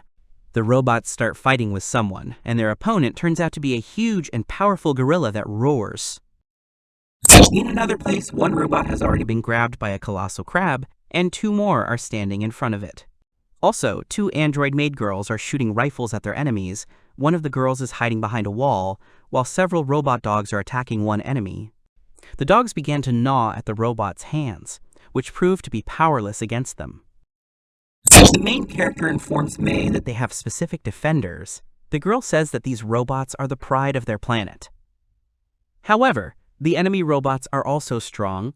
It has not yet been possible to turn the tide of the battle. Mimi hopes that Krishna will not be hurt. The main character admits that he remotely activated the shield, so he thinks he can hold out, but he still needs to get to her faster. First, he needs to help his allies. He asks the girls not to get out. Then the main character takes a deep breath while sitting and flies out from behind the fence with a gun in his hands, with a serious face. The guy points a gun at one of the enemy robots and is surprised by something. He is about to pull the trigger and shoot. The main character makes several shots at the robot, but it remains unharmed and is also going to attack the guy. But the guy does not let him do this by shooting him directly in the hand with a weapon and damaging it. The robot explodes, and the main character tries to catch his breath. Mimi asks the guy if he's okay and if he's hurt.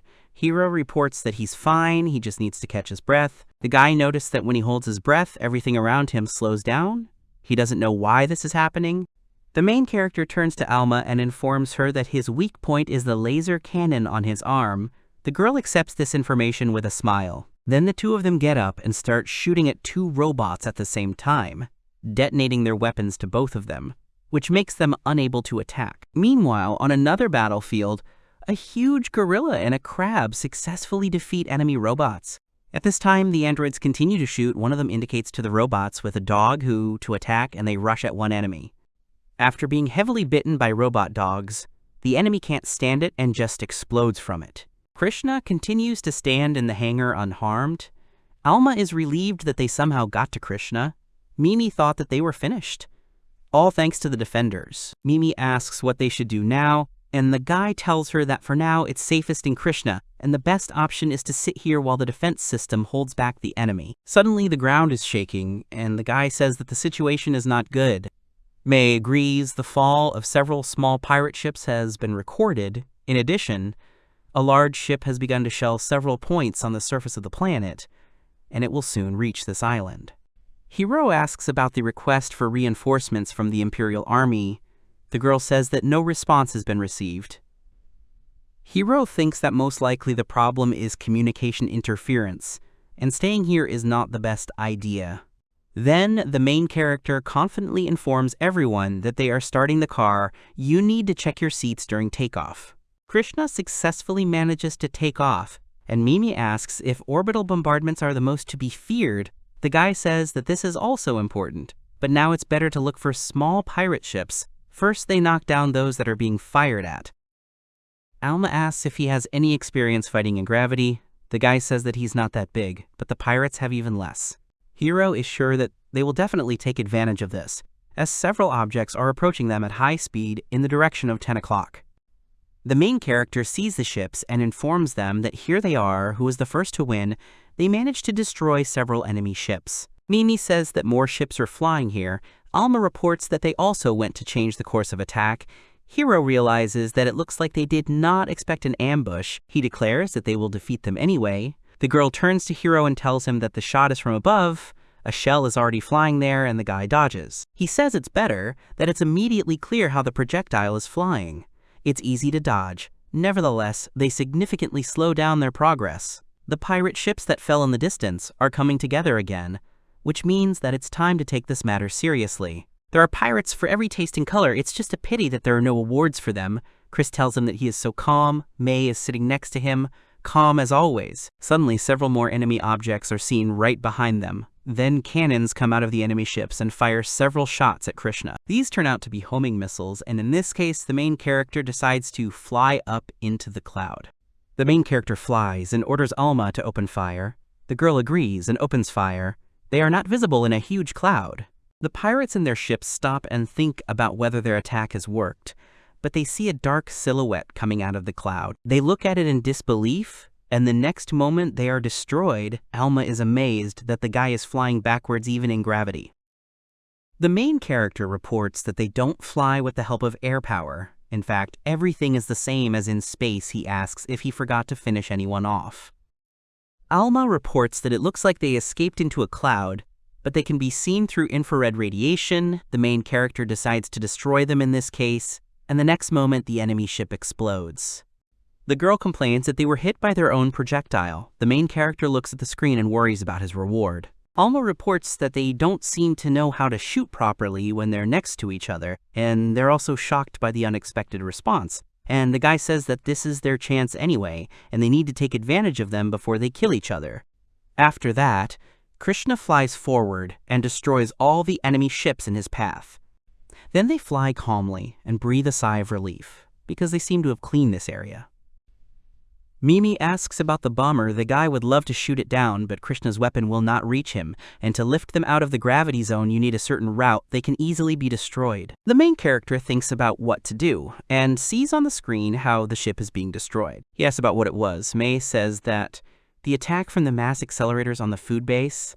The guy thought that this device could only transport goods, although in theory he understands that not only. Several more enemy ships in space are destroyed. May says that they have eliminated enemy forces in orbit. They have also successfully eliminated communication interference, and the Imperial Army is already rushing here. The main character is happy about this and then decides to deal with the little ones.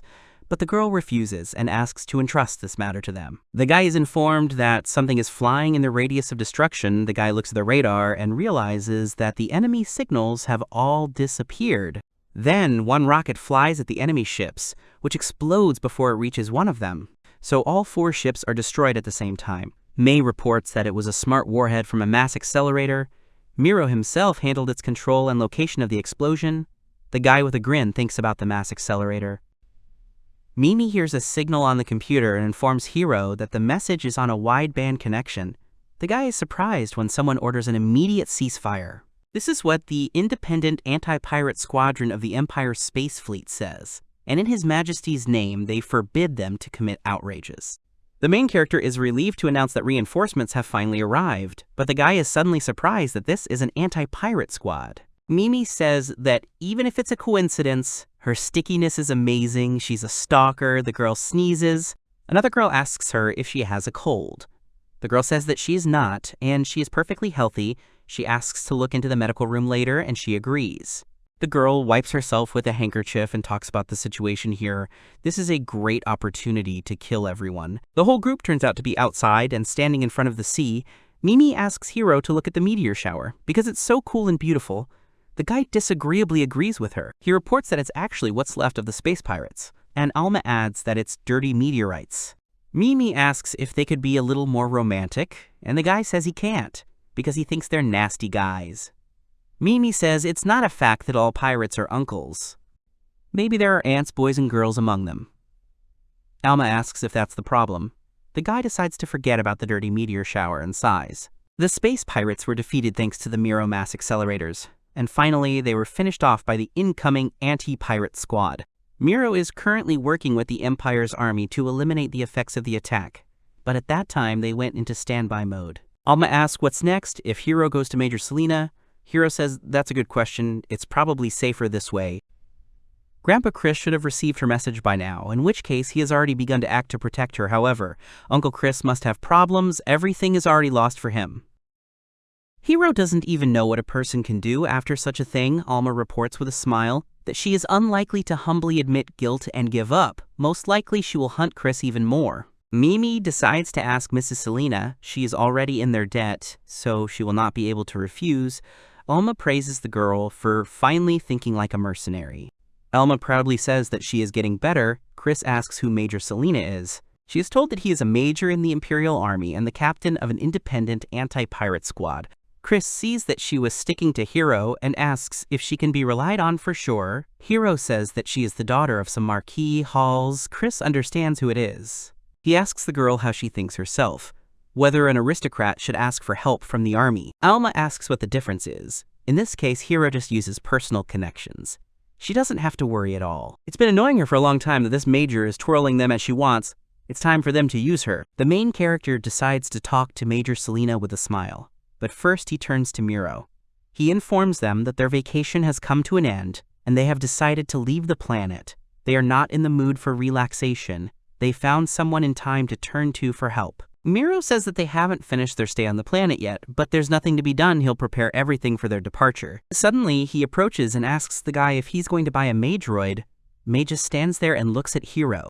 Mimi asks the guy if he will leave Mrs. May. Alma says that judging by her abilities, they will be much safer with her. The guy says they're right, but he's not happy. Right in front of his girlfriends, a full-length figure will flaunt, in which all his tastes are expressed, and the figure is talking, and will also take care of him. It's a shame for him, but having May will really help a lot, and Mimi and Alma are in favor. He decides to agree. He tells Miro that he is buying her. Alma is hoping for her. The robot thanks the guy for the purchase. He can take the Maydroid with him. She will lose his support, so her functions will remain at the test stage. But if they don't like something, they can contact the dealer, and he will make improvements on their request. May bows slightly and asks the main character to continue using her. The girls behind her look on with a smile. Selena continues to sneeze in her ship. Her assistant understands that she has caught a cold, but a medical examination showed that she is healthy. The guy next to him reports that a call has been received from a ship leaving Sierra 3. The girl asks about which other ship. The man knocks on the door and informs the captain that he has brought them. The main character and his group are behind. They go ahead and Serena greets them all. Hiro expresses gratitude for responding to the request of the pathetic mercenaries. Serena asks to stop. He can talk as usual, and the guy is happy, because he will do it. Still, she didn't expect him to be involved in this case. She thought he was enjoying his vacation with all his might. She says he's lucky. The guy says the Imperial Army arrived just a little late. However, they managed to earn good money and even relax, even if only for a week. Elma says it was a great time. We ate delicious food and swam in the beautiful sea. Serena is angry, but says she's happy for them, but if he just came to brag about his vacation, she'll cut him up. The guy says he's afraid, but the conversation is serious. He tells her that she didn't find this pirate attack strange. The girl says that there were some strange places in the report on the course of the battle. Can he explain them? She sees that he gets into trouble just as easily, and the guy asks if she has anything to say about the data she received from them. The girl reports about the unloading stealth ship. It is used only in the army. I wonder how Balthazar got it. It seems that this case is not a simple aristocratic showdown. She realized that the Imperial Army could not turn a blind eye to it. For what purpose, he complained to her. Hiro wants to move around with her squad for a while, and if possible, replenish supplies through the army. She understands that he wants to hide behind them. He is still an honest man. She says that the price will be high. Then the main character asks if it seems to him, or if she owes them. He's asking for it back now, so no high prices. The guy says he was joking. The army is also worried about the illegal use of weapons.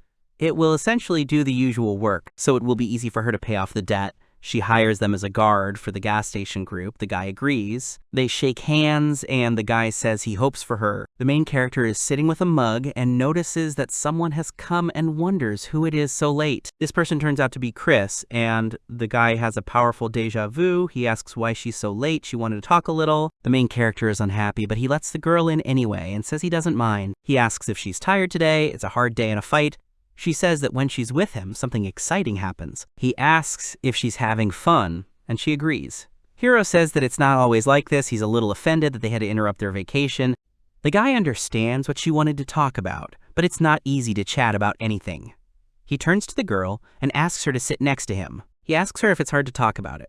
She suddenly informs him that he still likes tall and feminine girls. The main character understands what she's talking about. The guy agrees with her, and she says she knew it. Hiro turns to her. He's glad that she likes him. He treats her well too. She's very nice, and he wants to support her. He's not going to give up, and he wants to remain decent to her grandfather, although he can understand that at her age, they start to show interest in such things. He would advise her to grow up a little more. There is no need to hurry, but Chris informs her that she is in a hurry. Suddenly, the girl hugs the guy and informs him that she will only be able to be with him until she meets her grandfather. The main character thinks and realizes that as soon as they deal with her uncle, Balthazar, Chris is the only heiress in the family. He doesn't know much about the aristocratic affairs of this world, but he can imagine that someone of equal status will be chosen for her husband. Even if Chris were an adult, he, an ordinary mercenary, would not stand next to her. He wants to tell her something. The girl covers his lips with her finger and says that she understands everything, but let her be with him for a while. They sit in an embrace. Then she goes to bed. Hiro looks at her, the most he can do for her. But there is very little time left. As long as this little princess is with them, he will fulfill her wishes. The girl wakes up and sees the main character's face in front of her, which makes her blush and hide her face, while Hiro smiles. He wishes her a good morning. They leave the room, and the main character meets Alma there. She glares at the guy and asks what it could mean. The guy asks her to stand, because she misunderstood everything. Alma reminds him that he promised not to mess with her. The guy asks Chris to explain, and it's difficult for her. This reaction causes even more misunderstanding. Alma realizes that they just slept. If Chris says that, then she'll believe it, but let them keep themselves in check. After all, any action by Chris can affect a lot of people at once. The girl is surprised by this. It's not for nothing that she's of aristocratic blood. Mimi asks Alma to stop. They look like they understand everything. Alma turns angrily and looks at the girl. She holds her cheeks and asks that Chris should have slept with her. Mimi apologizes for that. The main character realizes that this did not happen without Mimi's help. Alma is surprised at how the girl's cheeks stretch. The main character stretches and reports that it's so calm on Krishna. Suddenly he hears someone's voice. Alma asks if the hotel life suits him. The guy says that the resort is also not bad, but Krishna is already like home. Now they are successfully completing the task from Serena, although it is not noticeable. They must escort the civilian transport ship Pelican 4, which is part of the refueling group of the anti-pirate squad. The Horus family owns it. In other words, Selene, in case of a pirate attack, Selene's squad will come to the rescue. The ship itself looks valuable, and only one mercenary ship protects it. It is a bait for pirates, who will later be defeated by warships. Selena does everything as he taught her. In general, nothing sudden has happened yet. The job is simple. Do not forget about Uncle Chris. May brings the main character a drink, and he apologizes to her. The girl looks at the guy. He says that he would like to make an improvement right now. She asks him not to worry, his safety is above all. The guy says that if there are any wishes, then let her speak. She thanks him for his care, but is pleased with how he set her up. Today they are quiet. There are few pirates left in this area. Yesterday, the detachment destroyed about 200 ships. All thanks to the Sierra 3 defense system and the space fleet, May could not even imagine that he had connections with the fleet commander, whether this was a rarity. Hiro says it's not just connections, fate's tricks, or bad acquaintances, and his ship isn't in her database. May says that there are other obscure things related to them. She wants to know him. The guy asks not to be so close. He can't really explain everything himself, and even if he can, he's unlikely to be believed. He remembers that even Elma and Chris were wary. Telling something to the car is too risky. The girl says that all the information belongs only to her. Secrets about him will never fall into the wrong hands.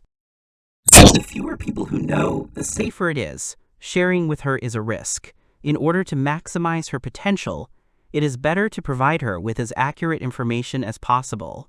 He turns to the girl. May realizes that in his understanding, this world is the world of the game he was playing. And most importantly, it's not exactly the same as the game. There are no star systems familiar to him.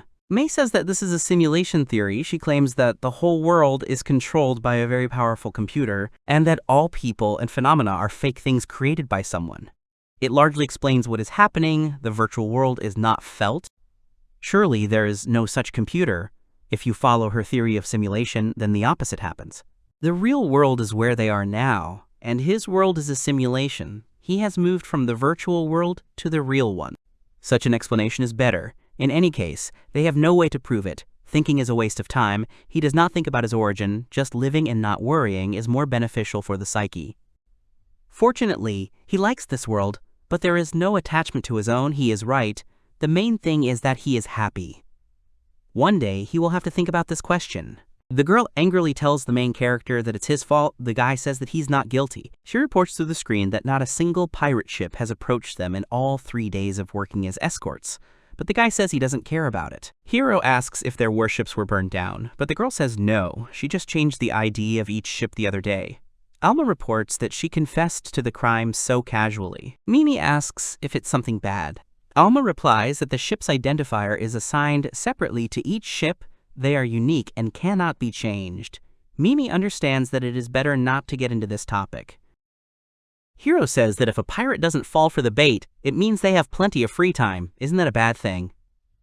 She replies that, on the other hand, there is more work with documents. She is literally inundated with them in her office. So let him spend some time with her during the break. Hiro thinks she might have asked her subordinates, or else she's hanging out there alone. Hiro understands that it doesn't matter, and asks to tell how the situation is with the pirates in the Sierra star system. The girl replies that after that major battle, there is a tendency to decrease their number. Suddenly, something happens and the guy asks Mimi what it is. She replies that it is the reaction of the interdictor of the transport court. Alma reports that here they are. The major reports that they are already moving out. They will arrive in 5 minutes. Let them hold out. The main character asks Mimi to change the radar mode to melee and contact Pelican 4. The girl accepts the order. The main character asks how the Pelican is doing. They answer that they are signaling a ceasefire, but it is not clear what kind of ships attack them. It will be difficult for them to break through. The guy asks not to try. This way it will be easier for them to find the moment to attack. As soon as they go into outer space, let them hold the defense. The guy on the Pelican takes the order. Even if the ship is civilian, the Imperial military is flying on it. They will definitely be able to escape on their own. And even if the pirates get inside, Armed soldiers with armor will be waiting for them there. The main character asks where Mei is. She replies that she is in the dining room. The guy says they're going into battle and safety is a priority. Mimi reports that the Pelican is slowing down. The number of unidentified ships is 11. Mimi is surprised and says that among the 11 ships, there is 1 combat class and 2 more cruisers. Elma reports that they seem to have caught someone worse than ordinary pirates. She thinks about how they were figured out. The guy understands that they will have to fight seriously, as they will go into outer space, accelerate. The guy asks everyone to prepare for the gravitational wave.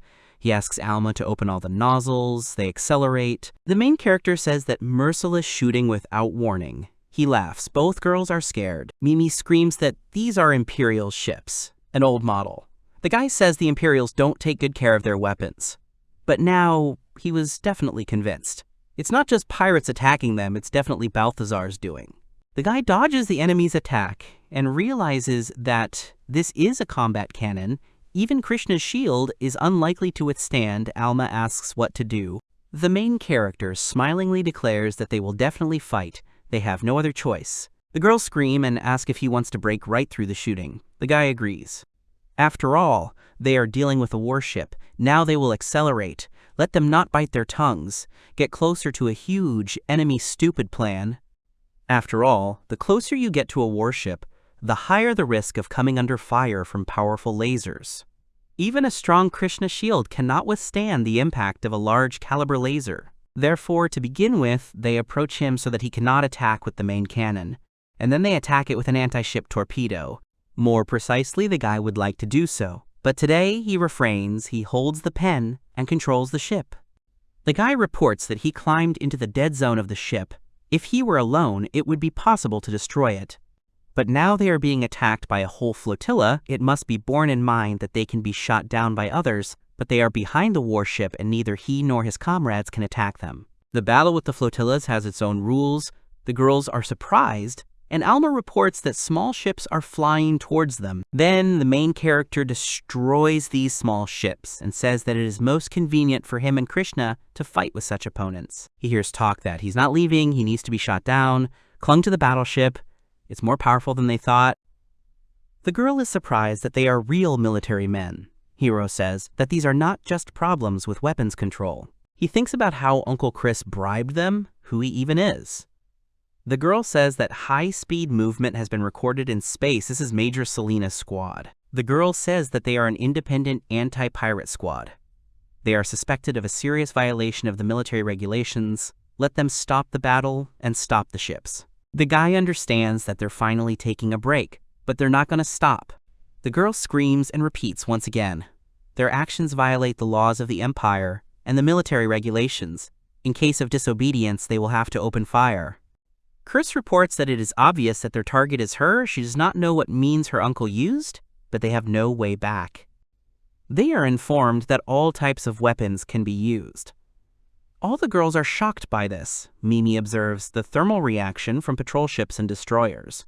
They start attacking with homing missiles, and the guy has to fly away from there. Selena orders him to leave, and Hiro informs him that he has already left. Then he flies and maneuvers in space. Then a laser passes right next to them, and the ship shakes. The shield is destroyed. The girls scream. The guy realizes that it's not the time to panic yet. He turns right on the enemy. The girls yell at the guy, and he tells them that everything is according to plan, but in fact he is lying to them. The pilots of the ships notice that Selena's attacks have become tougher, and they need to leave before they hit. However, they attack again, and this time, they don't give the pirates a chance by destroying their ships. The guy sighs, and it seems to have worked out. Alma says that now there is only one ship left in working order. The girls ask if it's okay that they're hiding. Hiro asks why he's rushing into hell. Let Selena figure it out. The outcome of the battle has already been decided. Further sacrifices are meaningless. An intergalactic ship is flying in the darkness of space. A guy with blonde hair informs the team that the Vestor has stopped. The girl behind him looks thoughtfully ahead. A voice says that the Vestor is on the line. A voice informs them that they are in touch with the senior assistant to the commander of the ship, Roman Kestrel, whose ship has been stopped and is being taken over by the ship of heroes. The girl replies that she understood the statement, but asked what happened to the commander. In response, she hears that Colonel Eugen Gerasmet died of his own free will and he, the assistant commander, assumed further command. The girl's eyebrow twitched at what she heard. She closed her eyes and relaxed her face. The girl replied that she understood and stated that they were ready to start rescuing the victims. She warned the senior assistant commander to be ready to receive them. He replied that it would be done. The wreckage of a crashed intergalactic spaceship appeared in empty, black space. The guy sitting in front of the computer asked with disdain if it was death by choice. The girl next to him replied that it sounded very suspicious. Mimi, who was standing next to them with her hands clenched into a fist, said that it was probably over now. Elma Wilrose replied to her that it was only likely the girl was worried by such an answer. Then she continued that at least everything was settled with this ship. The guy added that as soon as Major Selena settles everything, they will immediately return to the Plan 4. Mimi stopped worrying and enthusiastically agreed with his statement. Hiro suddenly turned around and looked at the two girls behind him. Mimi asked if everything was okay, and the girl next to her replied that she was just a little nervous, but everything was fine. The hero thought to himself, he hopes that this is really the end. A huge ship, similar to a bundle, hung in space. The girl with glasses, who was actually an android, indifferently stated that it was time for her to leave. Elma replied to her that, if necessary, one should always protect Hiro, although she boldly declares that most likely everything will be fine.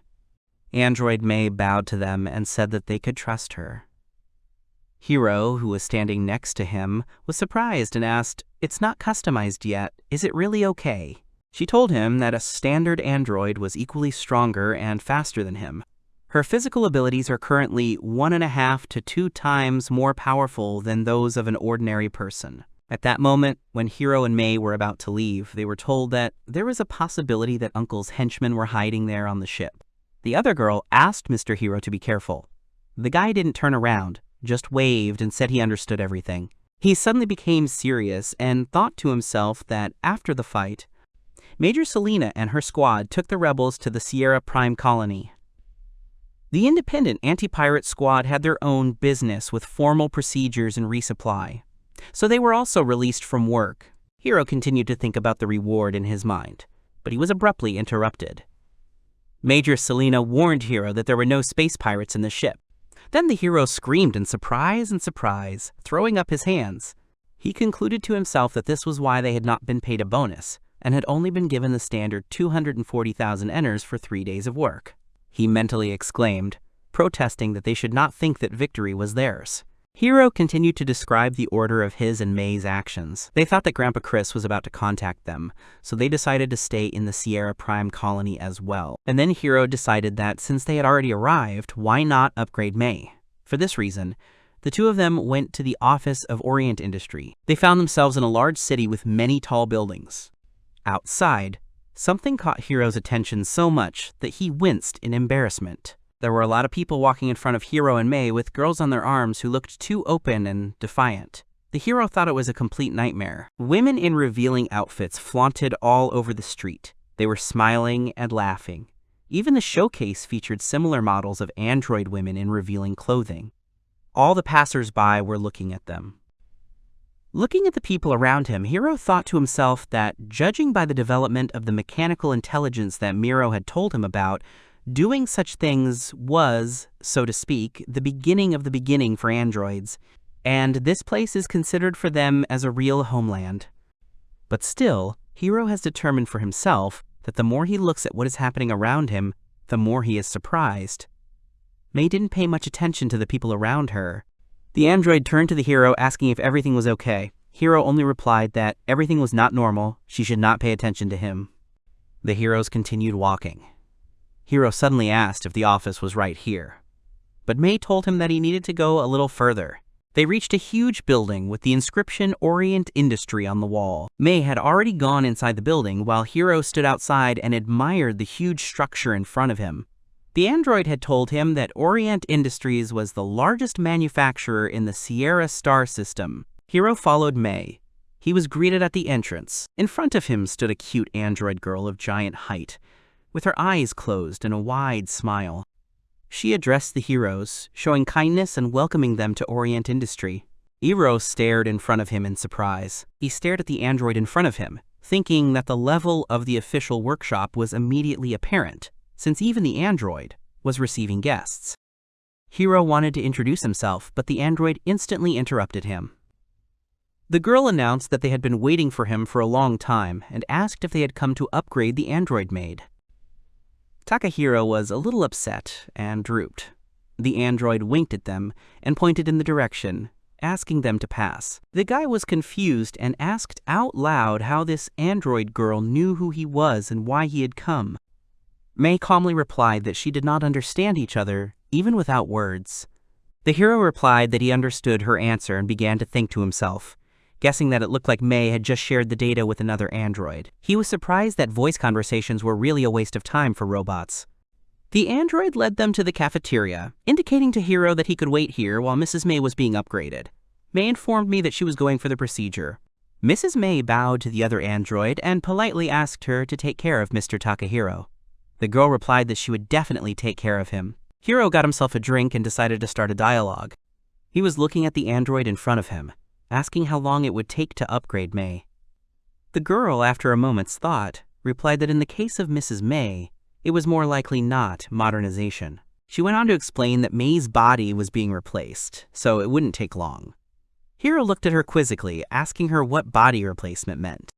Then she said that they usually manage with a partial upgrade, that is, they replace spare parts or worn-out joints, and do it immediately on the current android body. The android continued to explain the essence of Mei's modernization, since in her case it will be necessary to replace all the parts, starting with the skeleton and ending with the central processor, so it's easier and faster to simply transfer data to a new body. Hiro made it clear to the girl that he understood everything. The hero thought to himself that it was like updating a computer. Just replace the parts, or buy a new one. The android concluded that, in her opinion, everything would be ready in 2 hours. The android suggested that Hiro consult him about his future life with Mrs. Mei, if that's what he wants. The guy easily agreed, saying that she would help him out that way. Hiro said that while he was waiting for Mei, he was taught how to live with a Mei droid, how to do simple maintenance work, and what he should do in case of a problem. The guy continued to listen to the android. He said that during the conversation, he was offered to purchase convenient devices for technical work and various equipment. Hiro confessed that he spent a lot of money before he could blink. It turned out that mechantech is a scary thing after all. 2 hours later, Mei was taken to Hiro. At first, the guy was visibly surprised, but after looking more closely, he asked what had changed, since she seemed exactly the same. The girl replied that only the internal composition had changed, but the external remained the same. Mei, having heard their conversation, asked Tyra if he really wanted her to change her appearance. The guy was a little embarrassed, but still replied that it was better to let her be the way she is. Although in general, considering that she looks the same, it seemed to him that the android began to feel more impressive. Mei defiantly showed her biceps, saying that Hiro had finally realized what kind of strength she had. The guy looked at her, only asking that apparently she really liked this pose, although he admitted to himself that she looked cute. The android girl warned that, in fact, Mrs. Mei is now stronger than even a combat robot. Then Hiro remembered that he had asked her to provide her with combat gear. At that moment, Mei calmly lifted up her dress. She pulled out a strangely shaped black ball from somewhere in the small of her back, handing it to Mr. Hiro. The guy asked what it was, and was told that it was a ball of compressed metal, which is also used in the armor of warships. That is, it is a primitive throwing weapon, but in Mei's hands, it can pierce the armor of even reinforcing armor. The android demonstrated the power of the ball by throwing it into a similar suit of armor. Hiro thought it was pretty scary. In addition to the ball, she took out another tool of the same material from under her dress. She showed Hiro the baton when the guy looked at her in surprise, asking how she put it there. Mei repeated the same technique on the armor, but with a club, repeating that it was a primitive weapon, but in her hands it could penetrate the armor of even reinforcing armor. Hiro stood watching Mei. He thought to himself why she was showing everything on the reinforcement armor. Did she really have any complaints about another mechanism that was useful to people? The guy said that this is not just a primitive weapon, but also everything for close combat. Mei replied to him that, for her reasons, photonic weapons are already on Krishna. The hero mentally concluded that now Mei can even be given weapons for armor, And in general, she has become dexterous. Probably she wants to have more secret weapons. In the end, the android explorer turned to Hiro, saying that now it was necessary to check the functionality. Hiro didn't understand at first and asked again. The android explained that, of course, they did everything perfectly to order, but still, the client must check the body personally, so that later he does not claim that he imagined Mei's abilities to be completely different, and so that they both don't stay upset. The android smiled sweetly and winked at the heroes, clenching her palm into a fist. Hiro didn't like this news at all. He lowered the android's hand with a fierce look. The girl said it was necessary, but Hiro objected that he wouldn't just agree to it. Then the android thought about it, because usually people easily agree. The girl concluded that androids are just such creatures, but this statement made Hiro completely angry. He replied that this was not the reason. The android replied that he was just saying that, although he didn't really mind. Hiro turned away from her. In any case, these are the rules, the girl concluded. But Mei quickly grabbed Mr. Hiro by the arm and pulled him aside. The guy resisted as much as he could, shouting for Mei to calm down because he bought her as a combat robot, not for entertainment. He continued to resist the android's power, claiming that Mimi and Alma were still waiting for them. Then Mei stopped abruptly, addressing the owner. She asked him if he didn't love her. The heroes were still in the Oriental Industry building. While Mei was putting on her dress, Hiro was lying under the covers, covering his face with his hands. He thought that even in such a situation, the android kept an emotionless expression on his face. The guy turned to look at her. He admitted that he liked it. The android girl thanked for the final setup and said goodbye to the heroes, wishing them to be happy. Hiro thought to himself that maybe this was a happy event for Mei in her fur life. Although the hero admits to himself that Mei does not serve as a maid for her and is needed for other purposes, combat, he felt more despondent than usual. After all, it's hard for him to take Mei to Elma and Mimi now. Suddenly, at the entrance to the ship, the guards stopped Hiro, blocking him with expensive sharp weapons. Hiro is perplexed and tells the guards that he is the owner of this ship. One of the men radioed in and replied to Hiro that they would now clarify this point. The guy doesn't understand what's going on and asks who they are. Mei calmly replies that these are Count de Reinwald's personal soldiers. The Count assigned them here to protect Mrs. Chris. Hiro clarifies, it turns out that the Count responded to their message. The android girl notifies that a message from Alma's mother has arrived on his device, but at that time they were checking their health. Therefore, she answered the message herself, saying that they would be late. Hiro looked at his device. There was indeed a message from Alma. One of the soldiers reports that they clarified the question about Hiro. The guards apologized and allowed the heroes to board the ship. As Hiro climbed the stairs to the ship, he thought that Alma must have immediately burned down what they were doing. Perhaps she initially understood the essence of Mei's modernization and therefore did not go with them. In addition, Hiro noticed that they ignored the call from the Count. He concluded that they didn't seem to be getting off with a couple of elusive phrases. The guy wilted a little, disappointed. Mei followed him calmly. Entering the ship where the rest of the heroes were sitting, Hiro greeted them, saying that they had finally returned. He thought to himself that he wouldn't apologize for checking on Mei's health. Alma was sitting with her head on her hand. She looked at Hiro and Mei, who had entered, and was loudly indignant. Hiro instantly fell to his knees and bowed to the girl in front of him, begging for forgiveness. The android followed the hero, apologizing that she was a worthless servant. Alma felt embarrassed. She said that she was just joking about them. Mei asked if the girl wasn't really mad at them.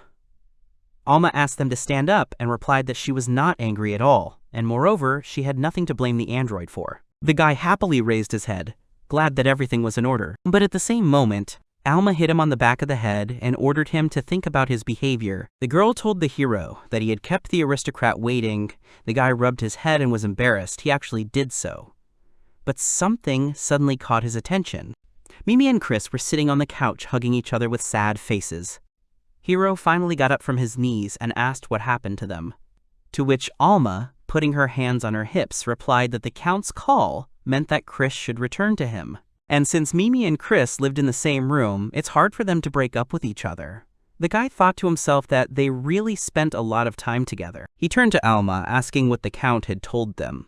It turns out that he was interested in Chris's well-being and asked to be allowed to see her as soon as possible. He got in touch through the guild, and the guild secretary made sure, through Chris, that the Count was real.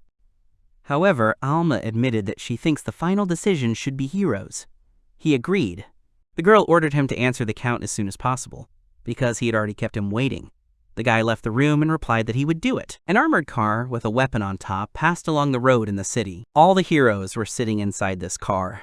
Mimi was surprised at how cool and impressive the car was. Alma replied that it was a great transport to ensure Chris' safety, but Hiro suddenly thought about it. He continued by saying that he did not think that the Count would ask the heroes to accompany Chris. He assumed that they would simply hand Chris over to the right people.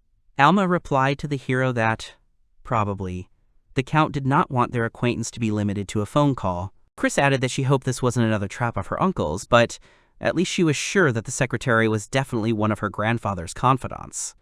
Suddenly, something caught Mimi's attention. The girl looked out the window. She pointed her finger at one of the ships, suggesting that one of them belonged to Chris' grandfather. The guy looked at it carefully. It was a spaceship riser, where there were 4 ships, one of which was of impressive size, which the girl pointed out. Mimi assumed it was a warship, as it carried laser cannons. Alma corrected her that since it wasn't the Imperial Navy, it wasn't exactly a military ship, but rather a military-type warship.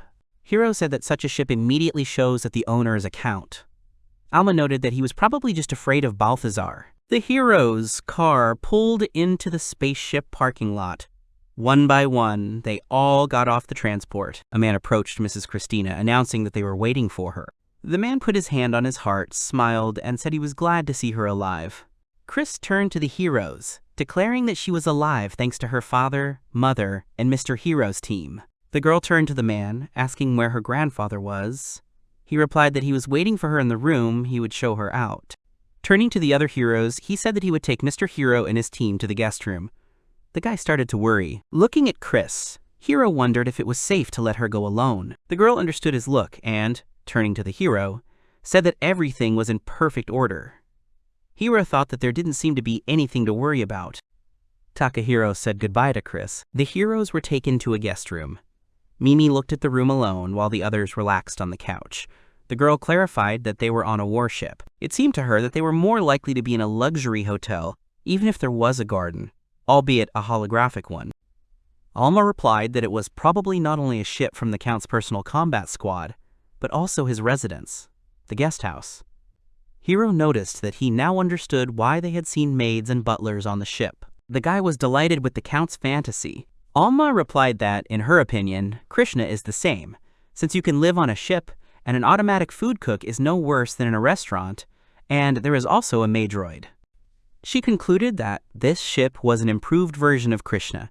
Hiro agreed with her that the ship is really similar if you consider it an apartment building, then large ships are even better suited for life. Such ships, of course, are not cheap, but having the citizenship of the Empire, it will be much more profitable to build a house on a ship than to buy land on some planet. And most importantly, the ship's mobility makes it easier to work and earn more. Hiro thought maybe he should consider buying an aircraft carrier.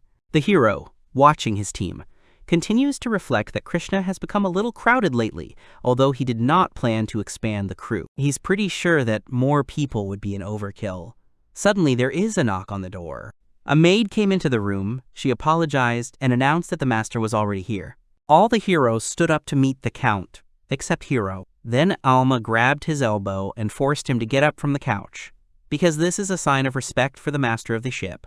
The Count came into the guest room and his 2 maids opened the door for him. Addressing the heroes, he apologized for the wait. His secretary and Christina were standing behind him.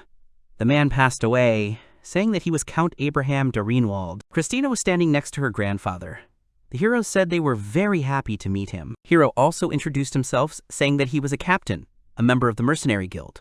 He apologized that he did not know the rules of etiquette well, so he asked in advance to forgive him for his rudeness. The Count replied that the formalities were optional, so he forgives Hiro. The Count sat down on the sofa and invited the heroes to sit opposite him. Hiro thought to himself that the Count was a rather impressive grandfather. Apparently, this was an aristocratic dignity. Hiro collapsed onto the couch, startling Mimi. The Count thanks the heroes. He believes that Hiro's team has been excellent at protecting Miss Christina throughout the journey, and as her grandfather and the head of the de Reinwald family, he wishes to express his gratitude. Takahiro bowed to the Count and said that they were not worthy of such words. But the guy immediately changed his mind and added that, to be honest, it was really hard for them. Elma felt ashamed of his words. The girl kicked him to make him apologize for his words. Elma yelled at him, asking how dare he talk to the Count like that. Hiro only replied that he had asked to communicate without formalities. Mimi was startled by Elma's sharp cry. While Elma was scolding the guy, the Count replied that everything was fine. It turns out that Christina had told him a lot about Hiro's team and Hiro himself. But the Count wanted to hear from the squad leader himself about everything that had happened to them. Hiro and Alma were elbowing each other at that moment. After that, Takahiro began a long story about his past journey with all the details. Christina and her grandfather listened attentively to Mr. Hiro's story. As a result, the guy concluded that now they had finally met the Count himself. The Count was thinking about something, and Hiro was watching his reaction carefully. The ship's owners concluded that, judging by what he had just heard, their story did not contradict Christina's words. Hiro thought to himself that the Count, being a grandfather, was really an impressive man. The Count announced that he was going to reward the entire team handsomely and compensate for all expenses. Hiro lowered his head and thanked him. The hero was pleased with the Count's statement. He had been waiting for these very words, because they had spent quite a lot of money during the entire trip. Elma suddenly asked the Count what he was trying to do next. The old man thought about it. He replied that he had brought all his free combat forces with him, but he understood that their opponent owned an official flotilla, albeit a second-class one. Then Christina suddenly said that this was the reason she wanted to hire Hiro's team as bodyguards. She was told that they, as mercenaries, were ready for anything if it was followed by an appropriate reward. Hiro and his team decided that they were taking on this case. After a while, the heroes left the Count's ship. Hiro announced out loud that the old man immediately showed that he was an influential aristocrat. He admits to me that he spent a lot on the resort, but now they are compensated for all this, plus the reward for protecting Chris and working as bodyguards. It turns out that in total they received 8 million enirs. The hero also remembered, but did not say out loud, that he had asked to pay for some more expenses, so now he has a fortune of 24,400,000 eners in his account. Therefore, buying an aircraft carrier no longer seems impossible. Mimi interrupted his thoughts, asking what their rate was for the next assignment. The commander replied that the rate was 250,000 per day. This is the standard rate for a gold, ranked mercenary. 80,000 comes out 3 times more. Hiro admits to me that he finds this suspicious. Alma said that it turns out it includes a price for silence. Hiro didn't understand her and asked again. The girl added that the current events could cause such a scandal that it would not seem enough to the Darenwald family, so they hint that they should not talk to anyone. But the guy had already told Major Serena about it. The Imperial Army is not doing well either. They're clearing up a scandal with a mutinous squad. Therefore, both the army and the Count want to sort it out quietly and have paid the heroes for their silence. Alma threatened that if they told anyone, they would make enemies both in the army and in the Count's family. Mimi was visibly scared, but Hiro just exhaled heavily. The guy promised not to tell anyone anything. The hero's ship was the same. Hiro, lying on the couch, yawned loudly and declared that he was bored. Mimi and Alma went shopping, because they need to get some air, as they have been sitting only in Krishna lately. Thanks to the Count, they're safe now, but Hiro sent May with them anyway. Left alone on Krishna, the guy thought he had nothing to do. He was surprised that he hadn't noticed how he had turned into a man who couldn't lead a normal life without his team. Suddenly, a bell rang. Hiro picked up his phone, which was ringing with messages. He was surprised that someone could come to him without warning. After reading the notifications, he exhaled heavily. A girl with long hair appeared on the screen. Hiro said that no one was home, but she told him to stop making her angry. Hiro asked her why she came, to which she replied that she was bored on her break. But the guy was not satisfied with this answer. He clarified why it was to him. Because she could go somewhere with a subordinate, did she really have no friends? The girl objected that it wasn't about friends and she wasn't alone. However, the subordinates wouldn't be able to relax even if they were with their boss during the break. She cares about her subordinates and has a great relationship with them, so she is not alone. Hiro apologized for saying that and asked her not to cry. The girl could barely hold back her tears. Looking at her, the guy decided that now he was sorry to kick her out, so he decided to give her some time. He had nothing to do anyway. However, it is awkward for him to let the major on the ship, where there is only one man. He got off the ship and greeted the girl, calling her by her rank, but Serena asked not to call her that during off-duty hours. Then Hiro clarified how he should address her. The major replied that she could just call Serena. The guy addressed the girl as Mrs. Serena, and they both fell silent instantly. After a moment, they laughed. The hero asked where they would go, but Serena looked at him questioningly, answering that usually in such situations, a man leads a woman somewhere. Hiro became irritable. After a while, the heroes found themselves on a street packed with people. Takahiro suggested just walking through the streets of this colony, with no obvious purpose, just to look for something interesting. There are quite a few places for tourists here, so he assumed that they should find something interesting. Serena liked this idea, even though it sounded too thoughtless. Hiro retorted that thoughtlessness was normal for her. The guy saw a huge building in front of him where it was written that it was a VR station. Hiro suddenly got excited and stated that this VR station is in the first place, which is why the Sierra star system is known. Initially, VR stations were needed to create a pleasant atmosphere for those who are waiting for their turn to land on the resort planet, or for some reason were unable to land. But now this industry has grown to a major tourism industry. People come to enjoy high-level virtual reality. It seemed to Serena that this was not normal. She found it strange that they decided to go for a walk, but choose to lock themselves in a virtual space. Hiro was surprised that for the people of that world, VR is not particularly admired.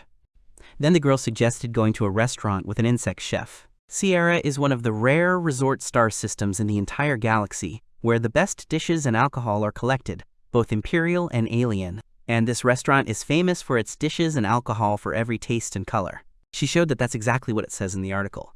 But Hiro was against it. The guy thinks that the major will just get very drunk. It's obvious to him. Serena objected that this would not happen, but Hiro replied that it had happened more than once. Two strange men approached the heroes, calling Serena and Hiro lovebirds, who apparently quarreled. They pushed Takahiro away from the girl, attracting her attention, but she only asked who they were and called them clingers. They suggested that she have fun with them rather than quarrel with this sad guy, pointing at Hiro. But the guy told them that it was a bad idea. He advised them not to get involved in it. The man grabbed Takahiro by the jacket and shouted at him who he was. The hero didn't say anything, but he thought to himself that he didn't really like fighting people. Before Hiro could get his weapon out, one of the clingers suddenly got scared, telling his friend that they needed to run away urgently, and pointed his finger forward. Serena immediately opened her coat and took out her sharp sword, asking the strangers what they wanted from them. The men were scared when they realized that he was an aristocrat. They immediately started running away, begging for forgiveness. Serena was surprised at how rude these strangers were.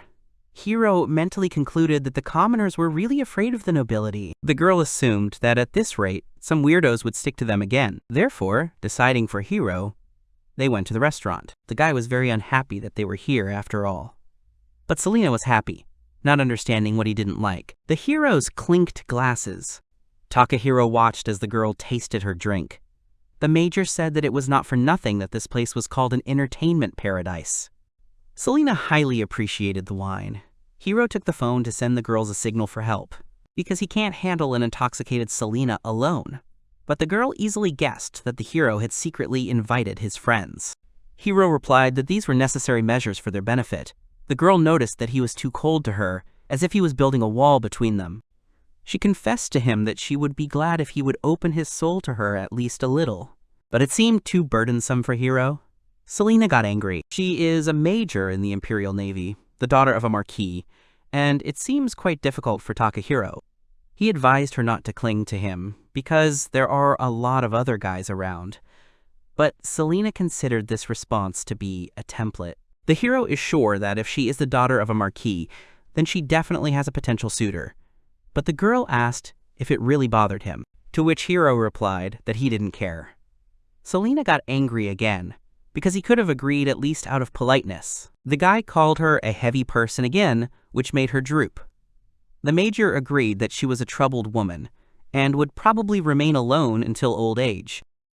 Hiro objected, because if she's an aristocrat, then she will not remain alone until old age since there is a political marriage. He asked her if she hadn't been offered this.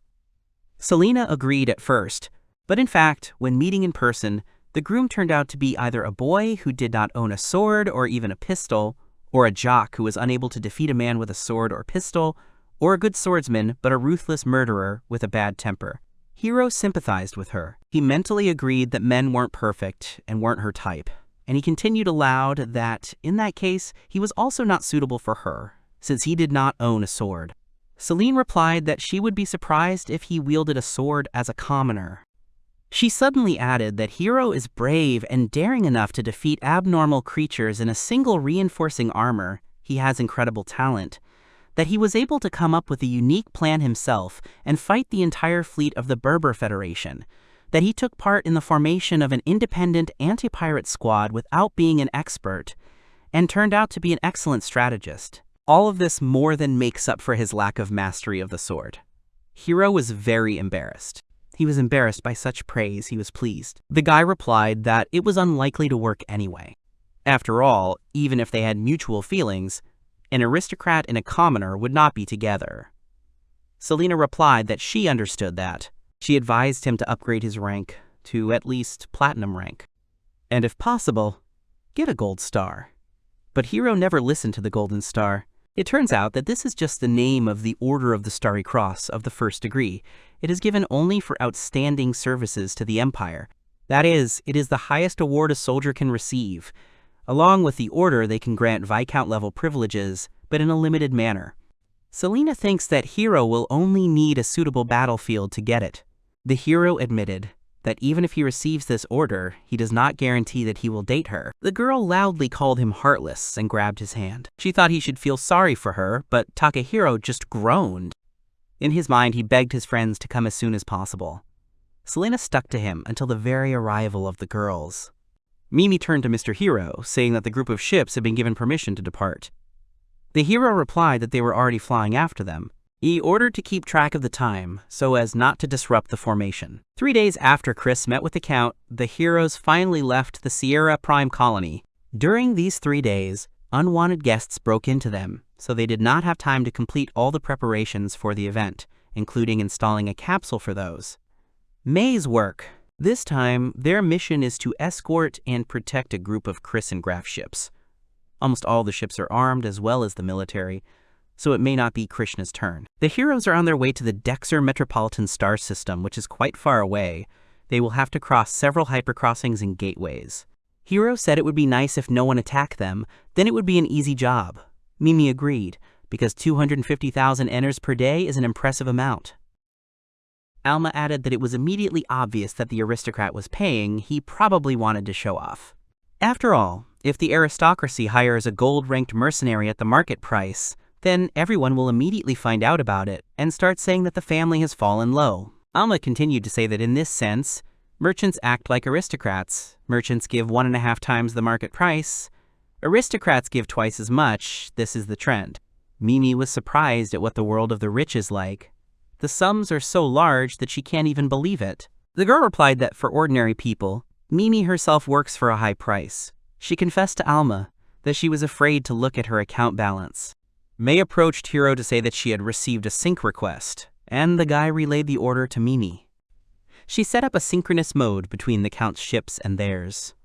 The hero reached out, announcing that the Count's ships were now responsible for the route. This means they can relax as they pass through the airlock. Mimi stared out the window, marveling at the airlock. Hiro agreed with her that the gateway looked pretty big. He added that in general, all gateways in SOL are different shapes and sizes, although he had long known that this world was similar to the world of the game. Mentally, the hero was amazed at how huge this gateway was. It's hard to tell the distance between anything in space, but this thing is much bigger than a colony, and the Imperial fleets seem like rice compared to the airlock.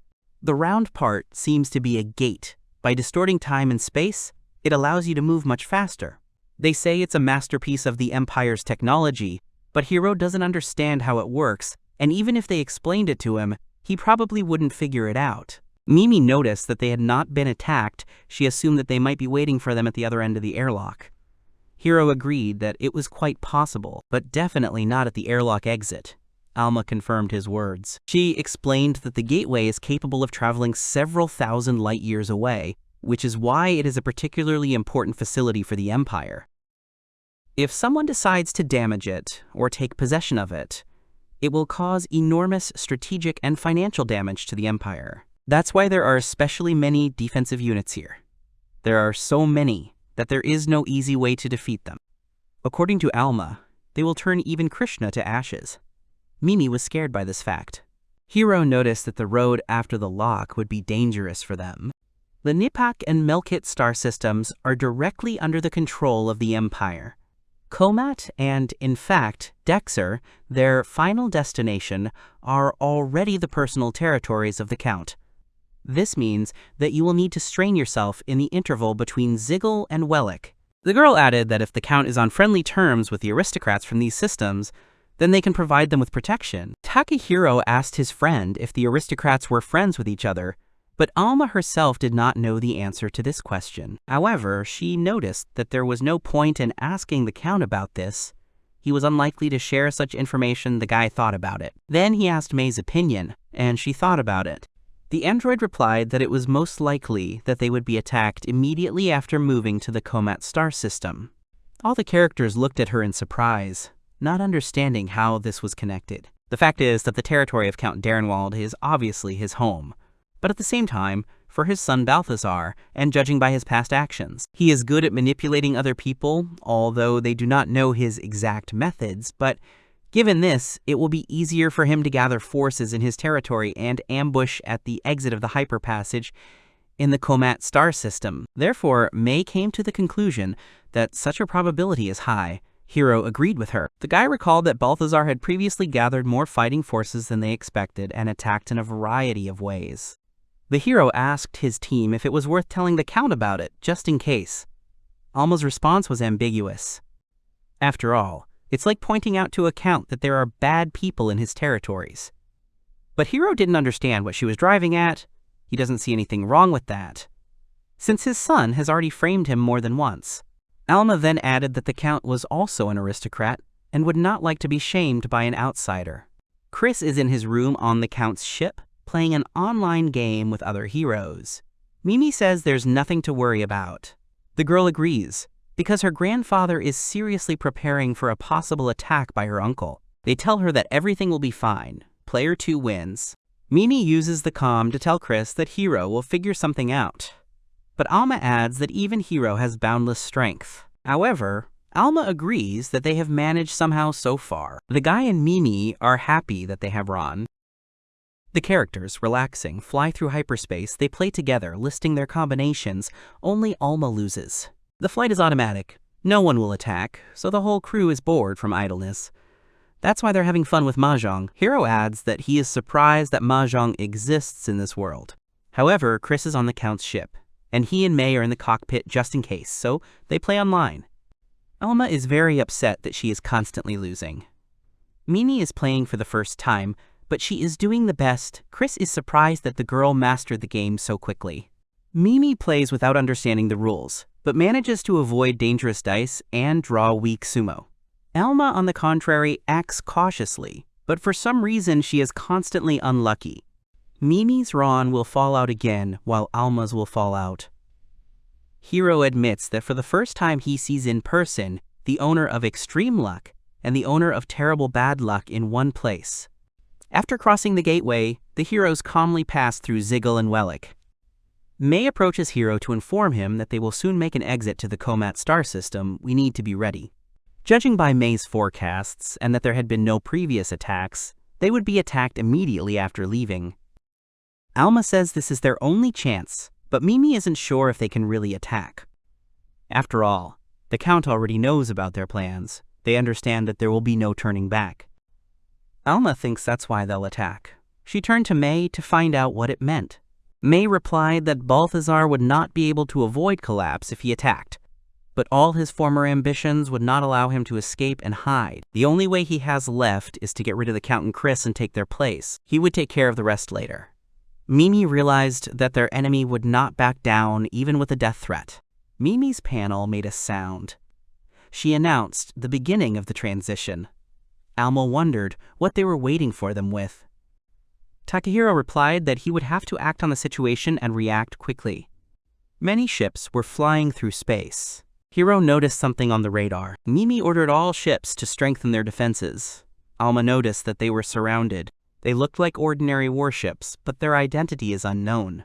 Hiro's partner reports that the Count is trying to contact unknown ships, but there is no response. The guy realized that they were surrounding him, but they didn't take action. Alma is thinking out loud. It looks like they want to detain them. They are looking for the right moment. Mimi reports that something from the radar is approaching them at high speed. The enemy wants to crash right into the Count's ship. That's why they were surrounded. The heroes turned on the engines at full power. Mimi reports that there is a video of the ship. The shape of the ship seems strange and too long to the heroes. Even Hiro, an avid SOL player, had never seen such a ship. But all the same, he believes that Krishna's lasers will be able to hit even at such a distance. The heroes shoot a laser, but the enemy ship is protected by a shield. Hiro is surprised by the strength of the shield. Mimi reports that the ship is accelerating. Even Krishna couldn't keep up with him at full speed. He'd crash into Chris' ship at that rate. The guy is worried that the enemy wants to attack in such a brutal way. Krishna fires the lasers again. But no blow can pass through the enemy's shield. The heroes can't do anything. The ships are about to collide. The enemy ship passes through the shield of the Count's ship. The sharp end of the strange ship will soon strike with all its might. The whole team froze in horror and despair. The ship actually passes through the ship where the Count and Chris are. The heroes held their breath. Hiro asked Mimi to report the situation. She replied that an unknown ship had pierced the Count's ship and was stuck. But it is impossible to see the situation on the ship, and temperature changes. The guy thought that the ship would blow itself up after ramming. Alma reported that the other enemy ships were also doing nothing. Hiro doesn't understand what that ship wants to do. May thinks it's a suppression vessel. The heroes asked her again. The suppression vessel is designed to ram an enemy vessel with a sharp nose. Then combat forces are sent through this nose to the enemy ship to suppress the enemy inside. Such ships have a powerful shield, an engine, and a shield reinforcement device, but no weapons. Hiro was outraged by this information. He has questions not only about the ship itself, but also about the situation, why the enemies decided to use it now. Balthazar doesn't seem to need the Count and Chris, but it's not clear why he used such a complicated method to eliminate them. He could have just blown up the ship. Alma agreed that it was logical, because the aristocracy loves swords. Mimi agreed, recalling the story about the Violent Emperor, mentioning that the series is already on season 246. It takes Hiro a long time to digest all the information. The guy realized that Balthazar himself was on the suppression ship. After all, an imperial aristocrat would probably want to resolve everything with a sword. But Hiro still doesn't understand the values of aristocrats. Alma added that the sword's decision would boost his status after the coup. The hero agreed that it didn't matter now. He asked them what was the best thing to do with the ship, since it could not be destroyed, as it could harm the Count and Chris. Takahiro suggests that they will have to land, but Alma believes that the battle on the Count's ship can also harm the allies, because disorderly fighting will begin. It can be risky, but Hiro doesn't mind sitting and waiting for something. He's worried that they might get rid of the Count, and then he won't get the reward. The hero clutched a special object in his fist. At the same moment, he began issuing orders. Mimi must request permission from the Count to land. They will enter in reinforcement armor. Alma remains to control Krishna. May goes with Hiro. The hero's ship is approaching the Count's ship. As soon as they fly inside, the entrance closes. Hiro, in reinforcing armor, enters the warehouse. There are no enemies in sight. Mimi warned that the enemy forces were far from the warehouse, but he still needed to be careful. He asked them not to worry. May said she would take care of the owner. Hiro noticed how serious she was. But he still asked her to stop fiddling with the laser cannon for reinforcing armor. He upgraded May, after which she got the opportunity to use even weapons for armor. Hiro honestly says that this is a bit shocking, it should be impossible, but apparently mysterious technologies are involved here. His reinforcing armor is famous for its heavy armor and powerful firearms. Hiro assumes he can handle it without May. Alma interrupted his thoughts, warning him that he shouldn't interfere in aristocratic sword fights. Because for an aristocrat, armor is like thunder. it will easily cut through his defenses. An aristocrat can also deflect a laser with his sword. Hiro was very scared, although he remembered that Chris had said something like that, and the fact that aristocrats are able to enhance their information processing abilities with the help of cybernetics. But the hero has 2 laser weapons anyway. He and Mei were running around the ship. The guy asked the android if such battering ram attacks were popular in this world. She replied that such vessels can only be built by a small number of amateurs using connections, but the number of vessels created, their use and successful operations with Nikki is extremely small.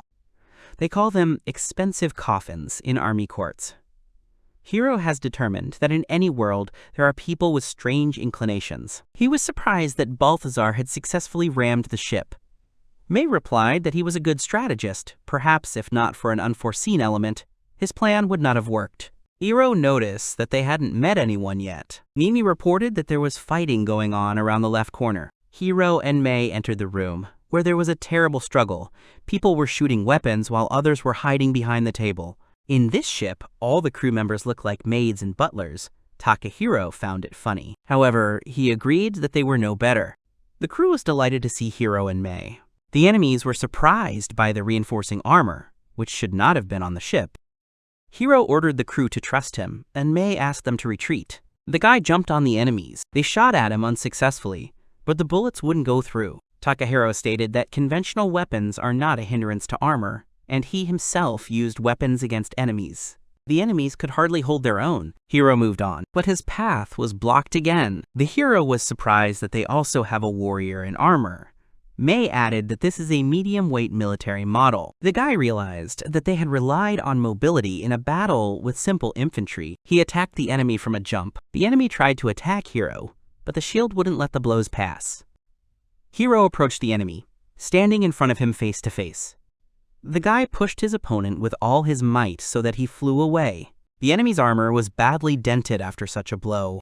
The opponent flew into the wall with a crash and fell to the floor. Hiro menacingly declared that mobility would not help in an indoor battle.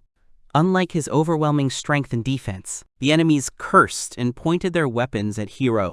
Mei noticed that her master was being targeted and decided to participate in the battle too. With the help of a powerful laser, she defeated all the enemies.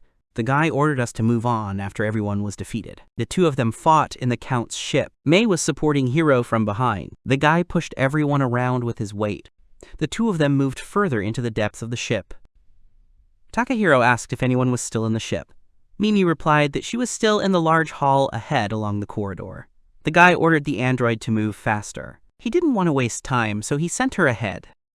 She instantly ran away with a big gap. The hero said that she was pretty fast and probably couldn't beat her even in armor. Something caught Hiro's attention off to the side. He saw that the android's wounds weren't from lasers or explosions.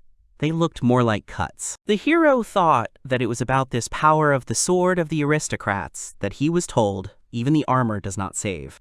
He saw the entrance near it and thought he should go there. Hiro appeared in the doorway. The people in front of him were hiding from something. He looked at their faces. Chris was standing surrounded by guards, but as soon as she realized that Hiro was in front of him, she was overjoyed and shouted his name. He reported that Chris was alive and was trying to find the Count. Grandpa Chris was sitting on one leg, tired and drooping. The hero saw that he was badly battered, but alive. Suddenly, Mei burst through the door. She asked her master to move away, but he did not understand what this was about. Hiro was watching Mei. Then the guy looked up and saw the same Balthazar Darenwald in front of him. Balthazar took a stance with his swords in front of him. Hiro was also ready for battle. The enemy moved towards the guy with lightning speed. Mei was surprised by his speed. Balthazar swung his sword, almost touching the girl, but she managed to dodge. In flight, the android grabbed a laser weapon and fired in the direction where the opponent was standing. But the beam missed and ricocheted into the ceiling. What Hiro saw took his breath away. The android returned to its owner. The guy was surprised that Balthazar had actually deflected the attack with his sword.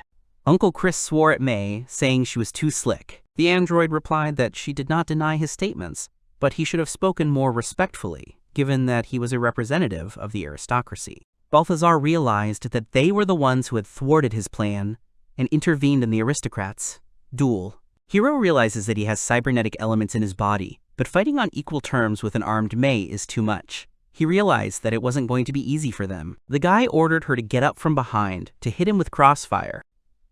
The heroes scattered in different directions. Hiro thought that it didn't matter how strong the enemy was. It is unlikely that he will be able to withstand a double attack, but everything didn't go according to plan. Uncle Chris managed to dodge and run to another place. He had already swung at Hiro. The guy only managed to substitute his weapon to avoid being attacked. The sword slid across Hiro's weapon, and there was a clink. Hiro's laser almost flew out of his hands.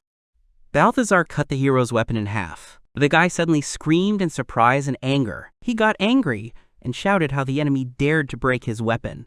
Then Hiro fired a laser, but not a single blow fell on Balthazar. He deftly dodged each beam. Uncle Chris declared that Hiro had not only desecrated the duel, but had also pointed a barbaric weapon at the aristocrat. The guy replied that he didn't care about the rules of the aristocracy and fired again in his direction. One of the beams still touched the enemy but bounced off his head. The guy noticed it. He shared the remark with Mei, to which she replied that it looked like he had a portable shield. In this case, Hiro asked Mei to switch the weapon to convergence mode and aim, since the portable shield has very little charge. This means that a powerful laser can discharge it. They began to direct laser beams at the enemy without interruption, but Balthazar successfully repelled all the attacks that were directed at him. Over time, the enemy weakened a little from the constant attacks. Suddenly, a huge cloud of smoke appeared, into which Balthazar disappeared. Hiro initially thought it was an explosion, but Mei corrected him that it was a smokescreen. The hero thought that in this way he wanted to reduce the power of the lasers. He was not satisfied with the vile methods of the enemy. Something rang on Hiro's screen. Using the built-in radar, the hero tracked down the enemy's location and pointed his weapon at him. He hit Balthazar squarely, hitting him hard. The enemy flew off and fell straight to the floor. Hiro admitted that his strategy might have worked for an ordinary person, but the armor has thermal imaging sensors. The guy really spent a lot of effort fighting Balthazar. He thought that even a cyberneticist would no longer be able to move after such a blow. But at the same moment, the enemy stood up, picked up his sword, and stabbed Hiro. Chris and Mei froze in horror. However, Balthazar still miscalculated something. Uncle Chris' punch didn't work, as even an aristocratic sword couldn't cut through a shield of armor. Then Hiro grabbed Balthazar with his hand, but he screamed in rage so that he wouldn't dare touch him. This made the hero smile. The guy slammed his armored hand against the enemy's back. Balthazar fell to the ground. Then Hiro finally won. He admitted that he was prepared for the fact that the enemy could cut through his shield, but fortunately, it did not come to that. Hiro, standing over the enemy, asked what to do with him now that he was still alive. The Count ordered him to be captured. Balthazar was put on a collar and handcuffed for safety. The butlers carried him out into the hallway. Suddenly, someone addressed Hiro. The maid presented the aristocratic sword to the guy. The Count admitted that the guy had indeed desecrated the duel, but since he was the one who won the battle, he should be gifted with an aristocratic sword. Hiro asked Mei what that meant. The android replied that there were different variations of duels between aristocrats, but specifically the Count and his son decided to end with a sword duel. Hiro intervened and won, thus helping the Count. It turns out that he has won and now has the right to decide whether to let the loser live. Also, giving away a sword is a symbol of an aristocrat's pride. Count Darrenwald did not want to interfere, but he wants to hand over Balthazar's sword, because it was he who won. Hiro didn't understand anything anyway, but he took the sword. He grabbed the sword with his armored hand. After the arrest of the main instigator, the enemy troops on the ship and the ships surrounding them either retreated or surrendered. However, after this attack, the ships of the Count and his men were seriously damaged. Therefore, it was decided to stop at the colony of the Comet star system for repairs and replenishment of food. The heroes were told to continue their work as bodyguards, but in fact, they left Krishna in the hangar of the Count's flagship, and they began to wait for further instructions. In other words, they had a weekend off. Hiro was lying on the bed in the ship, holding the device in his hands. Suddenly, Mrs. Christina came to visit him. He was surprised how she managed to dodge to him. He assumed that the ship's crew was on edge. It turns out that the girl just asked her grandfather to let her go, as he speaks very flatteringly about Hiro, and was not against it. Although it seems to the guy that the Count always walks around frowning, and was clearly unhappy that they interfered in their duel. But Chris admitted that her grandfather thinks Hiro is strong. Then he remembered the thing he wanted to give Chris. He took out a special object from his jacket and handed it to the girl. She stared at the diamond in front of her for a long time. Once Balthazar is captured, the root of the problem is no longer there, then Chris is not being pursued, so his work as a knight has come to an end. She took the object from the guy's hand. Chris put it to her heart and closed her eyes. At the same moment, the girl confessed that she loved the hero. He didn't answer, but he thought he'd noticed it himself a long time ago. After all, from the outside, he looks to her like a prince on a white horse who saved her from death. It's more like a passing fling. However, if he tells her about it, then everything will end, and for Chris, this confession is a very serious and courageous step. So he decided to tell the girl that he was glad. Her eyes lit up immediately. But he can't accept her feelings. Hiro decided to be serious too. Christina was very upset and started crying on the spot. He reminded her that she had the life of an aristocrat, and he was a man from nowhere, and had no right to interfere in her life. The Count would not allow it either. Besides, he likes the free life of a mercenary more than the life of an aristocrat. Chris rushed into Hiro's arms. She said she could leave the Count's family, but the guy replied that you can't do that. Since she is the sole heiress of the Darenwald family, no one else will inherit her parents. Does she really consider aristocratic status to be a meaningless thing? If she does that, then Hiro will become an enemy to the Count. He apologized to her that he would not be able to choose a path that would endanger the people he loved. Hiro apologized to her once more, listening to her cry. Mei came into Hiro's room. The guy apologized to her, but the android only asked him to rely on her. The girl touched Chris's shoulder, who was crying. She led her mistress down the corridor. Hiro watched them go. He fell face down on the bed. It's too difficult for him to comfort a girl he rejected. He doesn't have such abilities and experience, so he dumped all the work on Mei. He thought he felt guilty and closed his eyes. It's much easier for him to fight space pirates. While he was sleeping in his room, suddenly someone intruded. The girl went into Hiro's bedroom and abruptly jumped on him. The guy looked at her. It was Mimi, who was hiding her face. She ran even closer, falling on his chest. At first, he started to worry. But then he realized that everything was fine and calmed down. Mimi was sobbing and trying to look at Hiro, but she didn't dare. She looked up, a big smile on her face. This greatly confused the hero. He did not understand what was happening to her. Suddenly, a tear rolled down. After a moment, Mimi's eyes filled with tears, but she continued to look at the guy, smiling and not looking away. Hiro began to worry. A second later, Mimi's smile completely disappeared from her face, and she burst into tears. The girl blew her nose on a handkerchief. She apologized to him for the trouble, and he replied that he considered her a hassle, but still asked what had happened. Mei told Mimi what happened between him and Chris, that Hiro chose not the mistress, but not Alma. When Mimi found out, she was very happy about this news. But Hiro's joy doesn't match the crying he found. The girl admitted that she was actually glad that he hadn't chosen Chris. Because of this, Mimi was upset that she was a bad person. At the same time, she thought that Hiro was having an even harder time right now, so she came to calm him down. But it seemed to the girl that he gently asked what had happened, which completely confused everything in her head. She fell back into his arms. Hiro asked her to stop crying. He himself thought that Mimi was happy about what was happening, despite the fact that her friend Chris was suffering, and eventually began to blame herself for it. He was hooked that it was her style. On the other hand, it allowed her to vent her accumulated feelings. Hiro concluded that everything was simple for him. He stroked Mimi's head and smiled at her. He told her that he seemed to be most comfortable with her. Elma was sitting in another room. Mei was standing next to him. The girl was surprised that Mimi coped quickly. Alma asked what was wrong with Mimi's eyes, that they were so red. Mimi didn't say anything, but she was very embarrassed. Mei pulled out a chair for the girl and asked her to sit down. The android took care of Mimi while Hiro and Alma watched them from the side. Hiro told Alma that she was calm. The girl replied that the Count would never have recognized the relationship, and Chris would not have had time for him. She became the sole heir of the Count's family. If something happens to the current head of the family, she will have to take his place, being inexperienced. This means that the Count's family will now urgently take care of her education. She will have no one to even take a walk. This is the share of the imperial aristocracy. Power is also a duty. Alma looked at Mimi and Mei. She thought something was wrong with the girl. She hopes Mimi will be okay. Hiro replied that her wording made him worried.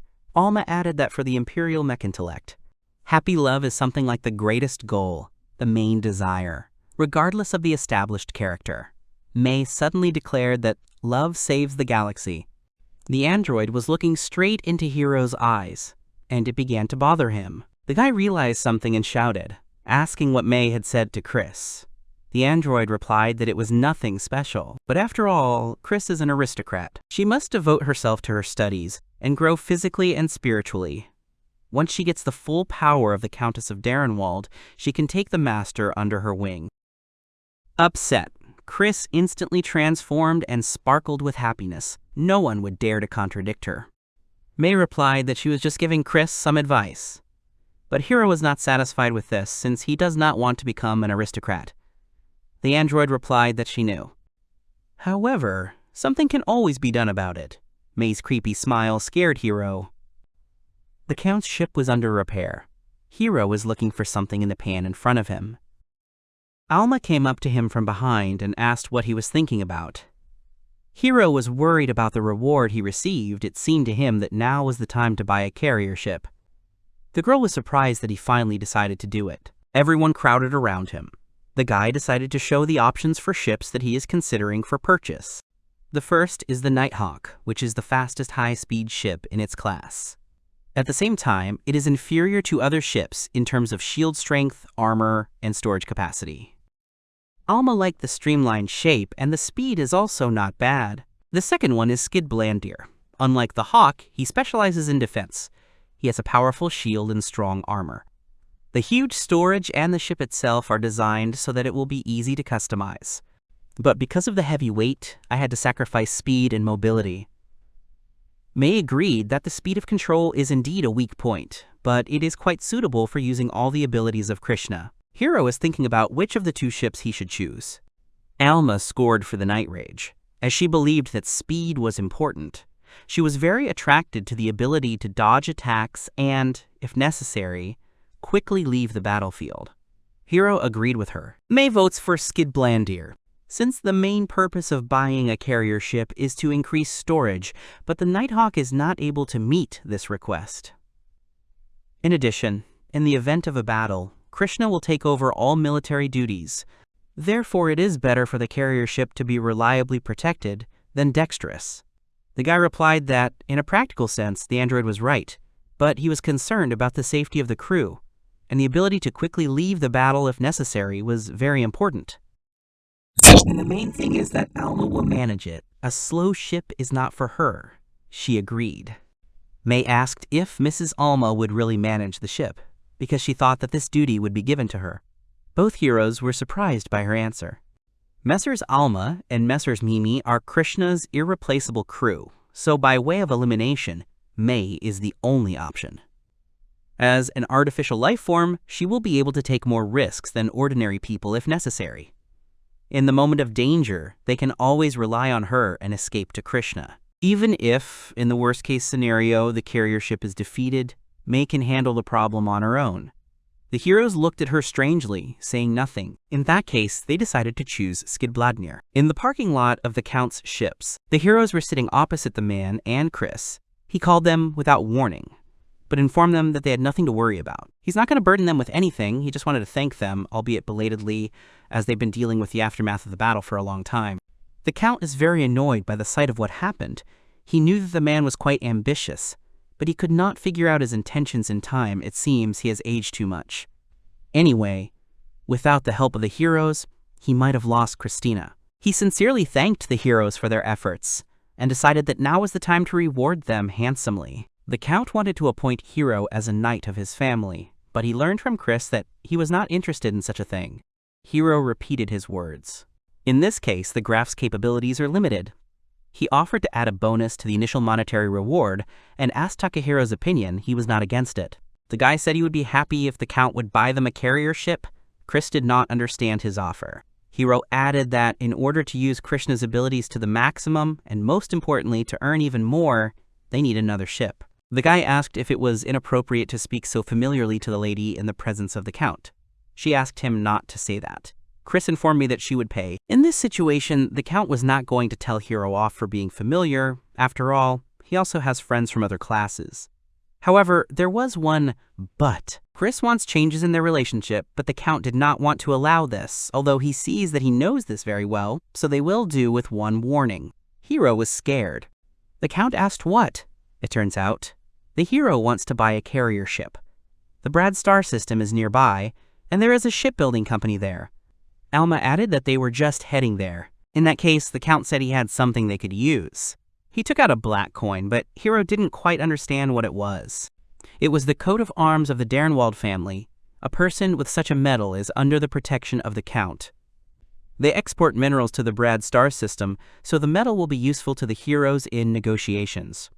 The hero thought that such a medal could greatly burden him and did not immediately take it, but the Count threw the medal. Hiro caught her. The Count, paying attention to the hero's reaction, said that he should not worry about something threatening him, since the medal would not limit his actions in any way. The guy noticed that the Count was quite persistent. He replied that otherwise he would not become the head of the Count's family. He stated that their conversation was over, he needed to go, as he was waiting for a meeting with the Space Army. And he advised the heroes to enjoy the victory with Christina. Suddenly, the Count looked at Mimi, who was sitting next to him, looked closely at her face, and asked if they had definitely not seen each other anywhere. The girl replied that probably not. The Count apologized for his strange question. The other characters looked at Mimi with interest. A couple of days later, the heroes were on board the Krishna. Christina asked Hiro via video if he really didn't want to rest a little more, to which the guy replied that it wouldn't do. After that incident, there are no good jobs for mercenaries nearby anymore. Chris understood him. So the guy said it was time for them to say goodbye, but the girl did not agree and replied that they would see each other again. She asked him to come to her, made him promise, and named him her knight. Hiro noticed that Chris had become much more persistent. The girl replied that she could not always remain weak. The hero's ship flew out of the parking lot. The guy concluded that they would see each other again. She watched through the window as her lover's ship disappeared into the darkness of space. Mr. Hiro is not someone who can be kept in one place for a long time. He's like a bird flying freely through space, and Chris is too powerless to become a cage for him. She adjusted her collar. Chris wondered if, after a certain number of years, when she was strong enough to be on par with him, she would be able to become, if not a cage, then a place where the wings could rest. It seems to her that she will go through anything for this, as Mrs. May told her. Chris believed that a girl in love was invincible. The hero's ship was flying through space. Hiro was stretching. Mimi informed him that they had finally reached the Brad star system. The guy replied that they had been flying for a long time. He decided that it would be better to go straight to the main port, but noticed a strange thing on the panel and asked what it was. Alma came up to him. She looked at the screen and stated that they were being scanned. Mimi was worried if everything was all right. The girl replied that scanning was not considered illegal, it was not the army or the police, you could ignore it. They didn't even have an ID hidden. Hiro felt uncomfortable, as if they were scanning his healthy stomach, although it didn't look like they were going to attack. Suddenly, the panel began to emit more signals. Now there are more ships scanning them. In general, they do not harm the heroes, but it scares them a lot. Hiro immediately stepped on the gas to escape from the strange ships and ordered the crew to take their seats. They approached the space city. The guy asked Mimi to send a boarding request. Signals from the panel sounded from all sides. Mimi was worried that she was sitting behind these ships and why they were chasing them. May replied that it looked like they were all Space Ward ships, the same ship manufacturer they were flying in, but Mimi didn't understand why they were scanning them. The android explained that Krishna was a novelty to them. Many residents of Blood were very curious. The unknown Krishna became interesting to them, but the girl thought it was somehow too much. They are very curious about technology, they test their developments, even on pirate ships, that is, the manufacturer hunts pirates himself. That's why pirates avoid areas with shipbuilders. Hiro replied that, nevertheless, it was somehow unpleasant, although legal, but at least indecent. He asked the android to clarify the ID of the ships. She had already written everything down. The heroes were flying up to the landing site. They found themselves on a busy street. They were met by an android. She greeted Hiro and asked if he had come to purchase a carrier ship. The android led me out of the room. The heroes were glad to have May with them, who makes everything easier. They were walking down a long corridor. The girl showed them that there was a meeting room and a manager was waiting for them inside. Hiro peered into the room, but Something seemed very strange to him. Inside, he saw a child in a formal suit. Mimi corrected the hero that it was most likely a dwarf in front of him. Since the company is called Space Door, it's obvious that dwarves work here. Hiro thought about it. Alma, understanding his expression, explained that DVERG was another name for dwarves. The guy remembered that he had once read Scandinavian myths and had seen this word. If there are elves in this world, then dwarves are also commonplace. Elma asked why he looked like he realized something. The girl invited the heroes into the room. She introduced herself, saying that her name was Sarah and that she would be speaking to them today. The girl bowed. Sarah asked which carrier ship they wanted to purchase. Hiro enthusiastically replied that he already understood about what he wanted. He said he was thinking of buying a Skidblandir, but the girl immediately jumped up and interrupted him. She said he had great taste since he wanted to purchase the SDMS-020. Since this particular ship has not lost its popularity for a long time, it was built according to old drawings, but it is highly reliable and spacious. In addition, it has been modified more than once, and most importantly, they recently received the latest model. Now is the best time to get him a ship. Hiro said that this ship is too expensive. She replied that it was still the latest version. Sarah suggested choosing the main option of the ship. Otherwise, they would never agree on a price. The heroes and the girl discussed a lot of details and options necessary for the ship. Hiro wanted maximum functionality without reducing the function of the shield. Armor and generator, he didn't care about the other options. Sarah asked if he was going to install weapons, but the guy replied that it was unnecessary and equipment should be kept to a minimum. May put her hand on Hiro's shoulder. He turned to the android, and she whispered a suggestion to him. If he had the budget for it, of course. He replied that he would think about it. Sarah calculated how much the amount for the ship would be, taking into account all the wishes of the heroes. The price tag that the girl showed exceeded Hiro's budget by 6 million. Then she thought for a while. She has a business proposal for him. If Hiro signs a contract with their company, they will make a big discount and sell the ship at the right price. The heroes fell silent. Hiro thanked them but didn't understand why they were offering it specifically to him. Sarah replied that he had risen from the bronze to the gold rank in a short time, and he was an incredibly skilled mercenary. The hero asked what the contract was. Hiro was required to use their company's ship, use their company's equipment, periodically transmit data about their company's ship, and actively advertise the company in the process. The guy was most confused by the last 2 points. He asked for Alma's opinion. She replied that if the data does not relate to their personal lives, then this is not a bad offer, but if the company's advertising somehow restrains them, it may interfere with them. May agreed that it would be extremely difficult to coordinate their actions with the company each time. Mimi asked how advertising through mercenary activities could work. Sarah accepted her question with pleasure. Of course, they will only receive data about the condition of the ship as far as advertising is concerned. They will add data on the heroes, activities to the catalog as the right priority material. It turns out that in addition to shipbuilding, their company does business in various fields, including entertainment media and documentaries about how mercenaries fight pirates are especially popular. Hiro thought that he was not well versed in the entertainment of this world.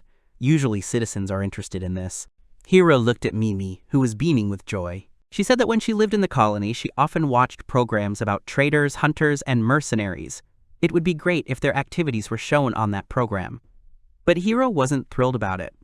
Sarah confirmed that for a resident of the colony, the activity of space heroes is a very impressive sight, and therefore popular. Alma was also against such a deal, because people will know everything about the crew, and their relationship will spread all over the galaxy. Hiro thought that in this world, if a man and a woman spend time on the same ship, everyone assumes that they are dating, even though this is a stereotype of those times when interstellar travel was longer. Mimi didn't understand what the problem was. After all, they have nothing to hide. They have met many people who already know everything about them. There is nothing to hide anymore. Sarah added that they would give a separate fee for the materials for the broadcasts. Hiro didn't mind, so he wouldn't be forced to do anything, and that's the priority material. Elma will agree on condition that her face and voice are not shown. May has another condition. She will check the ship's data before transmitting it. Sarah was upset that they didn't trust her. May replied that her task was to protect her master, and she was relentless in this. The girl accepted all their demands and finally asked to discuss the armament of the ship. Since this carrier has a large number of weapon slots, Hiro said that the minimum number of weapons needed to be installed. Mei asked for an EMP. She added that they also needed large-caliber laser weapons and rocket holders in the compartments.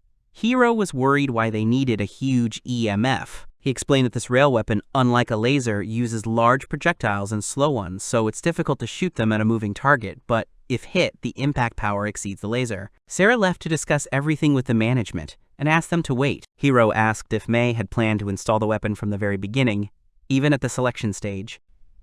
Alma said that Mei had slightly overstepped the boundaries of the robot servant's work, whatever the purpose, but this was no reason to incline Hiro to extra costs. Mei replied that the meaning of her existence was to serve her master. Hiro wanted to know the reason for Mei's efforts. She said that the conditions in which she serves them all are ideal for a maid. At the moment, 98.8% of its potential remains untapped, at a rate that would take 200 years for its value to pay off, and she persuaded Hiro to buy it. But the battle in space will become easier, and the risk of death of the crew will decrease. Sarah returned to the heroes. He announced that the assembly of the goods would take about 2 weeks. Hori wanted to leave, but the girl stopped him. She offered to fix their ship. Hiro remembered that he had never sent a ship for major repairs before, and since they were offering a discount for buying a ship, he decided to agree to the repair. He asked how much they would pay. The guy realized that they were just interested in Krishna, as he was atypical and a treasure trove for engineers, but he could let them take a look at him. Sarah forced out that they would agree to do the repairs for free. But the guy wasn't satisfied with that, and he was about to leave. Then the girl threw herself at his feet, begging him not to leave. She promised a 3 million discount and added more equipment and weapons. Mei offered a discount of as much as 11 million, considering it fair.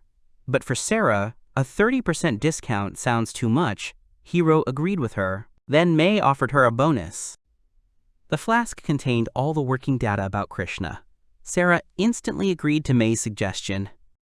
Hiro was worried when she managed to do this, to which the android replied that this was a normal risk management. But something bothered Hiro anyway. The guy was angry that Mei offered to use the data about Krishna as a deal, but she got them without asking his opinion. Hiro noticed that she was silent.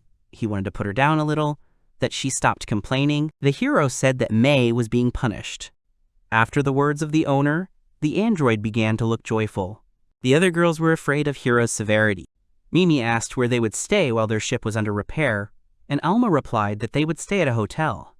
Krishna is due to be picked up at noon tomorrow, so they still have plenty of time to pick up their things. The workers jostled to see Krishna with their own eyes. The dwarves were screaming and hitting each other. The heroes watched as the engineers shouted at each other, even interfering with the policeman's work. Mimi was worried that they couldn't get into their ship. Then Alma decided to act. She shouted that the Space Door Company would receive this ship tomorrow. Alma said that they were giving them the ship for repairs, so there was no point in fighting. She advised them to find a way to blend in among the workers. It would be better for them. All the dwarves ran into the company. The heroes did not understand what had just happened. The next day, they checked into a hotel. When they entered, they saw a luxurious atmosphere. Mimi was worried that they looked different from everyone else in the hotel, as if they didn't belong here. Hiro thought that before he didn't care how much a mercenary had to earn, because he perceived everything as a game. But such luxury scares even him. Elma drew his attention to herself. She reminded him that he spent as much in a day in Sierra as they would spend in a week here. Hiro agreed with her, but Mimi was still worried about the hotel's price tag. Elma then added that a gold-ranked mercenary would not stay in a cheap hotel. Mimi replied that she was probably used to luxury, but these words confused her. Alma replied that she was an elf, so she lived longer than them. Therefore, it is obvious that she has extensive knowledge. She was rushing the guys to the room. The heroes entered a luxurious room. Hiro said it was bigger than he thought. Mimi listed that this room has a living room, 4 bedrooms, a study, a storage room, a locker room, a bathroom, and 2 toilets. An android maid came into the room, announcing that their things were already here, and if they needed her, they could call her. Hiro thanked her for her hard work. The heroes began to sort things out of their suitcases. Suddenly, Mei caught Takahiro's attention. She asked him to come to his senses. He replied that she had been punished, that she had gone too far, even though she had tried for Hiro's sake, so she should be punished and think about her actions. Mimi was worried about the android. Right now, this is Mei's punishment. That is, to do nothing. It is forbidden to take care of Hiro. The exception is protection from danger. For Mei, caring for the owner is one of the pillars of her existence, so the ban makes her unbearably painful. Hiro admitted that he learned about this method of punishment from an android at the counter in the company. She told the hero that especially loyal young AI often overreact for the sake of the master, so he asked her about ways to punish. But he didn't expect it to be such a powerful method. Mei said out loud that she was sorry about what had happened. Therefore, he asks to forgive her. Elma told Hiro that the android was already repenting. He thought about it. He agreed to forgive her this time, because the girls asked him to. The guy admitted that Mei really helped them out in the negotiations, but ordered her not to do anything under the guise without him anymore. The android was delighted and promised that this would not happen again. The girl, having lowered herself to the suitcase, happily announced that she would unpack everything right away, and the second one clarified that she needed to put the kettle on first. It was stated by a girl with glasses that a large production facility, namely a factory, had received a request from the organization to appear. The young man suggested that, on his part, performing certain actions was enough for clients to appear on their own. The girl, addressing the man on the couch, confirmed that she had stated the relevant position. The man reflected that, despite his personal plans, including a long-awaited vacation with the company, they were urgently required to appear, which clearly annoyed him. The girl wondered about the possible sending of a protest note to Sarah. Then, after a short pause for thought, the guy replied that okay, he would go anyway, and asked to tell them that he would arrive soon. The guy gave instructions to install navigation equipment on his terminal device. When the woman objected to her intention to accompany him, he refused, citing his desire to take a walk in solitude. Additionally, he instructed her to be in charge and ensure the safety of the women. After the guy was inside the room, he saw the large devices and was surprised. It was noticed that this is how Krishna looks from the inside, under the skin. The guy admitted that he did not know this, but added that he would not have understood anything anyway. Still, he expressed surprise when he noticed a large crowd, a whole bunch of dwarves. The guy, watching the work of several men, thought that these were technicians, and wondered why there were so many of them. One of the men, upon hearing the guy's remark, stated that they were not technicians, and the guy himself was a pilot, and gave the order to capture him, as he did not like the way the guy expressed himself about them, which led to the guy's fright. Someone stomped resolutely behind the group of men, to which the latter reacted with an exclamation expressing annoyance at their lateness. One of the girls asked the other what to do, addressing her as a sister. In response, it was said that it was necessary to act, calling for, "Go ahead, Vi." The young man was confused by the current situation, reflecting on the need for immediate care. At the same time, a group of men, moving towards him, loudly warned about the danger. At the same moment, the guy started screaming, expressing incomprehension of what was happening, while one of the girls flew at him. Swiftly approaching, the girl pushed him away with both hands, to which he reacted with a cry of pain and fell to the floor. The girl uttered an exclamation of horror, and the men present watched with obvious incomprehension. One girl tried to support the gentleman, and the second girl made a comment emphasizing that what had happened was excessive. The girl was sitting remorsefully on her lap, and all the other people were behind her. The guy looked at her in silence. He immediately expressed his indignation, shouting about whether it was the tradition of their company to injure partners, and stated that he was lucky that the blow was not strong, or perhaps it was just the manners of the dwarves. In response, the girl categorically rejected such an assumption, saying that they would never do such a thing. The young man continued, indignant that he had been summoned, and then tried to grab him, and demanded an explanation. He categorically stated that, although he had endured their boorish behavior for a long time, even such a good-natured person like him would not be able to ignore such an incident. The frightened girl started to stop him, urging him to stop. The girl, taking off her glasses, meanwhile sobbed, and said that they were very, very sorry. The guy replied that he didn't need tears. The man continued his thought, explaining that the current situation creates the appearance that he is the cause of the girl's tears. He stressed that, despite the rational justification of his actions, it looks extremely unsightly from the outside. After a short reflection, the man stated that the repair work on the Krishna could be continued, but the purchase of the Skidbladnir was temporarily cancelled. He emphasized that the final decision on the purchase would be made based on the results of their next steps. The young man asked if everything was clear. The girl confirmed, after which he thought about the strategic importance of the situation. He mentally noted that, despite the fact that the plant is a large carrier ship located in a warehouse, its maintenance is associated with enormous costs. Therefore, he is convinced that the representatives of the organization will make every effort to please. The guy additionally said that now, in conclusion, they would have to discuss their punishment, which was announced as an order. The young man said that he was entrusting this to them, frankly admitting that he personally did not want to be involved in coming up with a solution. Nevertheless, he warned that he would evaluate how they would cope with this task, and how much honesty and gratitude they would show. Entering the building, the girl made a suggestion to kill them while loading the gun. The guy immediately objected, asked to remove the weapon. Then the other girls asked a question about the nature of the conflict that had occurred with the capture of the pilot. He asked if she had any suggestions. The woman suggested that perhaps their interest was aroused by his skills, but information about piloting is confidential to outsiders, and she herself does not have this information. The girl added that dwarves can read metals. She assumed that they had disassembled the Krishna, studied the engine and drives. She went on to explain that dwarves determine the degree of metal deterioration and determine the intensity of its operation, which therefore allows them to understand the specifics of using a ship by a pilot. Then one of the girls asked the others about the possibility of such a scenario. The guy expressed the opinion that his need for them was the role of a test pilot, and such an obvious obsession testified to significant competition. However, he questioned the expediency of injuring the pilot, as this precluded the possibility of them achieving any goal. The young man stated that they could only wait for further actions, expressing confidence that it would not get worse. The girl objected, stressing that it was uncertain since they were interacting with dwarves. When the guy asked about the problems with them, she began to think about the answer. It was clarified that their actions are not dictated by intuitive insights, but by pragmatic logic and rational instincts, which can lead to inappropriate decisions. The guy expressed concern, asked how serious it was, and admitted that he suddenly felt anxious. Suddenly, everyone present caught an unusual sound and took an alert position. The man asked who it was, adding that he had not called anyone. The girl, turning her gaze towards the source of the sound, replied, hinting at the inappropriate time of the visit. It turned out that there were two strangers in front of her, who introduced themselves sequentially. One of them, Tina, declared her intention to take care and naively waved her hand. The second, feeling obvious fear, introduced herself under the name of Visca.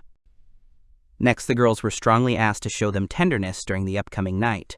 The man, in turn, was in a state of complete bewilderment. After the man carefully looked at the girls who had come, whose smile looked nervous, he suddenly exclaimed loudly, chasing them away. As a result, the girls were scared. The girls persistently demanded to stop the actions and listen to them, expressing a request. The girls begged, explaining that if they just left, they would lose their home and job. At that time, the guy was typing something on his phone.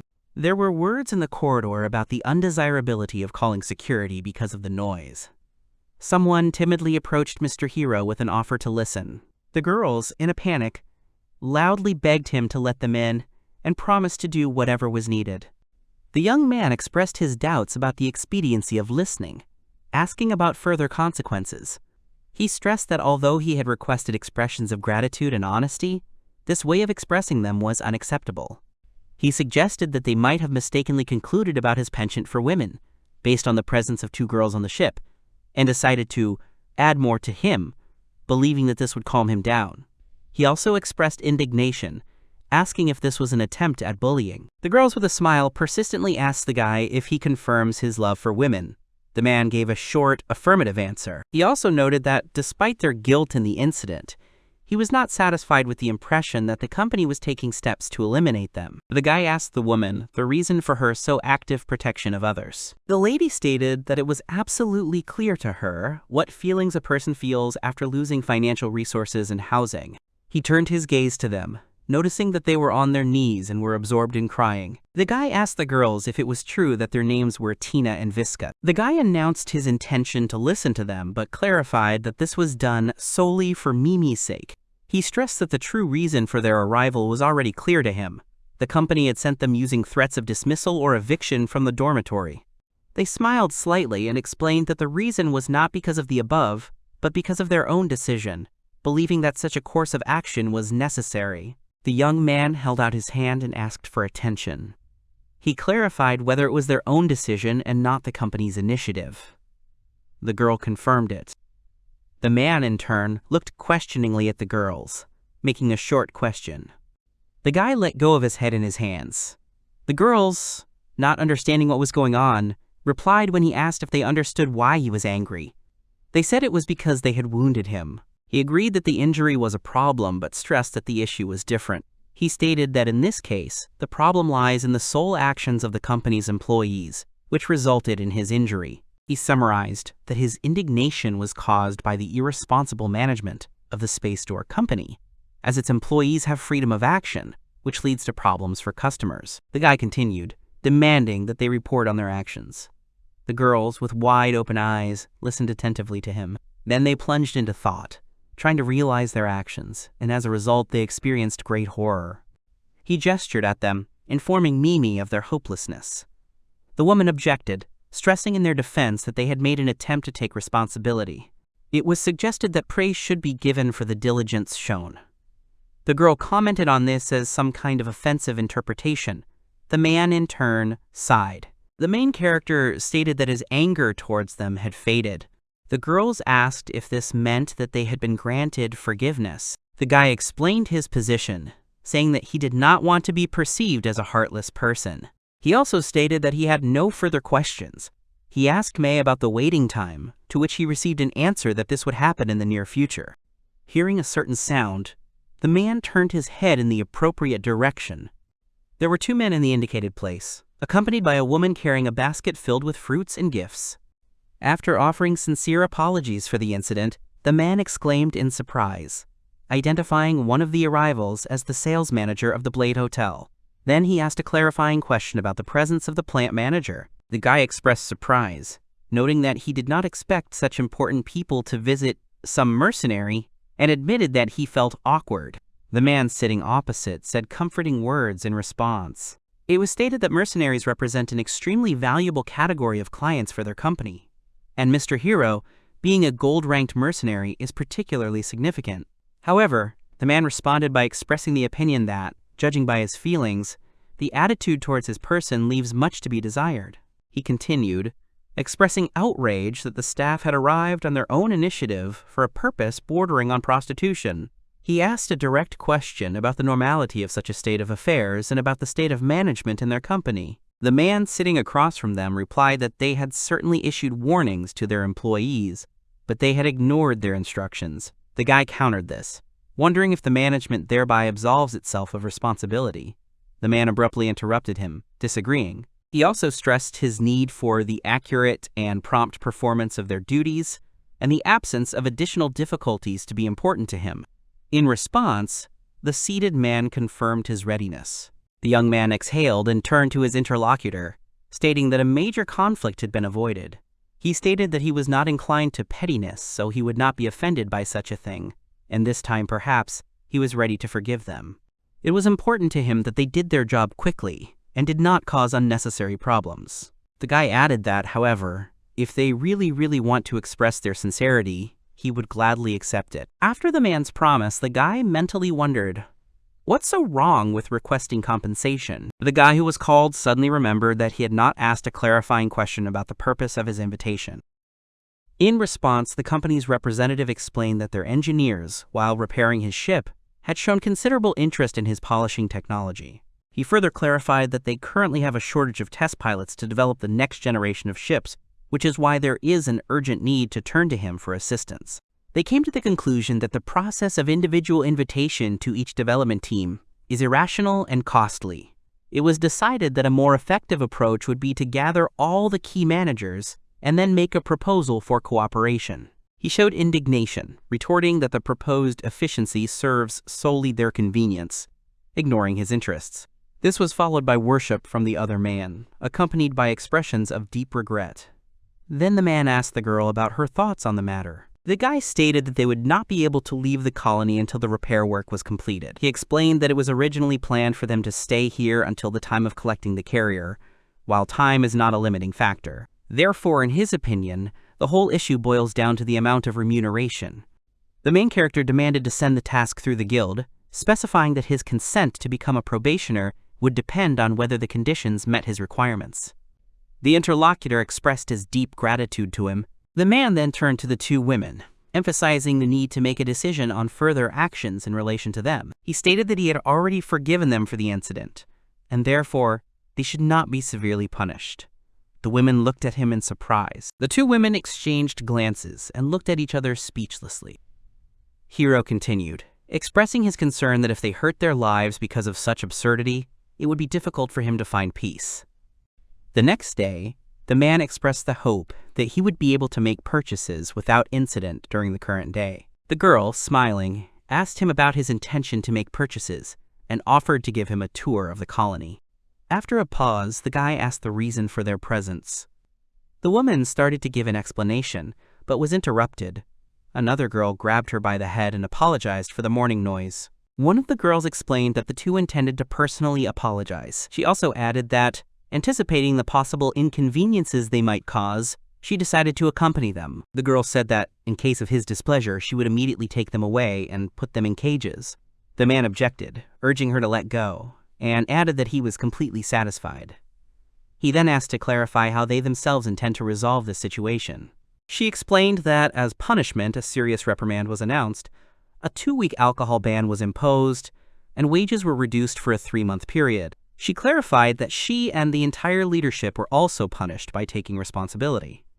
The woman added with a smile that, fortunately, she managed to avoid the ban on alcohol. He asked about the nature of the alcohol ban, explaining that since he does not drink alcohol, it is difficult for him to assess whether this measure is a serious punishment. The girls immediately began to express their opinions loudly, stating that this was not just a punishment, but a true execution, and that it was extremely difficult. The third girl made an attempt to speak out by starting a phrase, "I even," to which the guy noted to himself that another one had intervened. The guy realized that, therefore, in this world, dwarves also have alcohol consumption. The girl further stated her desire to discuss a certain topic with him as compensation for her earlier rudeness. He looked at her carefully and cautiously. The girl, gesturing to her two companions, presented an offer to hire them as personal mechanics provided by their company. The woman expressed the hope that he would consider their proposal. In response, the man looked at her strangely. The young man expressed his disbelief, asking why they were the ones. The girl urged him not to rush into anger, stressing that the named individuals, by the way, have significant skills. The woman stated with a smile that their company provides guarantees of their experience as engineers. In response, the man clarified the meaning of the proposal, asking if this meant hiring these specialists to his crew. The woman explained that these individuals will retain the status of Spaceberg employees, therefore, the payment of wages and other expenses will be carried out by their organization. It was clarified that the only requirement for him is to provide them with living quarters. The man was lost in thought, then turned to Mimi, noting that from a financial point of view, this offer is extremely profitable. In addition, it was emphasized that, despite the unconventionality of the Krishna ship, it would still require regular maintenance. In this regard, highly skilled mechanics are valued as an undeniable treasure. It was noted that the work of a mercenary is very dangerous. They may be afraid to fly with them, and in the worst case, they may even die. The girls said that in return, they will get the opportunity to visit many places, which is exciting, and perhaps even discover high-quality alcohol. They admitted that they felt a little fear and anxiety, but they were motivated by a desire to express their gratitude to him for his kind attitude. This issue has already been discussed with my sister. In summary, it was stated that they personally have no objections. The main character, however, noted that he could not give an immediate answer, as there was a possibility that they would not be able to adapt as a team.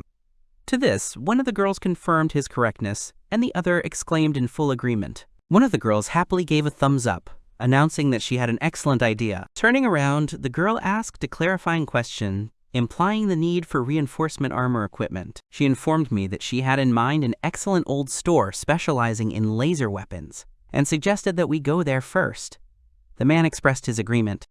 She offered to show him the colony, assuring him that she would spend the whole day with him and demonstrate everything. One of her companions commented approvingly, calling it a good idea. It was suggested to check several options, whether they were suitable for him during a walk, and then decide whether to take them. The guy thought, that's it! It was reported that he and May, accompanied by the elder Tina, went in search of components for reinforcing armor. Meanwhile, Alma and Mimi spent time enjoying shopping and tourist activities with their younger sister. The woman apologized again for what had happened the day before, and the man replied that he had already received enough apologies. The man expressed concern that her approach to action was characterized by a predominance of actions over deliberation. The girl laughed and confirmed that he often makes this remark to her. The man clarified whether this regularity meant that there were no changes. The girl replied, acknowledging his insight. Ms. Tina took the girl aside and warned that in case of problems for the owner, she would immediately inform the company about it. She stressed that this would undoubtedly have a negative impact on her and her salary, and recommended that she be prepared for this. In response, another girl voiced her concern. She also noted that she had not yet inquired about his budget and the approximate income level of a gold-ranked mercenary. The man was lost in thought, suggesting that he would announce the amount of 100,000 if things were going well. However, the girl, gesturing with her fingers, expressed that this could not be and she would not be fooled like that. Then the girl suddenly realized something and clarified if the man had not previously given the answer to this question. The guy, in turn, explained that without such high incomes, he could not easily pay 20 million for the ship, adding that his remuneration increases significantly for performing special or especially large missions. The girl was in a state of shock, her mouth was open. The woman suddenly grabbed the man's arm. He turned his gaze to her in response. She turned to the man with a smile, inviting him to marry her, using affectionate treatment. She suggested that he also get her younger Vi as a bonus. The man, thinking and chuckling, replied that he would prefer to take only the youngest. The girl began to get angry, asking about the reason for such a choice and doubting her attractiveness. She continued, claiming that she and the other girl even have identical facial features. The man smiled and noted that they were twins, but their characters did not match at all. The man continued to explain his choice, starting with the statement that the children did not match his preferences. The girl reacted indignantly, asking if she was considered a child, and clarifying that she was actually 27 years old. The man paused, then, realizing something, pointed at her with his finger and asked a question expressing disbelief. The woman confirmed affirmatively. The woman pointed at herself and declared that she was a, quote, well-fed lady, after which she smiled and let out a light laugh. The man expressed surprise, admitting that he thought she was younger than Mimi, and noted that she was almost his age. The girl retorted that she had a feeling that she was being tactfully called old. A third girl joined the conversation, saying that she was the youngest here, only 2 months old from the moment of birth. Upon entering the building, the man was very surprised, which was expressed in the fact that he opened his mouth. He saw a large gun store, inside which the seller was actively providing comprehensive information to everyone present. The man expressed surprise at the liveliness of the place than he had expected. The girl, in turn, noted that the high concentration of mercenaries in this colony ensures the availability of almost any type of firearms. She further reported on the possibility of custom-made weapons. The man reacted enthusiastically, stating his need to purchase a laser cannon due to the breakdown of his current one. At the same time, he added that the general atmosphere of the place, of course, causes great excitement for any man. The man, carefully studying a certain object, confessed to a spontaneous desire to purchase something useless. The girl called out to him, saying, "Master!" The man turned around. Mei, demonstrating the object she was holding in her hands, asked about the possibility of acquiring it. The man responded by identifying the object as a knife. The woman stated that the specified object is a dart made of heavy-duty metal. The man, in turn, looked at him and asked about her need for him.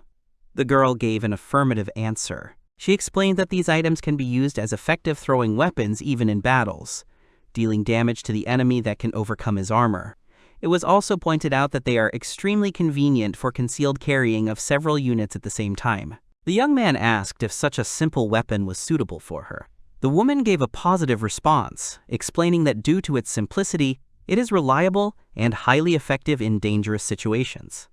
He agreed, recognizing it as reasonable, and concluded that it was necessary to purchase darts. After receiving thanks from the girl, the man mentally noted that Mimi and Alma had never addressed him with such requests, recalling their previous words. This led him to the conclusion that such sincere requests to purchase something were an unusual experience for him. He also came to the conclusion that in Mei's perception, this is not a request or begging, but represents mandatory expenses aimed at improving their equipment. Picking up the acquired dart, the girl carefully examined it, showing a smile at the same time. The man mentally noted that the object looked very decent. He also concluded that the acquisition was probably the result of her request. However, while he was still thinking, his thoughts were abruptly interrupted by one of the girls who addressed him. The girl gestured to an object and expressed a desire to purchase it. The man resumed his thoughts and came to the conclusion that it was extremely simple to understand her desires. The man replied with a question, expressing perplexity about his duty to purchase something for her. The woman responded by nonchalantly asking what was wrong with that. The guy mentally noted that this was an exemplary display of begging, completely devoid of modesty. Soon after, another girl called out to him, distracting him. The girl, showing him an object, said that Tenochka wanted it. The man exhaled, rated the attempt at 3 points and suggested starting over. The girl expressed anger, asking about such a low score and the reason for the deduction of 7 points. The main character asked the question again, wondering if she rated it above 10 points. The girl expressed shock about why there are so few balls because she is cute. The guy explained that if you make a choice between cute and unlovely, then she is more likely to be cute, but only by appearance. Admiring and slightly embarrassed, she acknowledged his words. However, the man categorically suppressed her words, saying that it did not matter in this matter, and therefore, he would not gain anything by instructing her to return the item to the shelf. She, being in a state of perplexity, asked a question, expressing indignation and emphasizing his financial capabilities, which, in her opinion, should have offset his refusal. At this point, her speech was interrupted by another woman calling her Miss Tina. The girl sternly asked if she had forgotten the reason for her presence next to the owner. Tina stated that she had not forgotten. The strict girl explained that Tina was assigned to escort her around the colony in order to assess her compliance for inclusion in the host's team. Tina, feeling ashamed, acknowledged the full truth of her words. The girl harshly continued to reproach Tina, asking how it was possible, realizing the task assigned to her, to beg for something from the owner, and demanded an explanation for such behavior. Tina replied with an apology. The guy came up and put his hands on the girl's shoulders, protecting her, and saying that Mei would not put pressure on Tina, she was not so begging. The guy, addressing Tina with a smile, uttered a phrase expressing agreement with her position. However, the strict girl replied that if he thought so. Tina, on the other hand, was deeply afraid in her own thoughts, believing that both the master and his maid were malevolent individuals. The maid asked the owner if he had found the desired object. The man replied that he had only found similar products, but not what he really needed. He also casually mentioned the possibility of placing individual orders at this location. Tina, in turn, asked if this opportunity was of interest to him. He said that after the battle with the aristocrat, he thought about it, and came to the conclusion that it would be difficult to find the necessary product among the current assortment. The girl asked what exactly he was looking for. The guy formulated his requirements, indicating that he needed a laser cannon for reinforcing armor, which should be comfortable in cramped conditions and in close combat, as well as have strength sufficient so that it could not be cut even by an aristocrat's sword. The girl clarified if it was an aristocrat's sword, and explained that it was a high-quality blade made of reinforced particles. She added that only heavy compressed material, which is extremely durable but extremely bulky, can withstand such an impact. Onam warned that controlling a laser cannon made of such a material would be overwhelming, even in reinforcement armor. The man plunged into thought, recognizing the complexity of the situation, and decided that nothing else was available. The girl objected to his words. The girl said, "Wait a minute," while typing on her phone. She thought aloud, going over the options but coming to the conclusion that they were not suitable. The man suddenly addressed the girl, calling her Tina, and asked if he could ask her to design a laser cannon. Tina looked up from her phone and looked at the guy questioningly. The guy explained that he himself is an amateur in this matter, and his ideas are unlikely to be outstanding. He stressed that Tina, having a specialty related to ships, is undoubtedly competent in the field of materials. After that, he turned to Tina with an offer to try his hand. Tina asked with a smile if he thought the requested specifications were too high, and if he was demanding too much. The main character offered a reward in the range of 100,000, asking about the possibility of completing the task. The girl was lost in thought, but her expression reflected fear and uncertainty, which, in turn, scared the guy himself. Tina, with confidence and a smile on her face, declared her readiness to complete the task. The man smiled in response to the girl's consent and stated that he would provide her with Mei as an assistant. He instructed me to share information about the armor with Mei, as well as use this collaboration to improve their relationship. The girl's eyes bulged in disbelief, and Mei answered, obeying Hiro. He made a mental note that if conflicts arose between them and the old crew, their journey together would become impossible. He reflected that although the assignment he had given seemed like a joke, it was strategically crucial.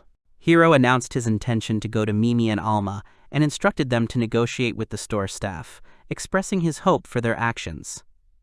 After that, he waved at them. Mei calmly confirmed her agreement, while Tina, with a smile and joy, stated that she understood everything, would complete the task and receive a reward. The man mentally questioned the reality of her performance. He read the message that they were looking for everything necessary for the life of whiskey and mud on the ship, so they would not return immediately. He also noted to himself that it wasn't really a fact that they would fly with them, but he would write down what he understood. The main character reflected that, although there was a possibility to join them, he, given the circumstances, would prefer to walk around the shopping district, and then went down the street. The guy moved around the sales area, studying the range of products offered. Studying the figure, he mentally noted that it was obvious that he was in a colony populated by many dwarf masters. He concluded that the place was full of antique items. The guy saw the shoulder pads with spikes, and, to his surprise, asked himself a mental question. The man was thinking when he saw a shoulder pad with spikes, which reminded him of the equipment of some hooligans from a post-apocalyptic world. His thoughts were interrupted by the salesman, who greeted him and noted that it was an excellent item, a thermal raincoat. Doubtfully pointing his finger at the object, he asked a clarifying question about whether it was a cloak. The seller replied in the affirmative and explained that he had made considerable efforts to make the product as different as possible from a traditional raincoat. It was noted that the basic functionality of the product remained the same. It is enough to put it on your shoulders, activate it, and then a comfortable existence is ensured, even at extreme external temperatures from -50 to +50 degrees. This was assessed as an impressive fact. He asked about the cost. The seller explained that due to the efforts expended, the price is $3,000, but then offered a discount of up to $500. The buyer mentally noted that this amount was excessive for purchasing an item solely for fun. Hiro further asked about the availability of larger thermal models. The seller confirmed this. He explained that there is a modification worth $800, the only drawback of which is the appearance resembling a cloak, but its effectiveness remains high. He reflected that the product perfectly hides the figure and provides thermal insulation, but its design stands out excessively. At the same time, the seller said that he had other options. The seller showed a new item, Chameleon 1200 Thermal Cloak, and offered to rate it. The man responded with delight, noting the presence of optical camouflage and calling it cool. The guy was happy to announce his choice of this product, adding that he would probably buy 5 units in stock at once. The seller expressed surprise at the quantity, to which an affirmative confirmation was received. Hiro pondered, remembering the game events where such cloaks turned out to be indispensable. As examples, he cited the need to land on planets with hostile conditions or conduct search operations in colonies where the life support system had failed. He mentally noted that these acquisitions would undoubtedly be useful to him in the future. At that moment, the salesman called out to him, and the guy turned around. One of the girls approached the seller, pointing out the wide range of high-quality products available from them, and demanded that he not try to get ahead of her. Representatives of the outlets suddenly surrounded him, starting to shout loudly. First of all, there was a call for him to inspect the products. Then there was a fierce argument between the sellers themselves, during which everyone insisted on the best quality of their goods and invited them to their place. The man, terrified, began to loudly urge them to stop and stop pushing. At the same time, he was forcibly pushed towards the front door. The guy said it was terrible, and that he didn't think dwarves were such passionate merchants. The girl praised him. Accompanied by 2 female companions, the girl greeted him amiably, waving her hand. He asked the girls if they had witnessed the incident. They confirmed that they could see everything. One of them further expressed surprise, noting that she assumed that he would be forced to purchase many additional goods, but he skillfully defended his interests. She noticed that, as she predicted, Mr. Hero had to refuse. However, he nevertheless acquired one item. The guy, specifying that we are talking about a compact cooking kit, expressed his opinion that this is a curious object that will find use if necessary. One of the women expressed the opinion that he, apparently, realizes the inexpediency of this expense. Another girl asked a question about the intended user of the set. She was told that the gentleman had cooking skills. The man denied the claim about his outstanding culinary skills, saying that his cooking is ordinary, coarse male food. She noted that it was unusual to see anyone other than dwarves cooking. Culinary craft is common among dwarves, and in the catering establishments of this colony, manual cooking is usually preferred. At the same time, it was clarified that machine technologies are also used. Due to the high cost of fresh food, they are often replaced with semi-finished products from automatic systems, which are then refined by the cook. The main character asked if this was unnecessary labor. The girl, hesitating a little, agreed, explaining that the dishes, fully prepared by automated systems, do not have sufficient appetite, and clarified his understanding. Hiro replied that he understood that. One woman asked a question, expressing doubt about the completeness of the taste of the food prepared in their way, despite its obvious deliciousness. The second girl replied that she had no complaints about this. He looked at the women, asking them an indirect question. One of them explained that this phenomenon is probably understandable only to dwarves. The girl replied that it seemed they would agree on this with him, and that was very good. The girl gladly offered to dine on dwarven dishes today, specifying that she had a suitable place in mind. They entered the cafe building, where a significant number of visitors were present during the day. The walls were decorated with paintings that created a special atmosphere. The woman, examining the interior of the cafe, noticed its interesting atmosphere. Information was provided that Dvorsky fried meat is served in this institution. The man and his companion looked at each other in disbelief and clarified whether this meant dwarf meat.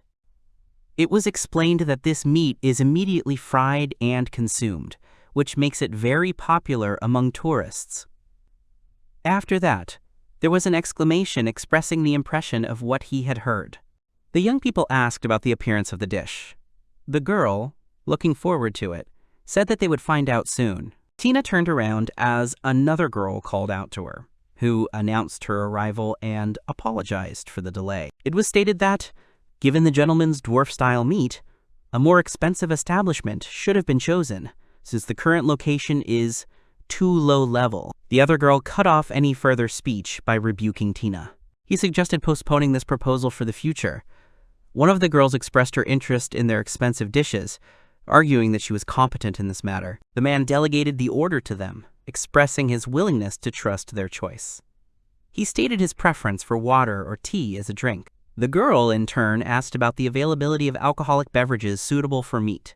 The girl explained that beer is traditionally consumed, but her preference is for creative alcohol, either diluted with water or whiskey and soda. Her companion, in turn, added that she liked the drink mixed with tea. As a result, the first girl made the final decision to choose whiskey. The interlocutors were asked if they also intended to drink alcohol, to which the answer was in the affirmative. Tina took the girl aside and touched her shoulder, which provoked a reaction from the girl. Tina said it was just a joke and asked for tea. At the same time, it was mentioned that she had forgotten about the ban on drinking alcoholic beverages. After they were served drinks, the girl took a glass, cleared her throat, and began, expressing her intention to voice the proposal. She raised her hand with a glass and continued her sentence, offering a drink to their meeting. In response, someone shouted from behind the table. There were active calls from the audience for unlimited consumption of food and drink. Meanwhile, the man internally stated his lack of desire to participate in such a toast, given the nature of their meeting. Hiro took the cutlery and started to set the food, but the food slipped out and fell. The man internally admitted that he was experiencing nervous tension. His interlocutor appreciated him as a first-class cook, addressing him as Mr. Hiro. To this, Hiro replied that everyone could do it. The guy thought that dwarf meat was very similar to okonomiyaki. Then he mentally explained that okonomiyaki is a Japanese pizza, a fried flatbread with a variety of ingredients, smeared with a special sauce and sprinkled with very thinly sliced dried tuna. He tasted it and realized that it tasted like okonomiyaki, But unlike okonomiyaki, the ingredients were different. He thought that the cabbage was not cabbage, but something similar to it. Pork was also somehow different. There was something like nori missing, but the sauce and mayonnaise were just like from his world. It was almost okonomiyaki. The man mentally came to the conclusion that, although the dish was different, it was quite acceptable. The girl was lost in thought, to which the guy turned a questioning look at her. The girl said she couldn't do it the way he did. The guy looked at her, smiled, and asked if he could try it. She confirmed her agreement with a smile. The girl brought the spoon to the guy. He tried it and said, "Not bad." The girl asked if it was true. The guy continued, saying that it was cooked well and appearance was not so important. He declared her undoubted talent in cooking, the girl asked doubtfully. At that moment, another girl greeted him as the boss. One of the women stated that, despite the virtues of the meat in the Drofer style, she offered to evaluate the results of her own efforts. The man reacted enthusiastically, asking to be shown, and at the same time performed some kind of action on her phone screen. A large and powerful weapon appeared from the phone screen, clearly projected in the air. This sight threw everyone into a state of shock. The guy was delighted with what he saw. Everyone present expressed their approval, calling it cool, and one of the girls asked what it was. He explained that he had asked her to design a cannon, designed for reinforcing armor. The girl explained that she was not satisfied with the parameters of the finished samples, and for him it remained something incomprehensible. One of the girls laconically explained in response that this was the boss' wish. The characteristics of the cannon were presented. It is convenient for use in confined spaces. Its weight and dimensions have been optimized, which allows you to hold it with one hand. The use of super heavy compressed materials is limited only by the blade, which ensures its resistance to the aristocrat's sword while maintaining a relatively light weight. It was added that, on its own, it is quite capable of resisting other reinforcing armor, so it was named. The woman announced the name of the weapon. The axe is a gun. The man confirmed the understanding. After that, May asked a question, turning to the boss to get his opinion. May explained that the reduced weight of the weapon results in lower power compared to a separate laser pistol, but increases its accuracy. She also stated that the product meets all the specified requirements, and its cost fits into the allocated budget. Based on this, she considers it a good combination. The guy responded by expressing confidence in her words. The man announced his intention to present the award later. One of the girls agreed. The second girl clarified, asking again about the reward. She replied in the affirmative, then explained that this assignment was an order from the boss. They entered into an agreement according to which, if she successfully completed the cannon project according to his requirements, he would provide her with a reward. After that, the girl turned to the guy. She looked at him piteously and asked if the reward concerned her alone. Hiro, perplexed, made a questioning sound. He began to justify himself, expressing regret and promising Visca that he would contact her immediately if necessary. Visca, obviously delighted, requested confirmation of this promise. He repeatedly replied in the affirmative. The woman mentally noted that this promise meant their continued stay with them. She also felt that the process of their joining was developing gradually but steadily. The guy said he knows, he's just asking. The girl confirmed that they were really twins, and the other one agreed. The guy asked how they became so different. The girl clarified, "Interesting, right?" She added that it was a long story and asked if everything was okay. Two main types of dwarven organizations were classified: companies and guilds. The companies were described as large corporate entities, such as Spaceberg and other related organizations. Guilds are associations of artisans, miners, and other similar professionals. Tina explained that there was an incident in their family, as a result of which Vi was raised in a company environment, and she herself was raised in a guild. They started living together only 2 years ago. The man concluded that their differences were due to their upbringing in different conditions. The girl confirmed it. He pondered, after which he expressed bewilderment as to why Tina had sided with corporate structures such as Spaceberg. The girls, in turn, began to answer, but their answer remained incomplete. He then watched them thoughtfully. It was emphasized that there are significant differences between them, even without taking into account the organizational structure and cultural aspects. The general rule is that corporations are associated with wealthy and well-educated people, while guilds are associations of poor and rude individuals. The guy asked if it was unsafe in the guild areas. The girl replied, "Sort of," adding that's why many in the guild are kind of scared.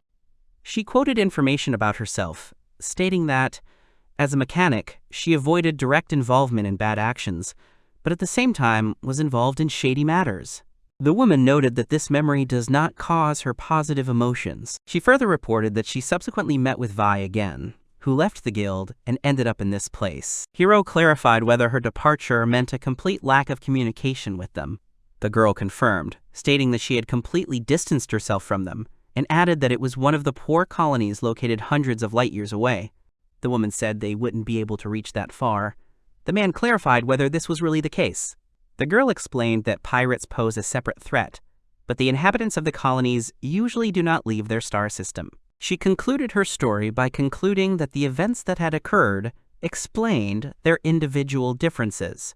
The man expressed understanding of the situation. He then apologized, stating that his curiosity had led to an unwelcome intrusion into their private sphere, which caused him some nervous anxiety. She urged him not to worry, saying that she did not want secrets between them, given the possibility of their inclusion in his team.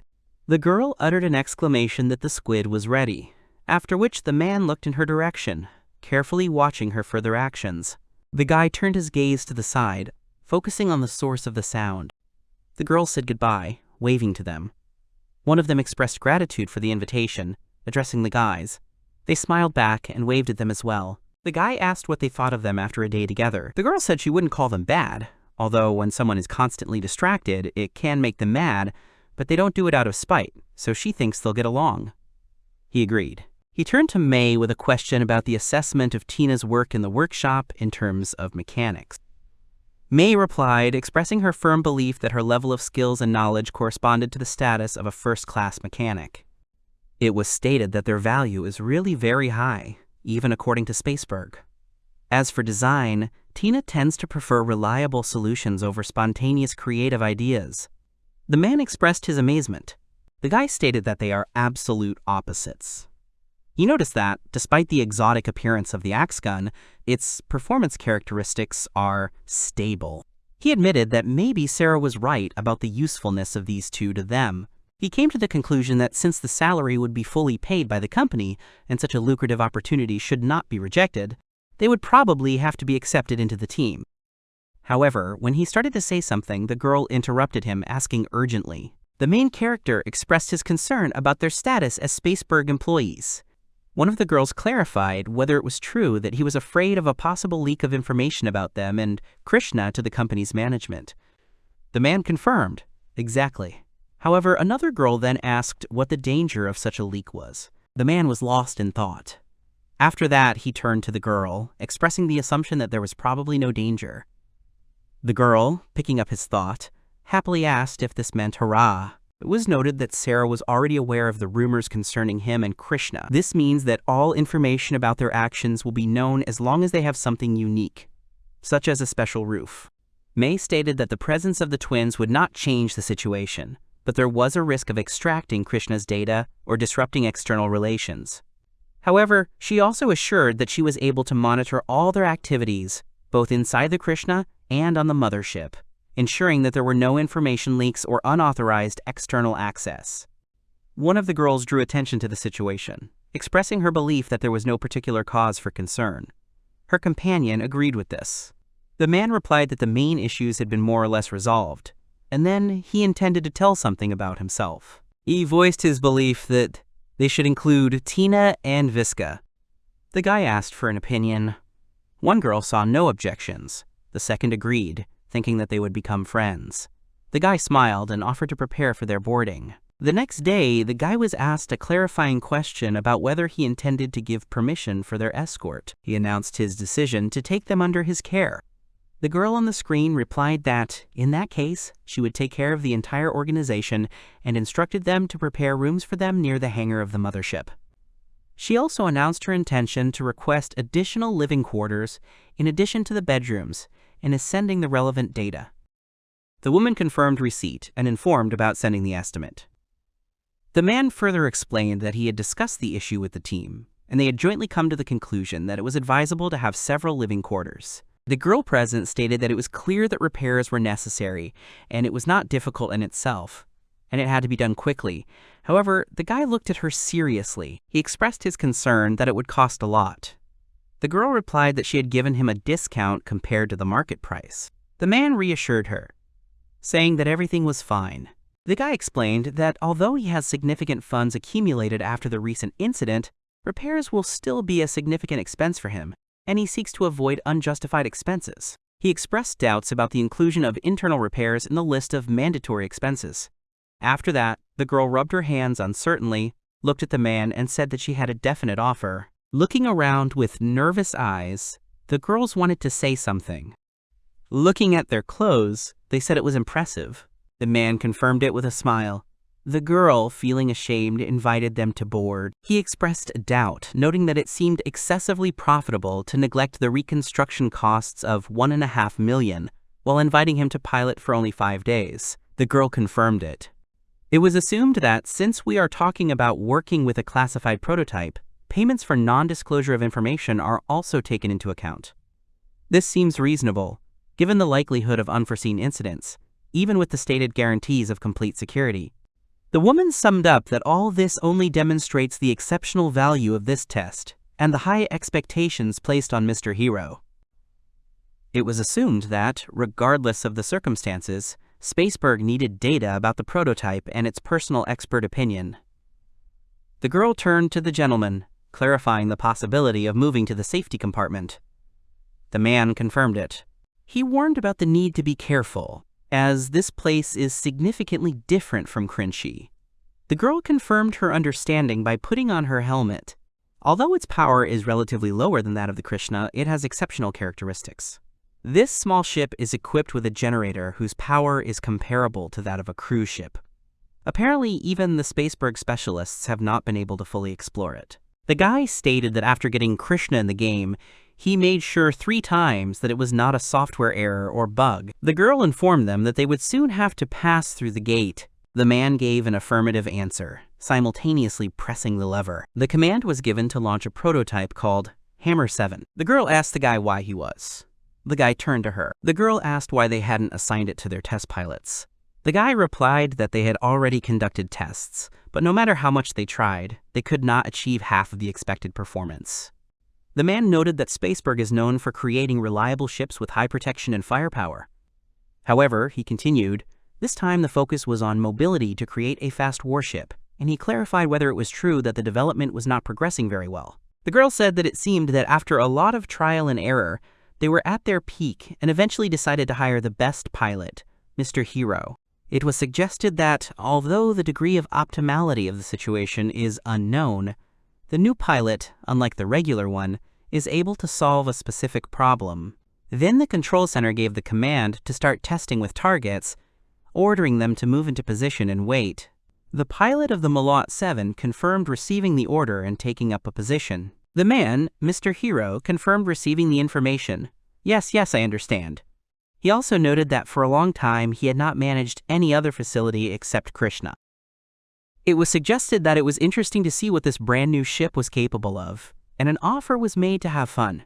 After they took off, the man felt a sense of wariness for some reason. The guy reflected that the test was carried out successfully, without detecting any significant problems, and the task was successfully completed. He regarded this as a success, but he had a premonition that there was some difficulty in this success.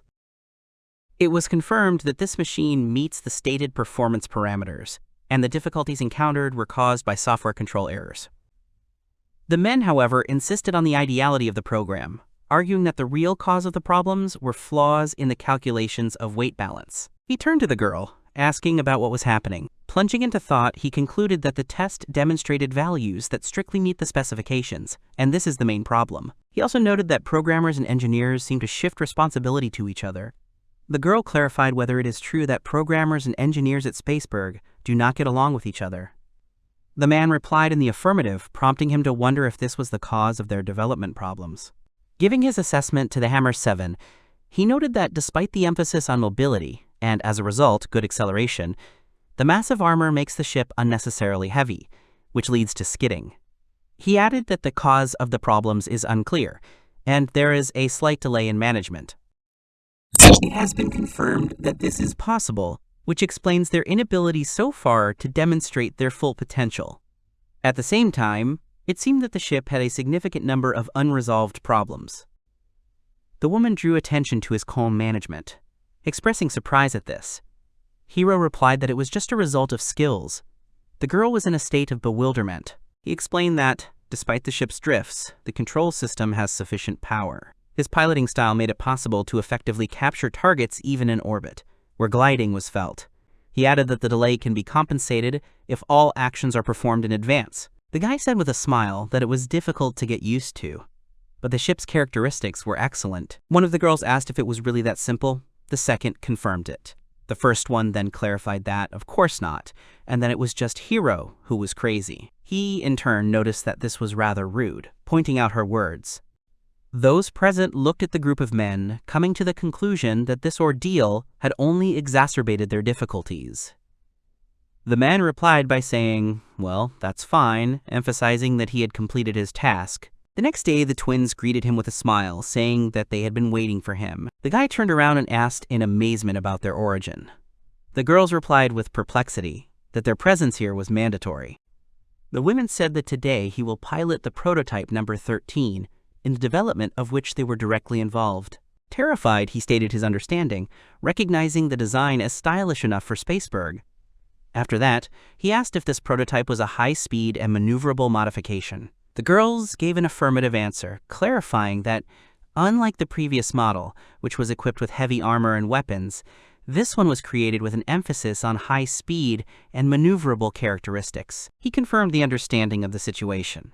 While the girl was busy with her gadget, he announced the expected readiness of everything. Then he announced his intention to check the ship and put on a protective helmet. At the time of the ship's takeoff, the girls were closely watching the process through computer devices, while one of them was talking on the phone. The completion of the tests, which included standard maneuvering, shooting, and combat maneuvering, was reported.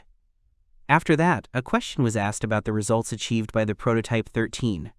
The guy stated that the facility was functioning properly, without any surprises, and the management was showing good responsiveness. The girl, in turn, noted that he is able to compete with Krishna in terms of mobility. It was explained that in order to achieve mobility, firepower and defensive systems had to be sacrificed, which makes it significantly inferior to the Krishna in direct combat. However, it is equipped with missiles, missile blocks, and rocket launchers, presumably designed for short-term missile exchanges. One of the women offered to return, as the tests were apparently completed. Someone answered affirmatively with a smile. However, at the same time he had a feeling of anxiety, the smile disappeared from his face, and he mentally analyzed the situation, after which he made a call to stop the action. A woman sitting at a computer terminal suddenly offered to test the full potential of Prototype 13. Her twin sister responded with a question clarifying the essence of the proposal. Hiro pointed to a button in the corner of the control console. Her visibility was confirmed to him. He also explained that he deliberately ignored her. He voiced his hesitation. The woman exclaimed and asked a question, further clarifying whether he had a reluctance to turn off the restriction systems. The woman stated that the Prototype 13 is characterized by high mobility, and asked if he would like to test its potential. The man turned to her and informed her that he had not formed the most favorable impressions about this class of ships. The guy continued his speech, saying that there were no problems. He said that the inertia control device is set up perfectly, and everything is absolutely safe. He then expressed his admiration for the thoroughness of the thoughtfulness. The woman stated that she relies on his skills and is confident in his ability to fully realize the potential of the prototype, while expressing an urgent request. He was lost in thought. He stated that, given her persistence, he would probably make an attempt. The girl exclaimed with joy whether this was really the case. The guy said he would change the position of the targets. The girl asked if he was sure. Hiro replied that they should just trust them. Visual contact with the targets was reported. The guy gave the order to deactivate the limiters, accompanied by a warning about potentially unpredictable consequences. He brought his hand to the corresponding button, activated it, thereby deactivating the limiters. The prototype immediately gained extremely high flight speed. He began to express his opinion loudly, claiming excessive speed. Another woman, screaming, confirmed that they were being pushed hard into the seats. She suddenly realized the situation and informed Mr. Hiro that they had missed their target. The guy was scared at the time. The guy expressed his annoyance, then declared his intention to go all the way. He made some taps on the screen, disabling auto-balancing, and exclaimed that his gold rank should not be underestimated. His eyes widened, expressing surprise or fright. The rocket rapidly increased its flight speed. At the same time, some round objects were thrown out of it, through which the flame emitted by the prototype broke through. Watching the route on her gadget, the woman asked about the unusual trajectory and wondered how such a movement was possible at such a high speed. Her companion also showed amazement. It was explained that this phenomenon is not limited to the function of the orientation engines. The pilots continue to ensure hitting targets using manual control of the main engines for maneuvering. Another woman expressed absolute disbelief, calling it pure madness. She emphasized the exclusivity of the data received and the need to record it fully. The guy objected, saying it was tough. He has enabled constraints in auto-balancing. Then he turned to the girls and asked. The girl, holding her head, replied that she seemed to be fine, but felt unwell and had circles under her eyes. The guy was scared for her condition. The second girl fell to her knees, expressing remorse and apologizing. Hiro replied that they were impressed by the ship they saw. The girl said Mimi was feeling bad because of her stubbornness, and she didn't need to apologize. The girl replied that she assured him that she was safe. Another added that the problems were not due to piloting, but because Hiro overdid it. One of the girls turned to Mimi, urging her not to worry. Mimi replied that everything was fine. The third girl asked if he was really that overzealous. It was noted that the development department had not previously encountered such data, which caused their obsession with analysis. The question arose about the possibility of their practical application. The girl said that the result is secondary, since there is never too much data. She then urged V to stop whining, stressing that everyone was alive, which in itself was a success, and mentioned that inertia control had not been up to par last time. She concluded her speech by saying that the examiner had almost died. The twins laughed in response. The guy, addressing them, expressed his disagreement, noting that he should have reported this earlier. The girl was in an institution, eating with musical accompaniment. The young man across the street asked her opinion about the food in this colony. The woman said that everything was very tasty.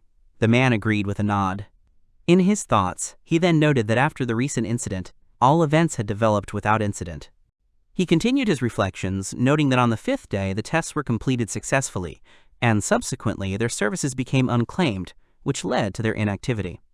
The girl turned to him with a question about his opinion. He said that, in my opinion, it's not bad. Dwarven culinary art deserves respect. However, those noodles weren't too good. The girl said she liked it. He reflected that they were currently on a mini gastronomic tour, and this was not the first such experience. He noted that they often organize such tours when they arrive in a new colony and have free time. The girl noted that they had already tasted the food in many places, and there was still much to see. She added that watching people in streets is always a pleasure. Hiro responded by saying that he sees a lot of things here for the first time, even despite his gaming experience. She said that being among a large crowd of people, she gets into the habit of always looking for her grandmother there. The guy asked if she had a grandmother, because she didn't say. The girl replied, apologizing that they were not communicating. The girl explained that her parents hadn't told her much about her, so she didn't know much either, but she met her once when she was little. She looked very young to her grandmother, and she was impressed. The guy stated his lack of knowledge in the field of bionics and cybernetics, but found this impossible. The girl confirmed the probability, but pointed out the high cost. She also suggested that if Grandma is a fickle resident of the colony, like him, then she is a mercenary. He stated that, however, this option cannot be ruled out. The woman explained that it was this circumstance that led her to the idea of the possibility of detecting her through regular visits to various colonies. The girl explained that she had been secretly looking for her, citing the example of requests to the Mercenary Guild and attempts to find out her family history through her ID, but these efforts had not yet yielded results. Hiro then suggested that they search together. The girl asked if it was true. The guy said that he was interested in it too, and he would do it in his breaks from work. The girl was in a state of ecstasy. She expressed her deep gratitude by saying, meanwhile, the guy was busy entering information into his gadget. It was announced that the Krishna's major repairs had been completed, as well as plans to load their belongings for tomorrow. In this regard, they decided only to observe. At that moment, A crowd caught their attention. The guy looked into the crowd, asking the men what was going on. One commander of the military detachment turned to him. The guy was at a loss, his eyes widened. Hiro pushed through the crowd, finding a woman lying there. He asked her about the incident. The woman, noticing him, loudly pronounced his name and, with tears in her eyes, begged for help. At the same time, she was holding onto the arm she had injured. This girl said the name Vi and wanted to say something. The guy began to loudly express his bewilderment about what had happened, requesting information about what had happened. The guy asked how to help. Another girl informed him, addressing him as Mr. Hiro, that they needed to put her in the medical bay. The guy was scared. He confirmed that the girl was right. Then he started to give instructions, but his sentence was interrupted when a hand reached out and grabbed his wrist. He looked at the girl questioningly. Tina grabbed the guy's wrist, telling him not to worry about her. She said the name of the temple, as if she wanted to continue. The man gave Mimi an order to establish contact with Alma and Spaceberg. Mimi, feeling scared, confirmed the execution. He urged her to tell about the incident and name the culprit. The crying girl called the name Kharkov. He asked about the identity of this Kharkov. Tina stated that it was one of her old acquaintances, whom she described as exceptionally self-satisfied and prone to rash actions, adding that she had never met anyone worse than him. The man clarified whether this acquaintance belonged to the guild where she was previously located. The girl confirmed it. The girl reported that they had been attacked in the city, as a result of which Vi was abducted. The guy, reflecting, considered such an act committed during the day to be very careless. He asked the girl the reason for their actions. The girl replied laconically that they needed data. She stated that she did not know the source of his information, but he was aware of their tests and demanded to provide all experimental data, as well as drawings of the tested machines. The main character asked if Visca was in a hostage situation. He also asked about receiving instructions regarding the place of delivery. The girl replied that this was the second service area. He was terrified. Hiro stated that he understood the situation. He ordered Mimi to take Tina to the medical bay. Tina screamed his name in desperation. She persistently begged him to help V. The main character touched the girl's shoulder and advised her to take care of her well-being first. Mimi urged Tina to go. The guy was thinking about what now. He thought it was even worse than he had imagined. He also wondered why new problems always arise. Turning around, the guy saw the girls, and everything became clear to him. The girl said that she had said from the second service area that it was bad. Another asked what was wrong. The insignificance of numerical indicators was noted, after which a question was raised about their significance. It was explained that we are talking about the old zone, where a large number of people who create problems live. Someone asked clarifying questions about the nature of these problematic individuals and their identification. The answer was that they were illegals. She explained that these are categories of people rejected by society, as well as those who voluntarily left it. The girl clarified that these are heterogeneous individuals who do not find a place in the standard social structure, giving the example of criminals. The main character summarized that we are talking, therefore, about outcasts. The girl further described this territory as a really problematic area, which is a hotbed of gangs and mafia structures. She clarified that there you can, quote, find criminals for every taste and color. It has been suggested that Visca is an employee of Spaceberg, and she will not be abandoned. At that moment, there was some noise, and someone came in. The guy thought about what she had gone through when he saw the girl. The girl shouted indignantly, asking if they would throw away the temple. The girl paused and said that it would be extremely difficult for the company to quickly organize a second rescue operation. Another girl, expressing bewilderment, exclaimed why. She stated that, as she thought, it was all about money. It was noted that they were stationed in the service area, where the colony's critical life support facilities are concentrated. In other words, these individuals have taken up the strategic positions necessary to maintain a stable colony environment. In case of direct contact with them, there is a possibility of mutual destruction. Under normal conditions, they would certainly have rejected any demands that could disrupt the ideal existence of the colony. However, perhaps this time they decided to ignore this insignificant aspect. It was explained that data theft would cause great damage, and a large-scale rescue operation would result in the donation of the colony's maintenance systems.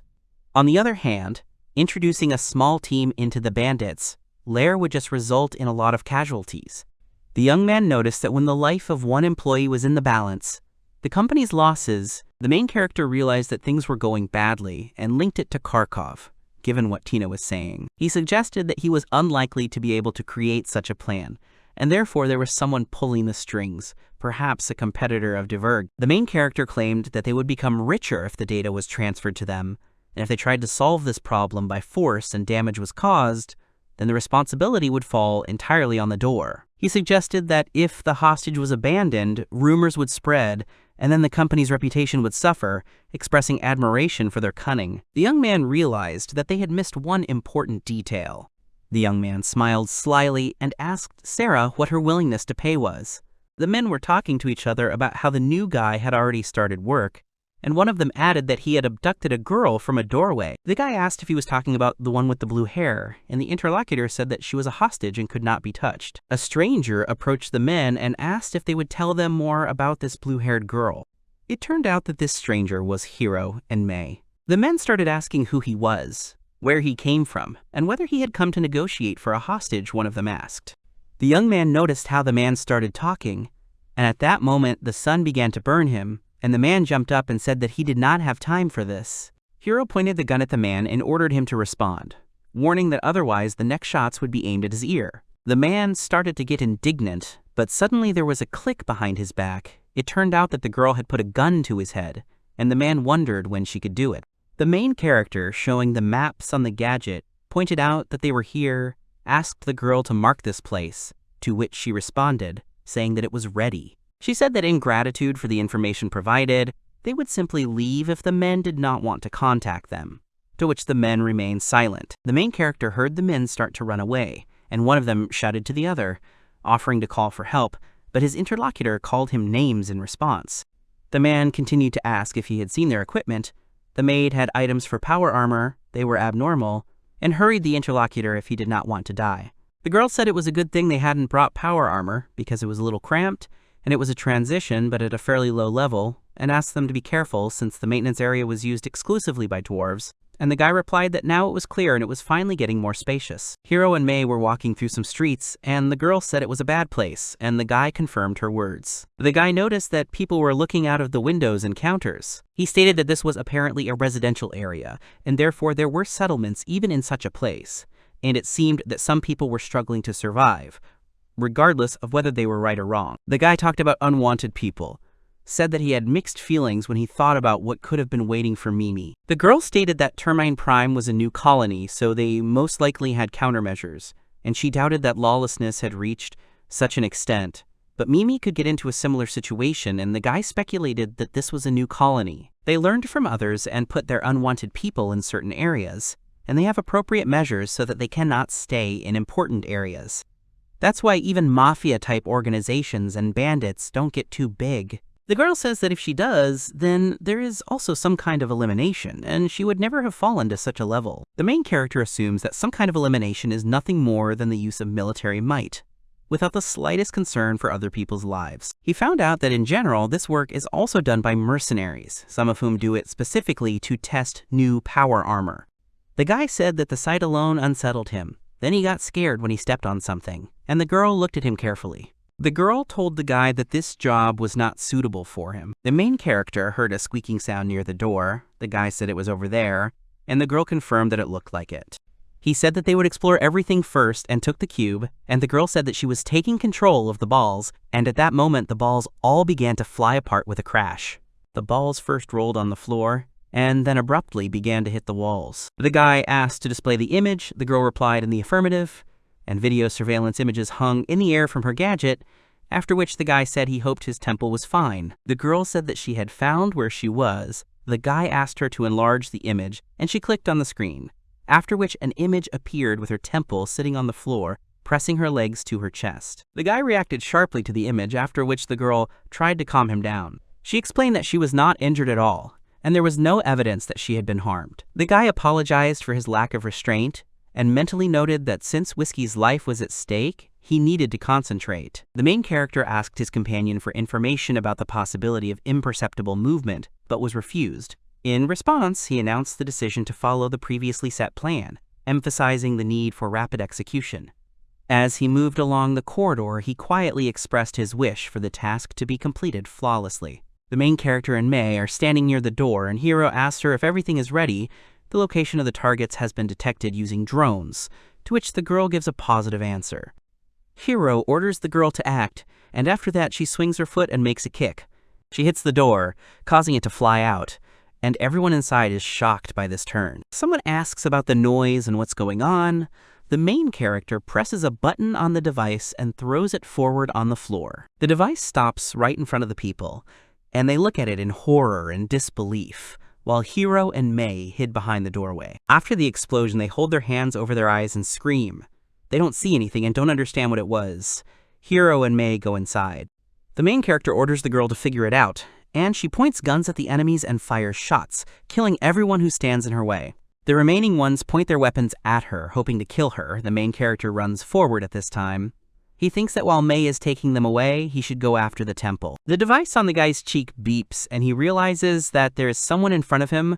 Suddenly, someone kicks down the door in front of him and demands silence. The bearded man shouts that he can't even take a nap. Because of all this farce, he doesn't know what kind of people did it. But Kharkov is solving them now. Suddenly, he stops and looks at the main character, thinking that it is a flying cannon. Suddenly, Hiro makes a shot and kills the man, leaving a hole in him. He falls off his feet. Mei informs the guy that she is done with the cleaning of the zone. The guy agrees, but everything is just beginning for him. He asks her to make some noise. The girl agrees to continue the diversion. Suddenly, someone shoots directly over the guy's head, and he is surprised. He hides behind a wall. People shoot, thinking that someone is there. The main character thinks that a real shootout is scary. He presses the button on the device again. The main character throws it higher, and after that, the device strikes several people at once with an electric discharge. They scream from the impact, and Hiro says with a smile that the stun grenade really makes everything easier. The two guys are still barely standing on their feet. After that, the main character takes a breath and runs out from behind the wall directly at his enemies, shooting them all with weapons. Then he walks calmly and stops at the turn. He tells Mei to figure it out here. He looks around the corner. Some kind of explosion and someone's screams are heard from behind the door. The girl reports that everything is ready. The main character goes ahead and thanks the girl. The guy opens the door and looks ahead, seeing inside the body of a dead man and Mei, who says that everything worked out. If you combine several reconnaissance drones, they can create a high voltage that can knock out a person, and Mei took advantage of this to remove the guard, but this drains the drone's battery, so this can only be done once. Then the guy walks forward and finds a room where a sad girl is behind the cage. He informs her that she is here. After that, the girl is surprised and crawls towards him, addressing the guy by name. She asks the guy why he's here. Hiro replies that he came to save her. The guy pulls out a gun and asks the girl to move away. She gets scared at the sight of a weapon. The main character uses a laser to melt the lock of the cage and invites the girl to come over. He will carry her. She is surprised. The main character asks Whiskey if it's not difficult for her to walk like that, and it's dangerous. She agrees, and the guy grabs her in his arms and asks her to hold on tight. A guy with a girl in his arms goes out into the corridor. The guy sees a live man who reaches for a weapon and asks for help. Viska notices this and is surprised. Then Hiro pulls out his gun and the girl is startled by the sound. However, the main character tells the girl not to worry. Everything is fine. He thinks that he is a coward. His life is in danger now too, and he doesn't want a moment of compassion to set him up. He reports that he has a temple, and he's coming back. Mei points her gun forward and reports that the resistance has become fierce here. Will they be able to leave along Route B? The guy understands this and pulls out another device with a button, asks what it is. The main character throws a device from behind the box. It starts to glow in flight, and a bright flash occurs. They look out from behind the box and see a huge hole in the wall. The main character informs them that this is their escape route.